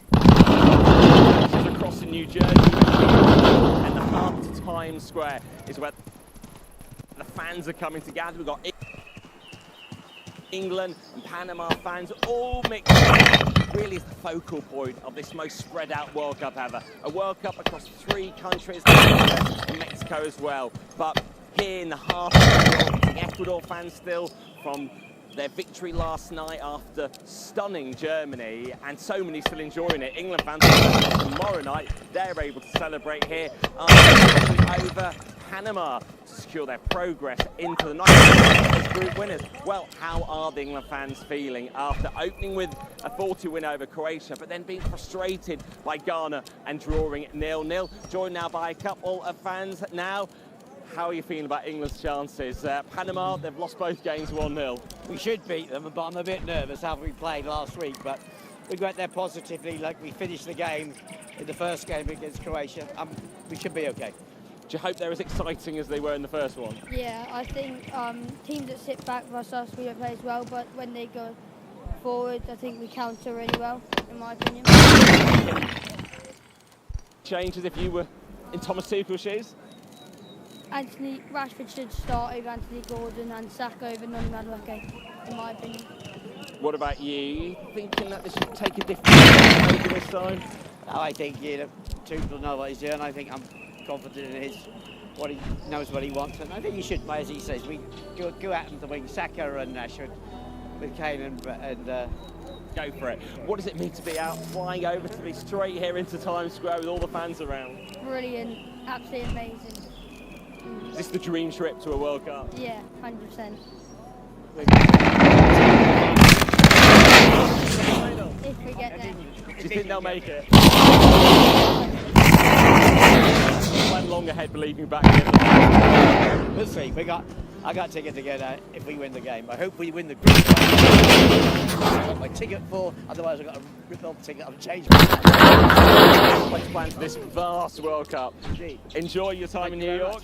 Well, England fans really the team has arrived as well. Crucially, they're waiting to James is he team earlier today issue. Will he be available? One major issue facing Thomas Tuchel, and they'll be hoping to be all the support that hopefully for them will start to build here in the heart of Manchester. Let's get the rest of the day's sports news now with Nikki. But I don't play by the rules. Freedom! This sports bulletin is brought to you by Vitality.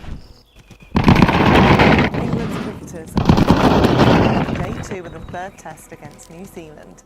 Ben Duckett's century from just 88 deliveries saw England end the day on 438 after losing their last 9 wickets from just 121 runs. It means England go into day trailing by 215 runs. Good news for England ahead of their final group match against Panama tomorrow night. Declan Rice has returned to England training after suffering a dead calf against Ghana. He was the only player missing from team training. He's following an individual training programme to deal with a hamstring issue. While England's opponents are already eliminated and tensions were clearly running high during Panama's training session today, Cecilio Wortmann and Jose Luis Rodriguez were seen shoving each other during the session and had to be separated by their teammates to avoid the situation escalating in front of the cameras.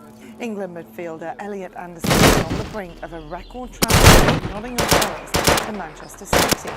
The £160 million deal would see him become the most expensive British player of all time and the joint second most expensive Premier League transfer. Both Jack Draper and Toby Samuel have suffered defeat in the semi-finals at Eastbourne. While Draper faces a tough first-round match at Wimbledon, he's been drawn against 6th seed Taylor Fritz. British number 1 Emma Raducanu is set to face Croatian Antonija Rusic. However, concerns still linger over Raducanu's fitness as she works through a shin injury. If Raducanu can come through that, she could set up an all-British tie against Harriet Dart. 23-time Grand Slam champion Serena Williams makes her Wimbledon return after a 4-year absence. She'll be playing world number 53, Maya Joint. 7-time men's Wimbledon champion Novak Djokovic has drawn China's Yibing Wu in the first round. Djokovic is on the same side of the draw as the defending champion and world number 1, Jannik Sinner. Alexander Usyk WBC, WBA and IBF World Heavyweight titles, but he says he won't be retiring just yet. The Ukrainian revealed he will be fighting one before hanging up his gloves. And there's much more from the World Cup, along with all the rest of the day's sports news on Sky Sports News. I'll be back later. Extra time? Good, because these things are only 5 seconds long. Let's take a look at the weather. Dinner under the stars tonight? That reminds me of our travel insurance. You mean All Clear Skies? All Clear Travel Insurance sponsors Sky News Weather. After a record-breaking hot week, a change to fresher conditions will take place this weekend, but watch out for some thundery downpours. Friday saw the June record being broken for the 3rd consecutive day. The red extreme heat warning has now expired, but an amber covers southeast England through today. Further thunderstorm warnings are likely to be issued too. And it'll be another muggy start to the day with thunderstorms possible across southeast England. The north and west looks rather cloudy through the morning. Proudly sponsors Sky News Weather.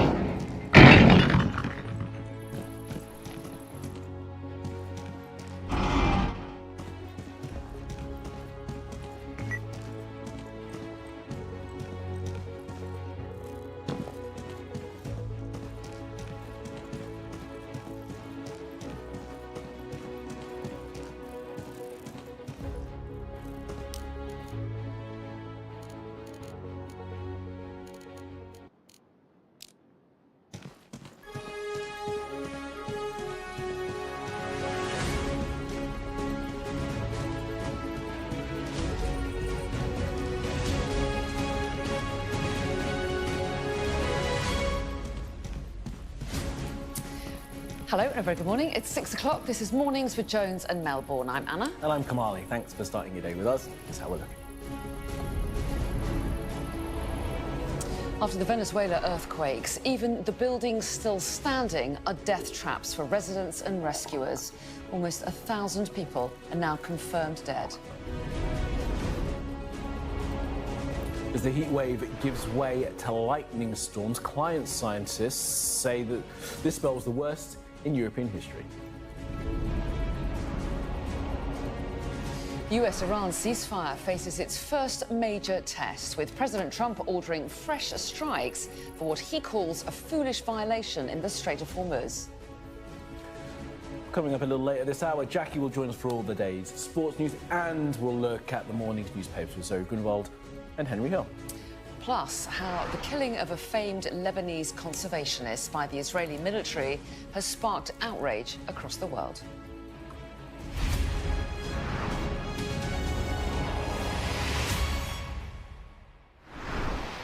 Hello, a very good morning. And we begin today with the devastating earthquakes in Venezuela, which have now killed more than 920 people and left a staggering 50,000 more missing. Desperate families and rescuers are using bare hands to search for survivors, although officials fear the number of victims is going to rise even higher.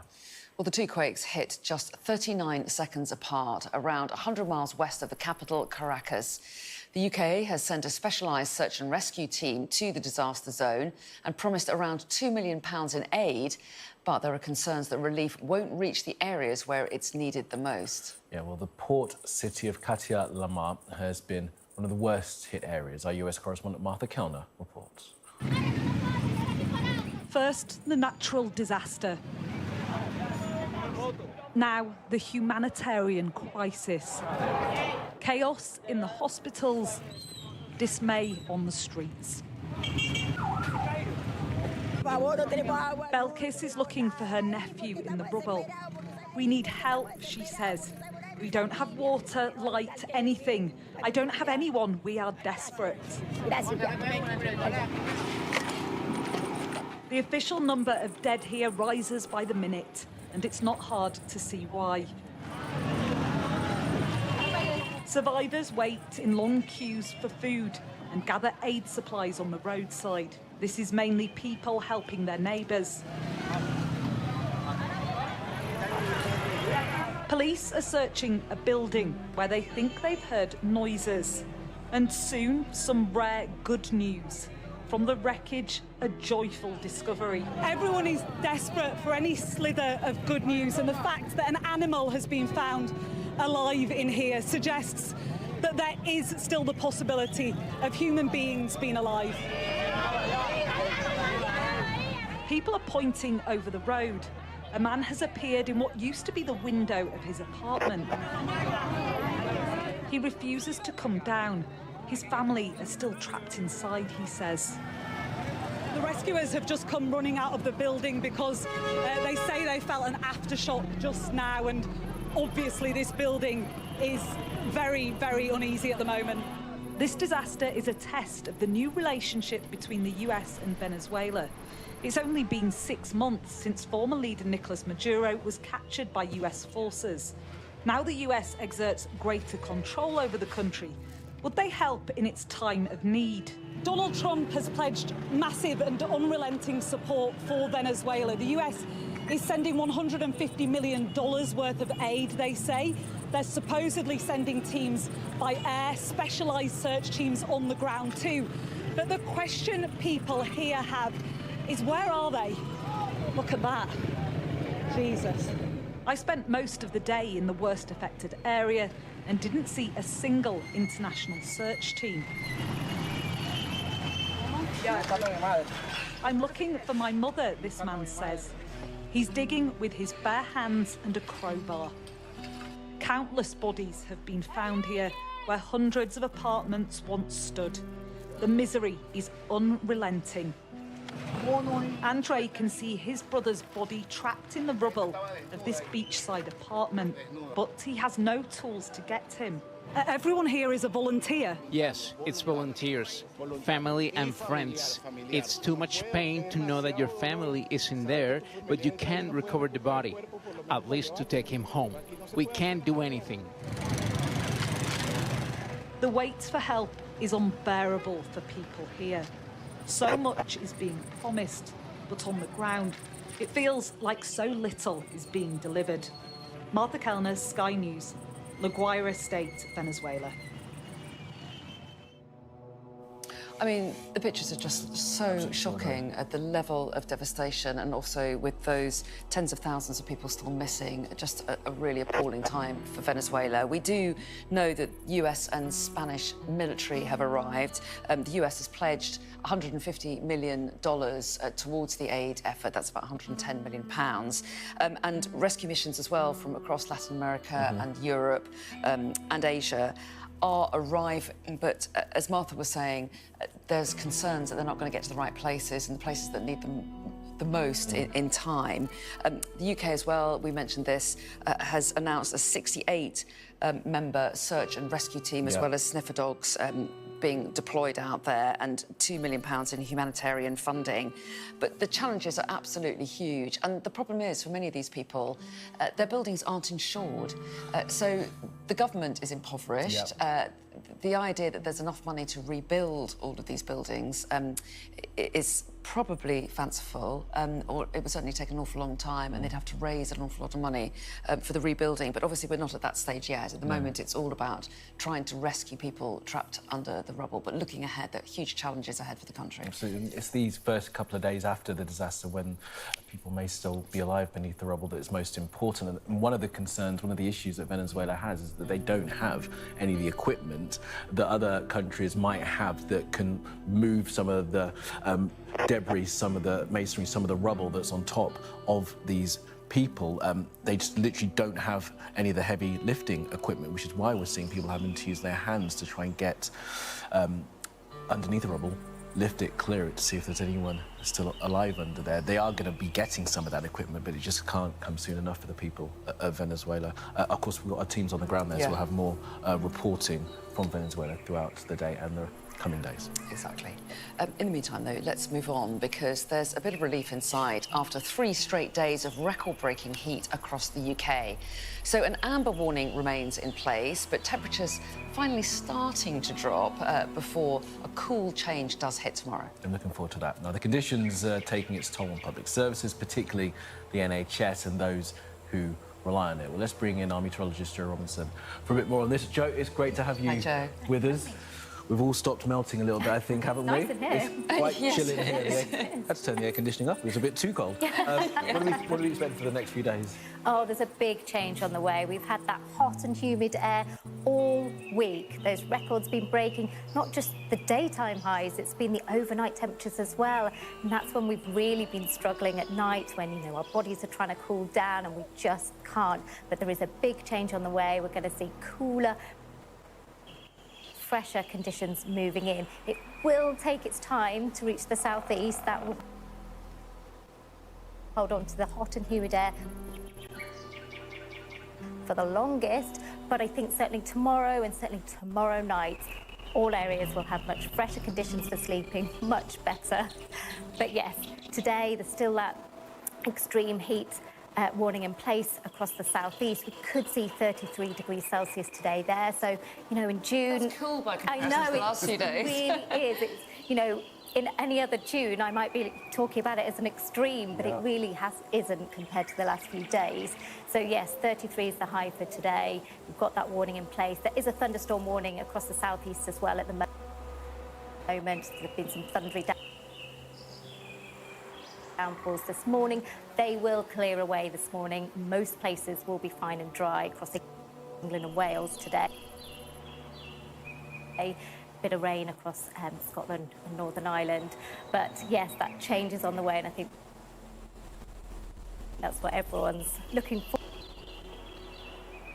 forward to, maybe? Yeah, well, Well, personally, yes, just because my house has felt very hot. I don't know about everyone else's. But the houses will take a few days to cool down as well. I think, you know, the heat is all stored in there, so it will take a few days. But and next week... then are we back to more normal kind of June temperatures? Yeah, so temperatures will into be... July, isn't it? Yeah, on Sunday we're looking at highs of 27 in the southeast, and then next week we should see temperatures in the sort of low to mid-20s. So, yeah, much better. I mean, around average, maybe a little bit above, so... probably perfect start for Wimbledon. But it's still pretty early summer, isn't it? That we can't rule out further heat waves. No, we really can't. I mean, we've already had 2 heat waves, the one in May, this one, and we've still got July and August to go. So potentially we could see more. The heat looks like it's never too far away when we look at long-range models. So there certainly is the potential for further heat waves in the coming weeks. And this is the storm that we got after this. I mean, I do love a good thunder and lightning storm. Especially when you feel the temperature's going to break a bit. And so we can expect more of this sort of dramatic. I mean, the last time when there was a heat wave a few days ago, the storm, the rain there flooded some train lines, so it can have a disruptive effect as well, can't it? It really can, yeah. I mean, the storms that I've seen this morning across the southeast haven't brought a huge amount of rain, so I don't think they've been impactful as the ones we saw earlier in the week, but certainly a lot of lightning and things like that. There will be a risk of further storms across parts of England as we go through later today into the evening part, but they will be hit and miss. They won't be everywhere, so you'll be unlucky if you catch one, I think. Okay. Well, it's so nice to see you this morning. Yeah, That's lovely news you brought with you. That's really cool weather. Yeah, appreciate it. Thanks so much. Now, less than 2 weeks into the ceasefire between US and Iran, it is now coming under some serious tests after Washington struck Iranian missile sites. Yeah, the US says it's in response to Tehran's attack on a commercial ship in the Strait of Hormuz and marks America's first attack since the truce was signed. Our US correspondent David Blevins has been following the story. Well, this is a real test of the Memorandum of Understanding between the United States and Iran. The first US strike on Iran since it was signed. We knew the Islamic Revolutionary Guard had attacked a Singapore-flagged vessel. They manoeuvred a one-way drone to the west side of that ship before striking it. That's why the Americans had no doubt it was deliberate. In a post on Truth Social, President Trump described it as a foolish violation of the ceasefire. And US Central Command in Tampa, Florida, has now confirmed that they carried out strikes on missile and drone storage facilities and radar sites. That came just a short time after President Trump was asked if there would be repercussions. You'll find out. Do you consider the ceasefire to still be in place? I don't like the fact that they took a shot yesterday, actually 4, we knocked down 3, at a ship. Not an Allied ship, but a ship, a very expensive ship. And it was fine, but it took a little beating. They shouldn't be doing that, so you'll find out. In its statement, Central Command described it as unwarranted aggression and dangerous behaviour undermining freedom of navigation. We know from marine tracking data that vessels have been creeping through the Strait of Hormuz again, but at a lower level. I suppose what this does show is that President Trump is willing to re-engage if he considers it necessary, but that is going to require him keeping a significant US presence in the region for some time. Well, as David has said there, this is the first significant test for the ceasefire agreement that was in place. The Iranians allegedly struck a drone. It's called the Ever Lovely. It was trying to leave the Strait of Hormuz, as Donald Trump mentioned there. The US then responded with missile strikes. The IRGC then are reported to have responded with counter-strikes on US forces across the Middle East. So, I mean, we're actually, I guess, in a little bit of a holding pattern here now. There's been tit-for-tat strikes, and we'll see what the next level of response will be. And I think it's also worth and important to keep an eye on the number of ships that are feeling brave enough, bold enough to pass through the Strait of Hormuz when this latest ship has come under attack. And it seems to have been attacked by the Iranians because there's another way of getting through the Strait of Hormuz, which is close to the Omani coast. It's sort of a way that you can get through without having to get the permission of the IRGC. Now, of course, they want to control the entire area. They're not be able to get tolls if anyone, or passage fees if anyone's passing through the Omani coast. And it seems as if this attack on this vessel was a way of kind of deterring people from using this safer route close to the Omani coast. And it's just a matter of time to see whether or not more ships try and do it, and then if they come under attack again. Yeah, and the hope is that this doesn't escalate further, because Iran has responded. The head of the country's National Security Commission has said Trump would regret the attack.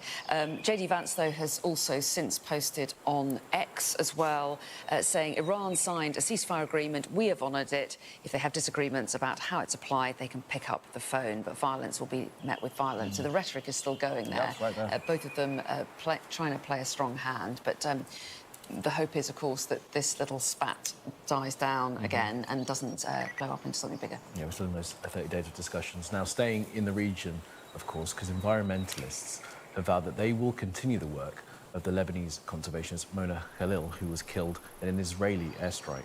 She was renowned for her efforts to preserve endangered sea turtles, turning a stretch of Lebanon's coastline into a key nesting site. Well, Sky's Ava Bennett spoke with her best friend and has this report.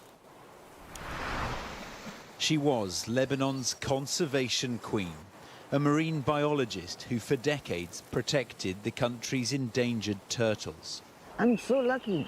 My love for life and nature, I'm living my dream. But like so many here, Mona Khalil lacked protection herself and was to become another victim of Israeli airstrikes. And when I first arrived here, I just burst into tears. It was very emotional. Mohammed was her neighbour. We met outside the ruins of her home near the southern city of Tyre. All along her life, the history is there. She wasn't a threat to anyone. Israel doesn't want the South to have any form of civilization. Like, even if it's not harming them, even if it's benefiting them indirectly, because if the turtles are in good shape, it's for everybody in the Mediterranean Sea. But yet they don't want any form of civilization to be in South Lebanon. That's how we feel. Her house by the beach was hit in early June. Mona was trapped in the rubble for more than an hour and died from her injuries last week. The scale of the damage here is just unbelievable. Half the house has just kind of crumpled. Now, the Israeli military says that Mona wasn't a target, but this was a direct hit. She moved here because it's where the turtles lay their eggs and their populations were under threat from predators. She established a project to protect the hatchlings and ensure they could reach the sea. The beach where Mona worked is just down there, but the Lebanese military have told us we can't go there because it's too dangerous. They believe there are Israeli positions very nearby and possibly an Israeli patrol boat out on the water. But despite the encroaching conflict, she refused to abandon her work, a mission that other activists like Fadia now vow to take up. The way she was killed in an airstrike made many people who had never even heard of her realize that there was someone who dedicated her entire life to protecting Lebanon.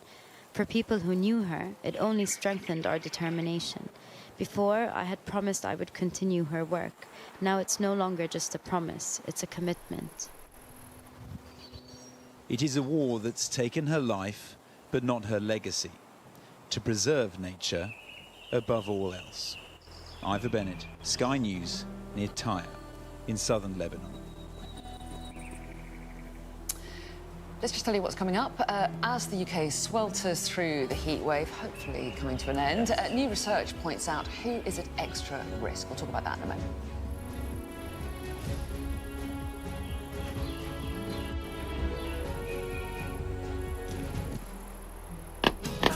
Protect your dog from fleas and ticks with one tasty, easy-to-give chewable tablet.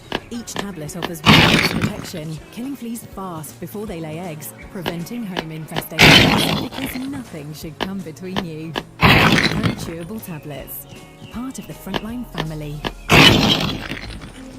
Have Have you ever felt like your investment advisor is giving you an off-the-shelf retirement plan? That they just want to put you into a box? But who wants that? Investment specialists. We work with you to create a retirement plan that's just right for you, because it's only right for us if it's right for you.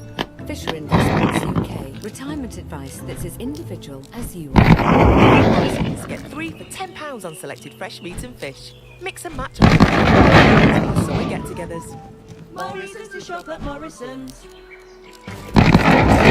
know I'm big on a bright white t-shirt, but if after a few washes the white's gone dingy, they get relegated. It's buffing your motor dingy. There's down the gym dingy. Nancy dingy.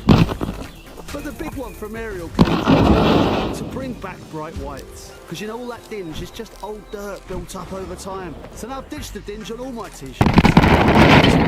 Ditch the dinge with the big one from Ariel. Always keep away from children.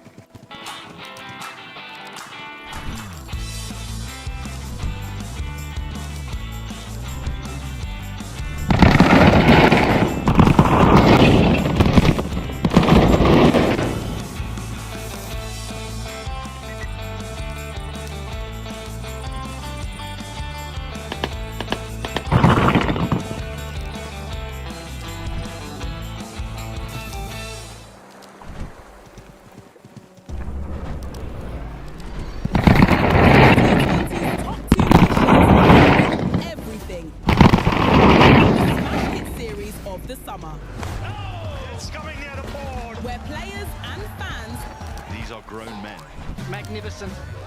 Go all out. Back-to-back sixes. Wow! In.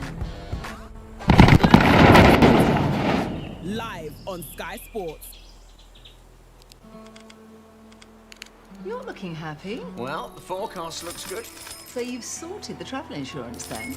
All Clear Travel Insurance sponsors Sky News Weather. Well, after the record-breaking week, we've had a change to some fresher conditions coming at the weekend, but watch out for some thundery downpours. Friday saw the June record being broken for the 3rd consecutive day.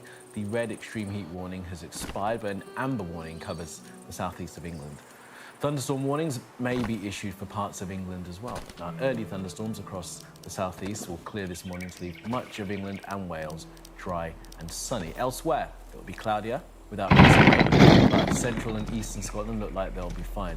We'll finally lose those record-breaking temperatures with fresher conditions moving in, but the southeast will remain into the afternoon, and there's the risk of thunderstorms across England, mainly for central, southern and eastern parts, while Scotland, Ireland and Northern Ireland will see rain, which will be heavy in places.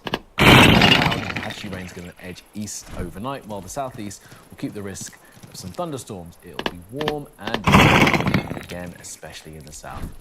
On to tomorrow, and it'll be noticeably cooler. All Clear Travel Insurance proudly sponsors Sky News Weather. Some relief on the way, it seems, but households are struggling to cope in this heat wave. I know ours has struggled, but new research has revealed who in society is most at risk. Yeah, people on low incomes are more than twice as likely to be more exposed to environmental harm, which includes pollution, extreme heat, and the lack of access to green space. Our climate reporter, Victoria Seabrook, has this. We're told to seek shelter. It's all night was 30, something like that, all these days.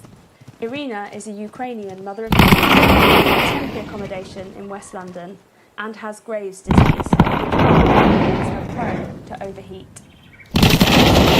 Like much more hormones which can even kill me because overactive thyroid is producing a lot of hormones which is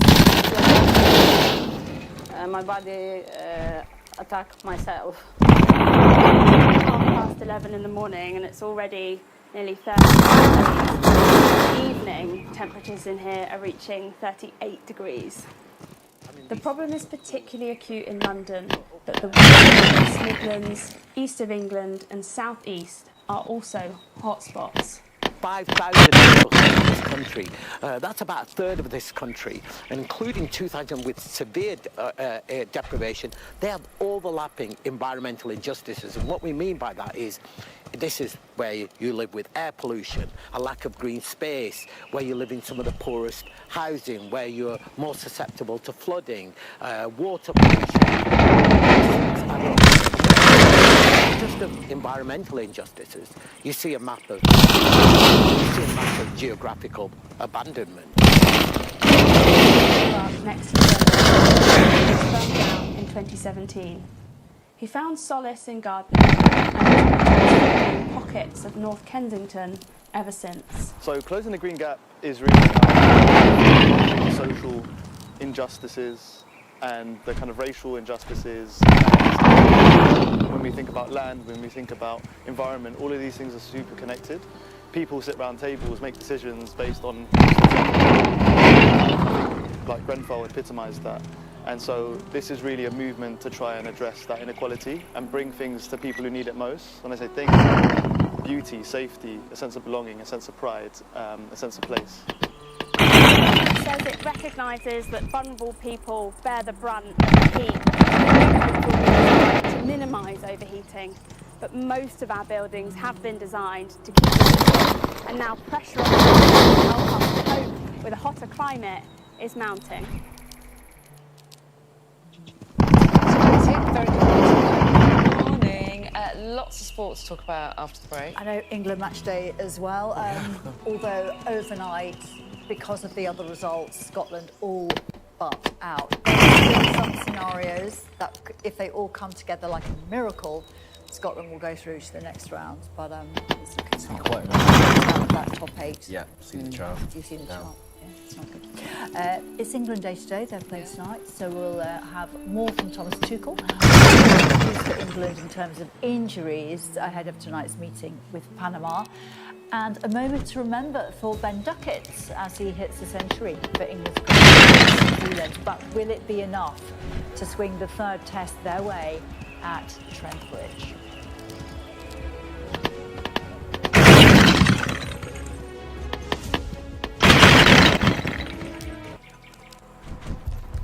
When breakfast is done, but the clean's just begun, reach for Flash. Spray, wipe done, makes cleaning effortless.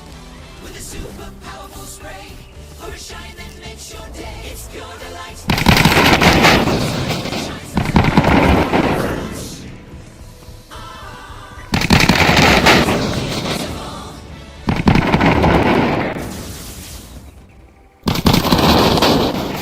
Support children in Yemen. Years of conflict have caused shortages of food and water and pushed the health system to the brink of collapse. Millions of children are acutely malnourished and need urgent treatment. Online, text Yemen 515 or scan the QR code to find out how you can help. Just £10 could help provide life-saving therapeutic food for one child for 1 week. I've seen UNICEF's work in emergencies and the difference your donation can make in responding to crisis around the world.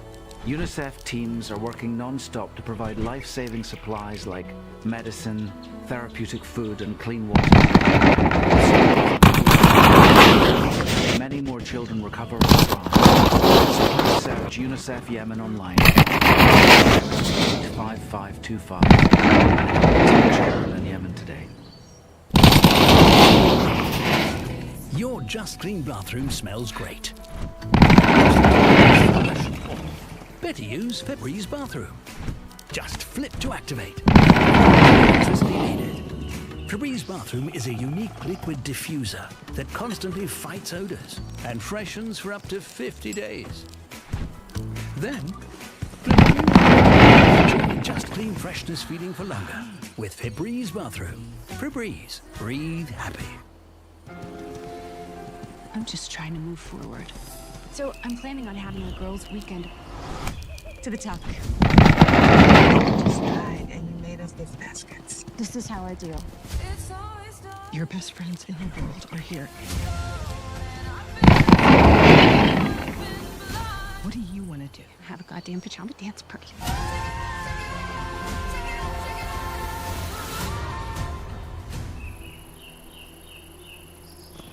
So, Jackie, let's chat World Cup, shall we? Because already... Such a busy night last night. There were so many matches.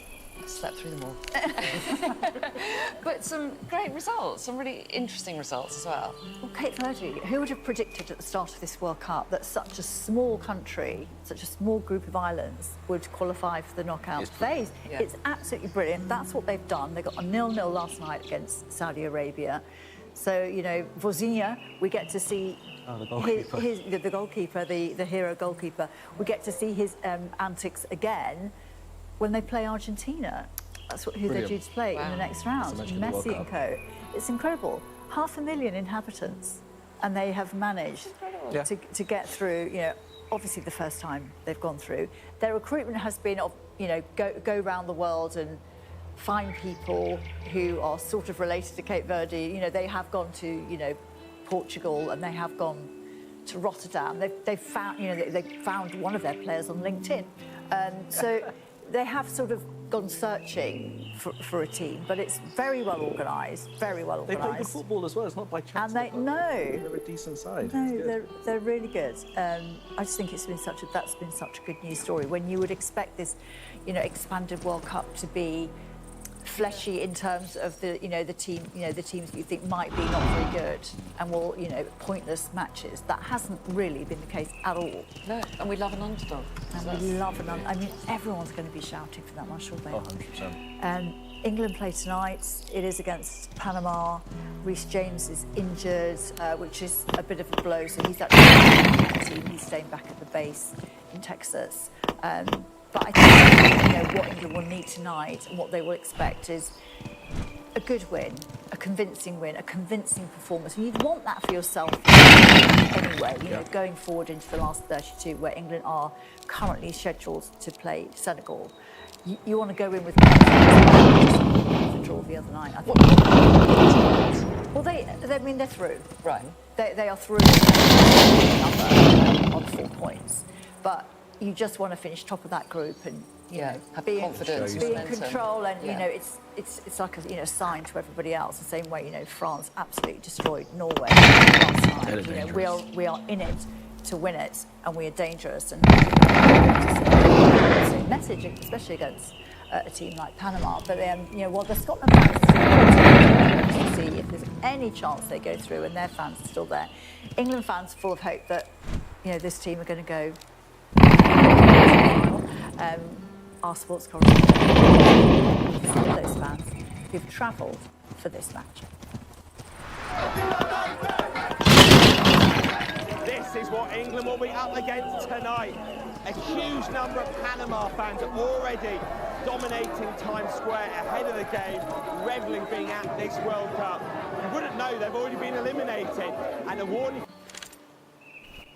for England is both of those defeats with just 1-0, showing how tough it can be. Do some stuff better, details better than against Ghana, and we need another top performance to be able to win.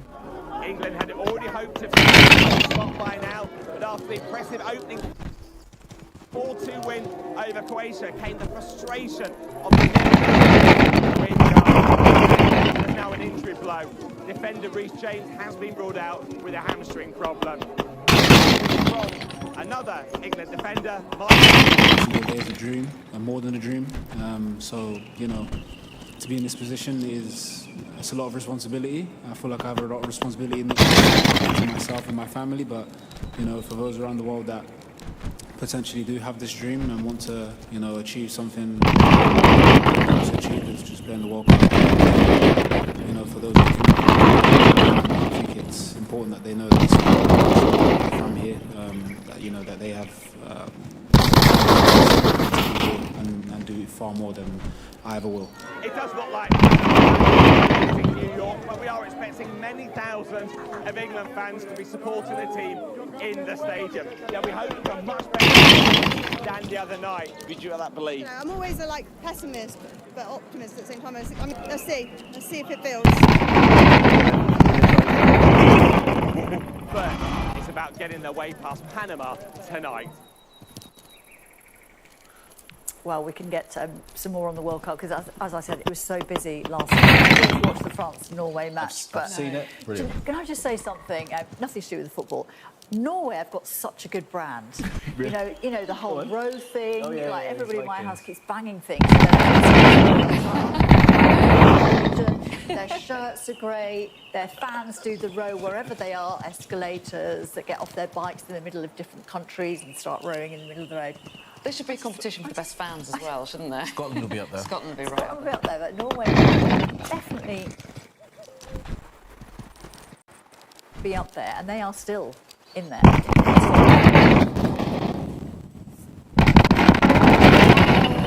I've spotted an opportunity, found the space, and slotted it home. It's what I do. This is brought to you by Vitality.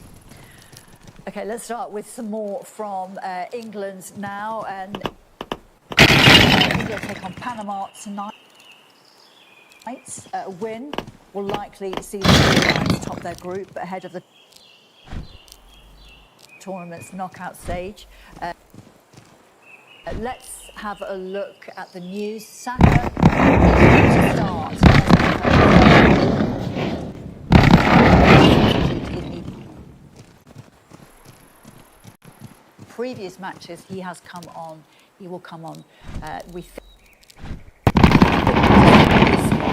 as he's been managing an Achilles problem in the previous matches against Croatia and Ghana. He's ready to play a much bigger part. Declan Rice also available after a dead leg. Here's Thomas Tuchel. We agreed with Bukayo and especially with the medical department and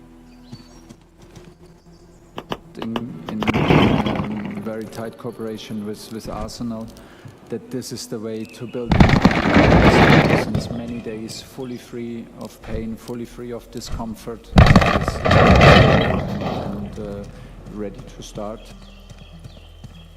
Tuchel, as his side looks to win Group L, is that Reece James will miss the game in New Jersey. A hamstring injury suffered against Ghana also makes him a doubt that England's round 32 fixture. Was not able to train the last 2 days. He accelerated rehabilitation program and take it game by game, but we strongly believe that he will be available for us in the tournament. Scotland are all but out after they fell to 10th of the 12 third place inside the required top 8. They now need a Croatia defeat by at least 3 goals against Ghana, Algeria to lose by 2 to Austria, and Congo to fail to beat Uzbekistan to stay in the tournament. It's after Iran came back to draw 1-1 with Egypt and finished third in Group G. Raymond Rezaian's strike moving them ahead of Scotland on the list. Iran might have won it late on, but they had a goal in stoppage time ruled out for offside, and that meant Egypt stayed ahead of them as runners-up. Belgium are through to the last 32 as winners of that series after a 5-1 victory over New Zealand. Arsenal's Leandro scoring either side of half-time, with former Premier League players Kevin De Bruyne and Romelu Lukaku also on target. Cape Verde's fairy tale, as we say, goes on after they qualified as the second-place team in Group H. This is the moment they found out they were through after their 0-0 draw with Saudi Arabia. After finishing all square with Spain and Europe in their tournament. Spain with a single goal win against Uruguay, but just to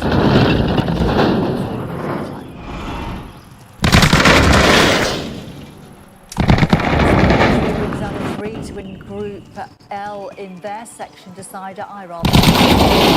This one, Dembele scoring a first to the Scandinavian side 4-1 in Boston. So, the biggest scoreline by any African team at the final in their meeting with Iraq. It was a brilliant strike from Everton's Iliman, which now puts them into the knockout stages.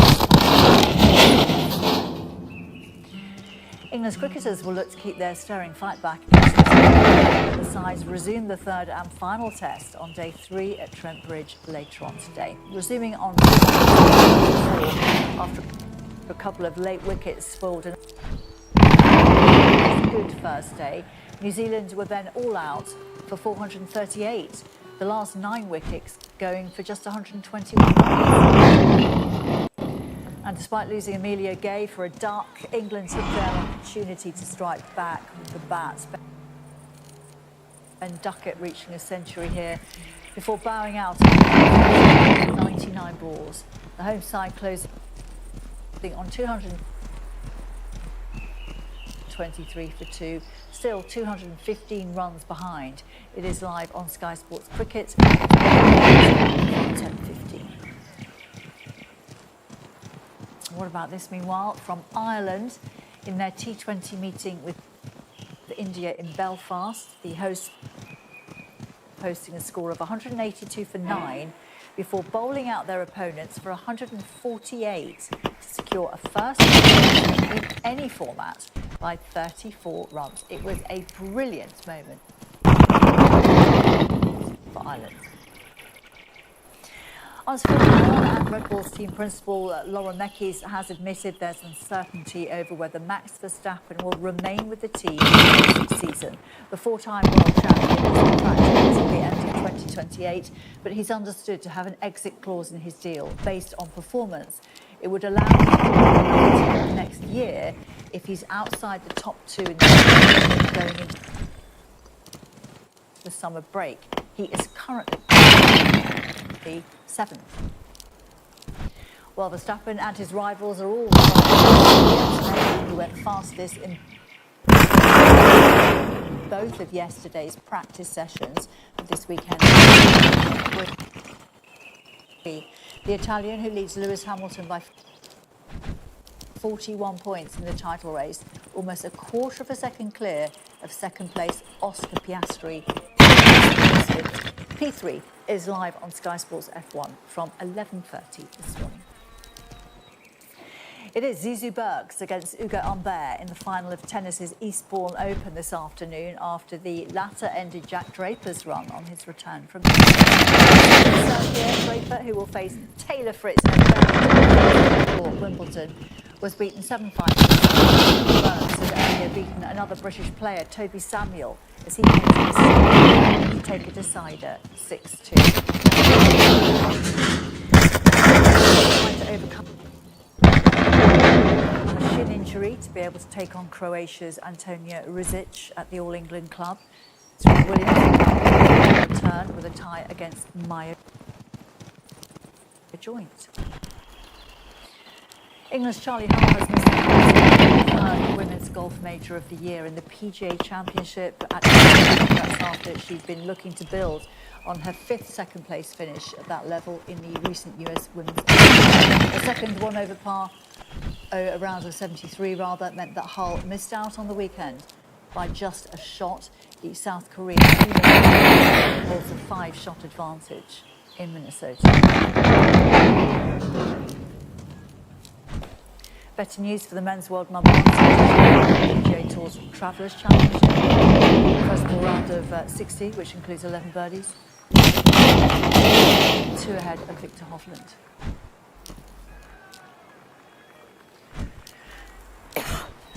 And in Super League, Leeds are 2 points clear at the top of the table after a 34-8 win against Hull KR. 2014 at Castleford, with 3 more games to come. Loads more World Cup action and reaction over on Sky Sports News. We'll have more here in an hour's time. I'm Stanley. I like long walks on the beach and I'm looking for love. Jackie, thanks very much indeed. Lots more from you through the morning. See you a little bit later. See you later. I feel like the times have really made me not be able to watch. I think the game through the World Cup. It's been annoying. Yeah, time zones. Highlights. What can you do? I think the England game is earlier in the day though next week, isn't it? It is. 5 o'clock, so we'll be able to catch that midweek as well, so I'm not Just going to go to before bed. bedtime. Thankfully. We've got the papers coming up in just a moment. We'll be going through the front pages with Zoe Grunwald and Henry Hill after the break.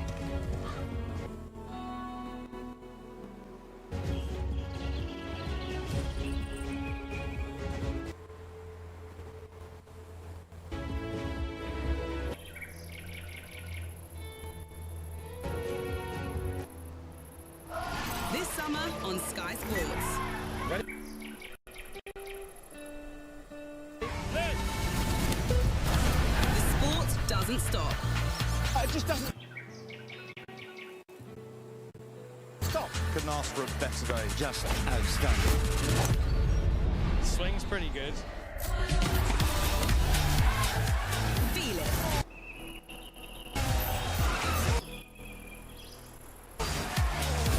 It's a dream come true. Love it. Welcome to the party. Let's go. We're starting a new trend. It's called mic tennis. Lando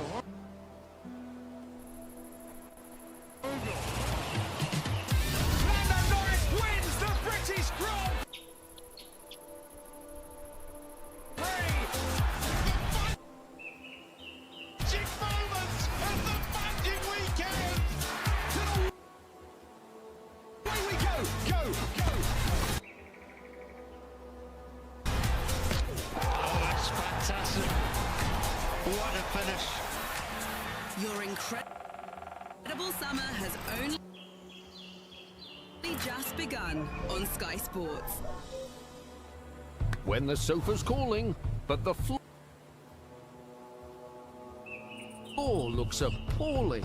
Reach for new flag. To the floor. It's easy peasy. Lemon squeezy. The powerful formula starts lifting dirt straight away for a fast clean, fast dry fix. Get your floor back to flawless in no time with new Flash Direct to Floor. Back to clean in a flash.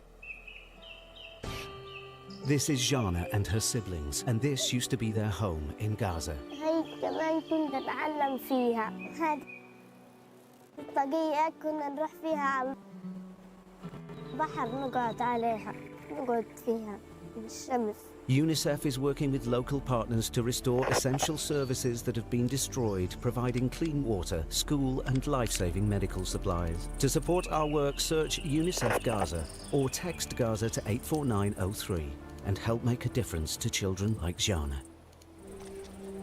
Why don't we travel halfway across the globe just to end up at the same place? When we could all find something more authentic, like where to get the best cocktails. Always knowing exactly where your people are. And where nobody is at all. Except this guy. Auntie Jana! Cheeky monkey. Yes. You know I'm big on a bright white t-shirt. If after a few washes the whites go dingy, they get relegated. It's buffing your motor dingy. Goes down the gym dingy. I'm getting artsy dingy.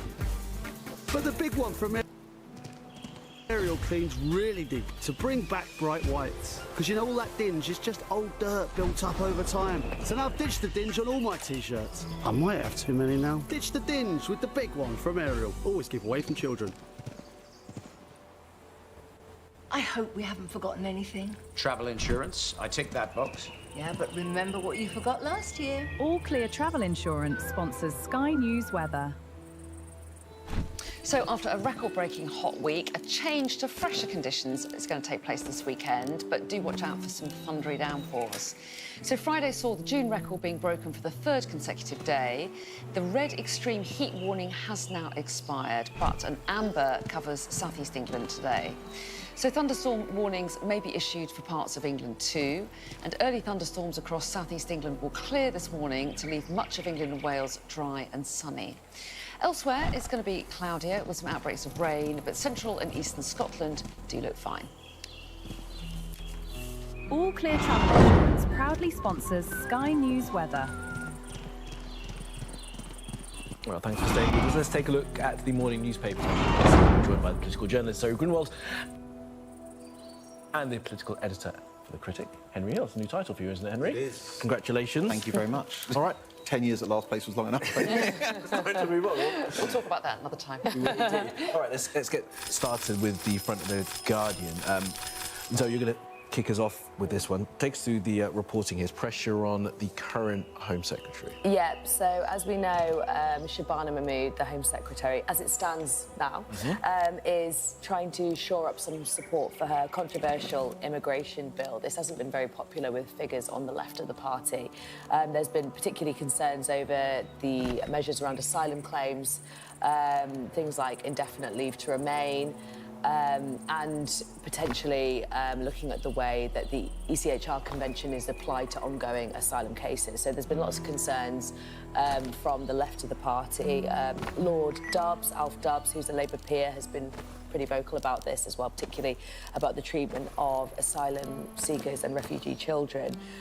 The reason this is so significant is not only because the legislation's coming back and she's trying to get support for it, but obviously all of this is up in the air because it's pretty much, you know, a set case now that Andy Burnham is likely to be the new Labour leader. And the question is, does Andy Burnham support this policy? You know, everything is now seen through the lens of what does Andy Burnham think about this, which is definitely an interesting dynamic for Keir Starmer. But yeah, so there's still a suggestion that Shabana Mahmood could be the front runner as Home Secretary still, if Andy Burnham came into government. But he hasn't been too forthcoming about how he feels about this legislation and whether he supports their plans, and that is something that the left of the Labour Party particularly are going to be trying to pressure both him on and Shabana Mahmood. Yeah. Well, yes, and the Daily Mail picks up the same story, doesn't it, with a rather different headline. Migration crackdown is softened for Burnham, is their take on it. And Henry, as I understand it, Andy Burnham has not been too critical overall of Shabana Mahmood's plans. Do you have a copy of it? Oh, you've got it there. Yeah, I do. But he has expressed concerns about the idea that to reach settled status, anyone who's granted permission to stay has to wait 10 years rather than 5, and that's the area that might change a little bit. Certainly, as far as care workers is concerned, is that right? Which is Shabana Mahmood's plan as far as the electorate is concerned. That's the whole plan. There are other little bits to it, but this is the most important one. And we have seen essentially a bit of a power struggle going on inside the current Home Office team about this. Mike Tapp, the immigration minister, putting out an op-ed basically saying that he thought that care workers should be exempted from the ILR changes, completely undermining Shabana Mahmood's authority. It's worth saying that that is an absolutely deranged policy. Why deranged? Because the care visa was incredibly badly designed. Lots of people came here with no account for how many dependents they had or how old they were, meaning that you had people coming over in their 40s. If they all receive ILR, one, they're no longer obliged to work in the care sector, which means a lot of them will leave it because it's very low paid, and two, it's estimated to cost about £10 billion. So it is the most sensitive bit of these reforms that he might ditch, and I suspect that if he does that, what will happen is in a couple of years' time, Labour will be back trying to bring in restrictions, but from a much more difficult starting point. It is a really difficult one because that whole care sector relies a lot on people, on migrants at the moment, doesn't it? Yeah, absolutely. And, you know, we have shortages in the care sector anyway, and there was real concerns that putting more restrictions on the visa would obviously stop us from getting more staff from abroad. But I think equally, it is well known that that system was exploited, and it was exploited often for care workers themselves. You know, you hear stories of care workers coming over here and being basically living in conditions that are akin to modern slavery. So clearly there needs to be some reform there, but it's getting the balance between what is compassionate and works for the country and what is performative and what actually makes our economy and our care system under much more pressure. Go on. No, go on. I was only going to say just it's really interesting about to see the start of how things might start shifting under a new premiership. Well, at the crux of it as well is the immigration debate. So let's move on to the I, because, of course, that is reform's sort of big-ticket item to talk about immigration all the time. And the I have a poll here that shows that an Andy Burnham bounce, that he's been able to take over Reform's poll numbers by 1 point. I think this is the. But it's still a big rise. It is still a big rise. I think this shows the dilemma that Andy's in, really, because he has beaten Reform in a by-election, and he does seem to have a poll bounce, which suggests that he's going to overtake Reform UK, but crucially, not by very much. And this is before he inevitably starts becoming less popular. And this happens to everybody. This isn't a Burnham problem. As they start making decisions, right? He's going to have budgets where taxes will go up, things will go wrong. The prison scandal will have to let more people out. So the fact that this great hope for the Labour Party, this person that they've invested everything in, only gets them 1 point ahead of Reform at the apex, probably, of his popularity, is, I think, deeply concerning for the government.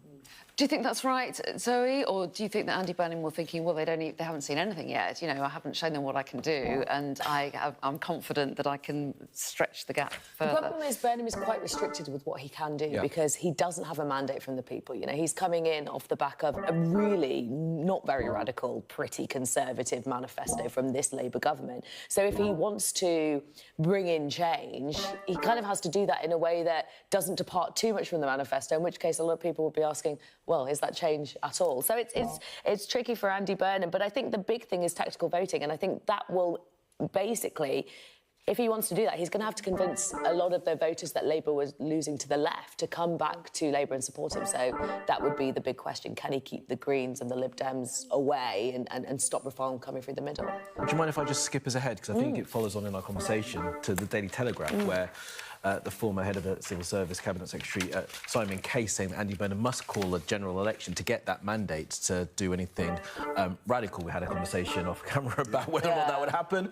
What's the opinion around this table? I mean, this is the first of... Well, it's not the first, but it is one of many such calls I think we're going to be hearing. There is definitely going to be a real pressure on Burnham from the right-wing press, from the Conservatives, from all sorts of people to call a general election because, as we were talking about before, that would make Burnham very vulnerable. You know, he's going to come in, he's going to be benefiting from Keir Starmer's majority, even if that majority is, you know, is a bit shaky, it still exists.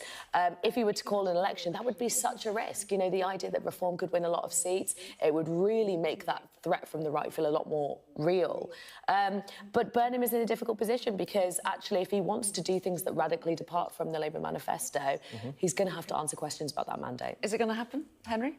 The upside, the upside for Burnham is that it would discipline his own MPs, actually. I think that's one of the big ones, because they've refused to vote for cuts to the winter fuel allowance. He wants to cut the pension triple lock, right? Putting that in a manifesto and making MPs vote for it is generally a fairly good way to get them to do it. But it won't happen, because 2024, Labour's vote share wasn't actually all that impressive by historical standards, but their vote efficiency was so good that they won a huge number of seats by very, very narrow margins.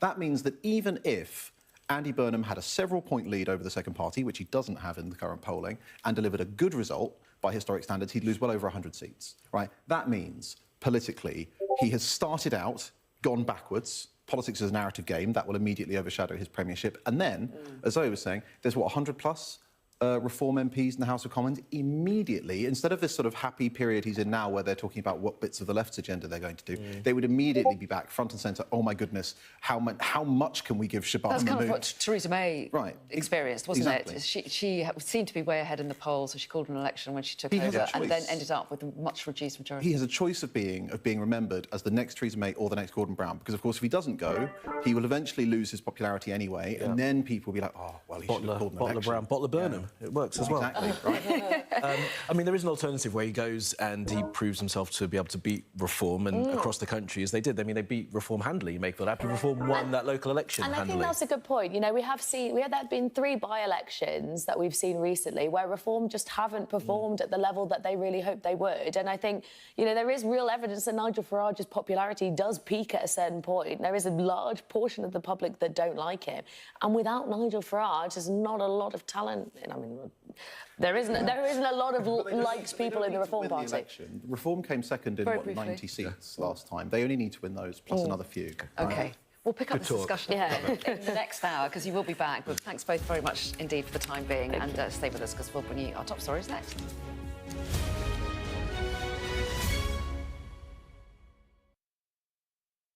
Claire thinks it's weird that Annie eats crisp sandwiches. Annie doesn't think about Claire at all. Walkers, your little slice of joy. Out you come. With the shortage of brand new aircraft delivery across the world, Emirates decided to go it alone and refurbish over 200 of our existing planes at our own engineering facility. This makes it the largest retrofit program on the planet. For our customers, it means even greater consistency of a world-class product.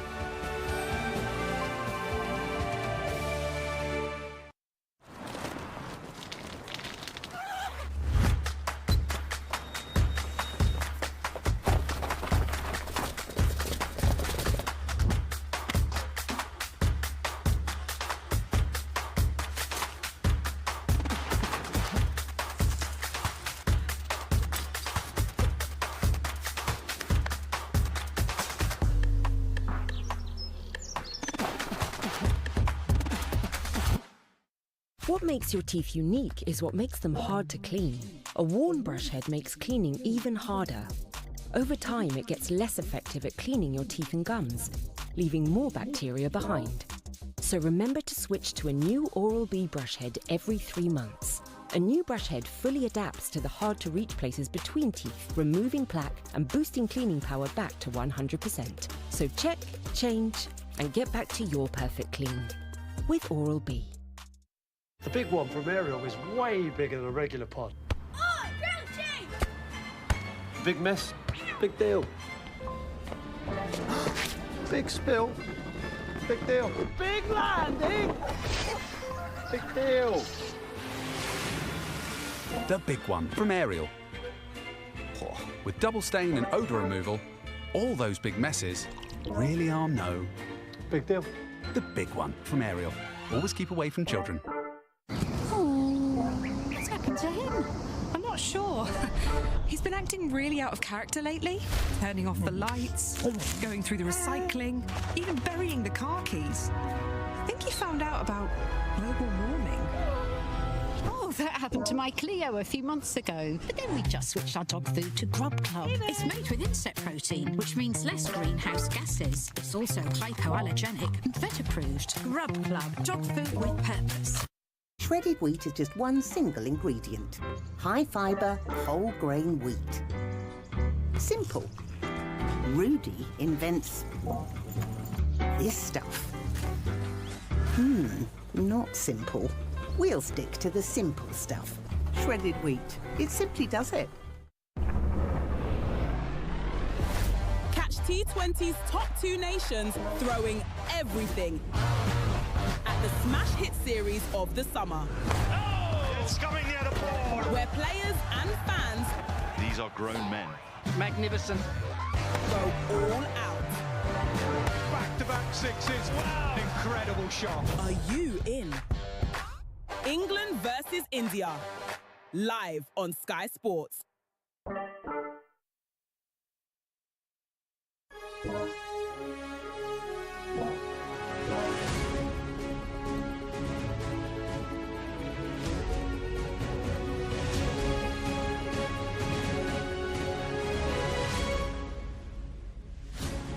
Hello and a very good morning. It's 7 o'clock. This is Mornings with Jones and Melbourne. I'm Anna. And I'm Kamali. Thanks for starting your day with us. Here's how we're looking.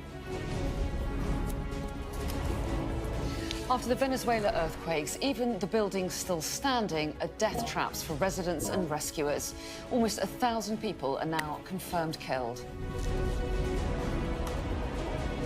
As the heat wave gives way to lightning storms, climate scientists say this spell was the worst in European history.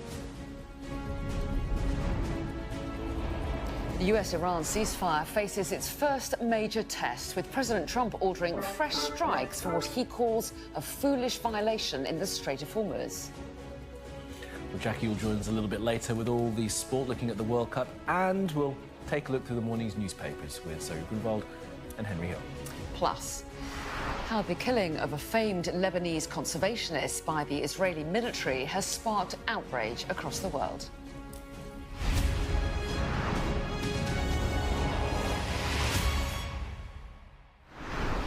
Hello, good morning, and thank you for being with us. We're going to begin this hour with the devastating earthquakes in Venezuela, which have now killed more than 900 people and left a staggering 50,000 missing. Desperate families and rescue teams are using their bare hands to search for survivors, although officials fear the number of victims will rise even higher. Well, the two quakes hit just 39 seconds apart, around 100 miles west of the capital, Caracas. Among the worst hit areas is the port city of Catia del Mar in the state of La Guaira. From there, James Matthews sent us this report, and a warning: it does contain images of bodies wrapped in sheets.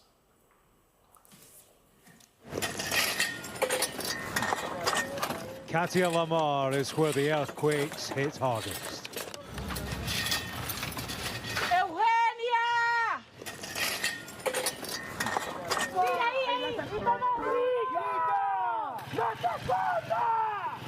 Shake, shake, shake, shake, shake.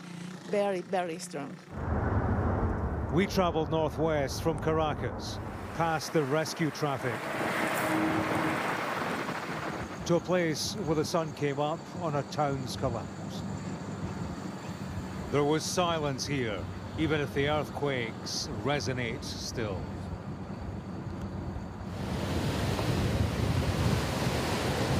In this seaside town, everybody, it seems, has lost somebody. Hola.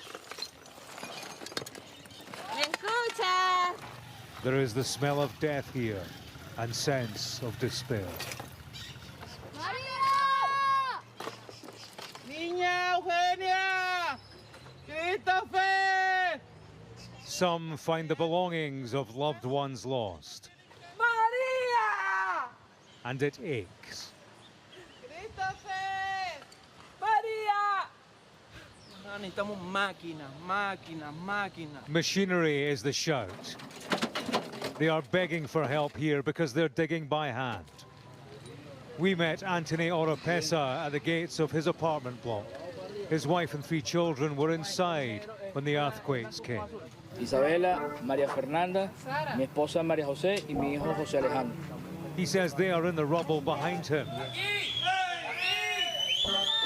He'd spent the morning trying to summon help with heavy lifting without success. We've been trying many ways to talk to them, but we've had no response. But we know they're alive. They're here, and they're alive. The scale of the challenge is plain at the hospital too. Patients have been decanted onto the street because there's a fear of contamination from bodies inside. There are so many, some have been laid out on the pavement. Here we found Maitali Zamora, waiting for relatives to help remove the remains of her husband. Estoy en la calle, pues. Ya con la pérdida de mi esposo es otra. I'm on the street now, and now without my husband, another problem. I don't wish this on anybody. From the bottom of my heart, I don't wish this on any country or state. It is desperate in this town. This was the afternoon scene as looters descended on its centre, compounding the chaos. This is a scene being played out across this whole area. They have found somebody here dead. Local people who've spent the morning searching and shouting the names of their loved ones, well, they've gathered here to check who has been discovered. It is the most grotesque lottery. William! William, yo creo que ese no, mi William. There are no winners here. William! William! William! James Matthews, Sky News, in Catialamar, Venezuela.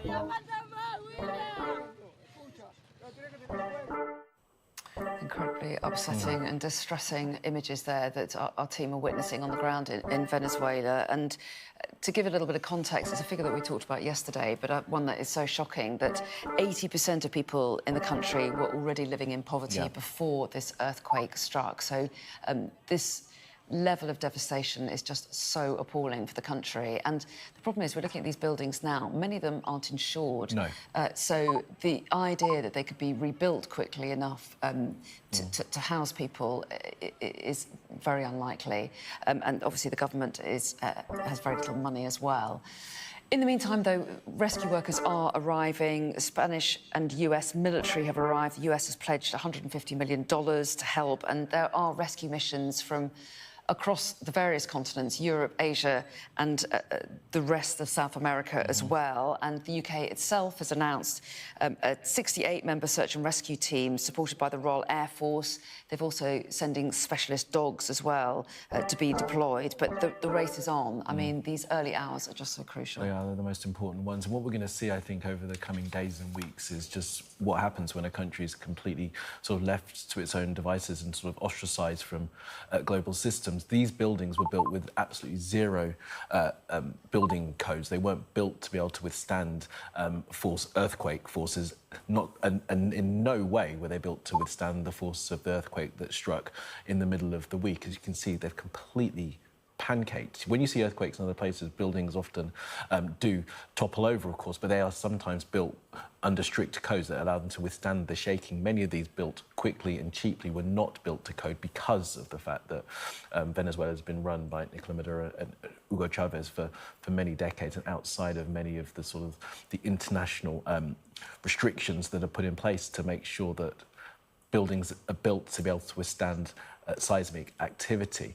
50,000 still missing is just a huge number, and Venezuela doesn't have the money, doesn't have the resources, doesn't even have the people, because so many have had to leave the country because of the economic turmoil, to be able to cope with this. So the money's coming in from outside, people are arriving from outside. The UK is sending a team of rescuers as well that will, of course, help in the situation, but it's these first few days that are so critical, and we just saw the pain of that woman obviously looking for someone who has lost a loved one.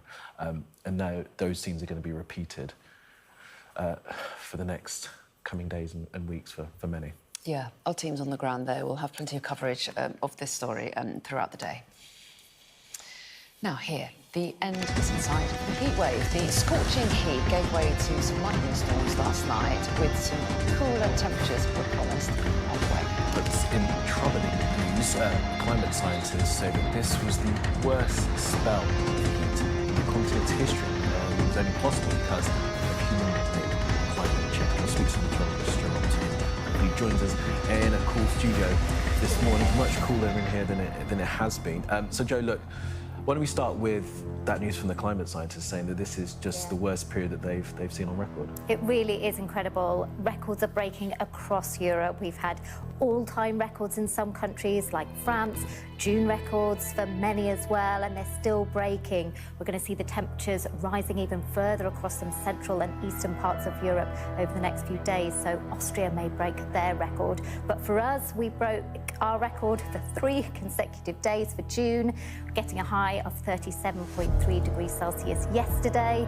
Those were the temperatures for yesterday across all the nations, so not quite as high in Wales as we saw the previous day, but still well into 35 degrees Celsius. But cooler, fresher conditions are on the way. We're going to see that cooler and fresher air moving in from the west, and it will affect all areas by Sunday, so we will certainly notice a difference.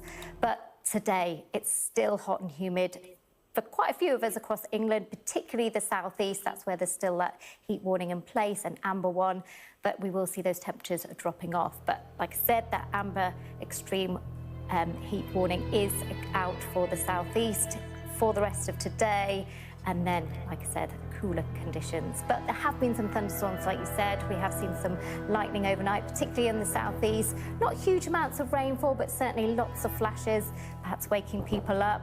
But yes, I think for today, the storm risk will again be in the southeast, particularly central and eastern parts of England. Could see the odd thunderstorm later today, but I think the majority of England and Wales will have another dry, sunny day, but those cooler and fresher conditions moving in from the west. A bit more rain, I'm afraid, for Northern Ireland and Scotland. They'll see some outbreaks of rain through today, and then mostly dry for people tomorrow. Joe, I don't know if we can just bring up that map again that shows Europe with all those sort of red colours. It's just extraordinary to me. Yeah. It's so done, so red. You've done this job for a long time. Those colours, that's something that's new in the past sort of 5 or so years, right? It really is, yeah. When we haven't seen, you know, there was an attribution study that was released yesterday that was saying what was impossible just a few decades ago is now possible. You know, that's what we're seeing now. These temperatures that we thought were impossible are possible, and we're seeing it, it's happening. Those records are breaking across Europe, and they're still going to break over the next few days. Like I said, the temperature will keep rising across some central and eastern parts, so Austria might play theirs over the weekend as well. So yeah, it really is a concern that we're only in June as well. We've still got July and August to go for the early part of the summer. Well, Joe, thanks very much indeed for getting us up to date. And let's find out a little bit how it is feeling in the southeast this morning. Our correspondent Sadia Chowdhury is in Woking in Surrey for us. So how's it feeling there, Sadia? Well, it's a really great morning here, and even though throughout the week we've seen schools shut and courtrooms shut and all these different places closed down, one place you know will definitely not close is a garden, and it's often the best place to be. And I'm joined here by Verity Battle, who is a team leader here at the RHS Garden Wisley, where we're standing, and we're going to take a bit of a walk and let's find out a bit about which plants do well in this weather and which plants don't. So shall we start with who's doing well around here? So we've actually got one just over here, which is the Largostromia. It's also known as a crepe myrtle. And as you can see, it's just starting to come out into flower now. And they enjoy the heat because it helps ripen the wood, and it also helps ensure a really good flowering display. So they are enjoying these temperatures. Okay, and in terms of plants that aren't doing so well, which ones are those? So near my office, just down the hill there, we've got some hydrangeas which are looking particularly unhappy. They just prefer the cooler weather and they prefer a bit more moisture in the soil, so they're sulking a little bit. Some plants might also suffer with scorch, like acers, and I've got heuchera at home which isn't very happy either because it's been scorched. But again, the salvias down here, they are a good example of a herbaceous plant that can cope well with the hotter, dry conditions that we are experiencing at the moment. Now, a lot of people have roses, and is this the rose garden we're standing in right now? It is indeed the rose garden. So how do roses fare in weather like this? And it's always changing, this weather, isn't it? Sometimes we have the heat wave, and then now we're getting storms. How are the roses going? Absolutely. So yeah, roses have a bit of a tough time, like you say, because of the weather. So in this heat, it probably just means that the blooms are going to go over quicker. So we've got to pick up our deadheading pace. But then, like you say, if we get the rain, that has the potential to damage some of the blooms as well. So there are days where it's ideal conditions, but yeah, they have a bit of a tough time. However, in a second, if we go around the corner, I can point out a rose which is actually part of the Rosa Persica hybrids group. And they are actually better suited to the hotter, dry conditions that we're experiencing due to their sort of parentage, where they come from. And it's just this one here, and quite often they have the sort of darker centre to the flower. It's one of the sort of trademarks of the Persica hybrid group roses, and we've also got the trial of them at the moment in the Trials Garden, running till 2028. So again, a great thing for people to come and see. Thank you so much, Verity. That was wonderful, and it is an experience like no other. To walk through a garden like this on a hot day is just incredible. So if you've got a garden near you, try and go and enjoy it. Sadia, thanks very much That's indeed. good advice. Thank you, Sadia. Now, to the Middle East, and the 2-week-old ceasefire between the US and Iran is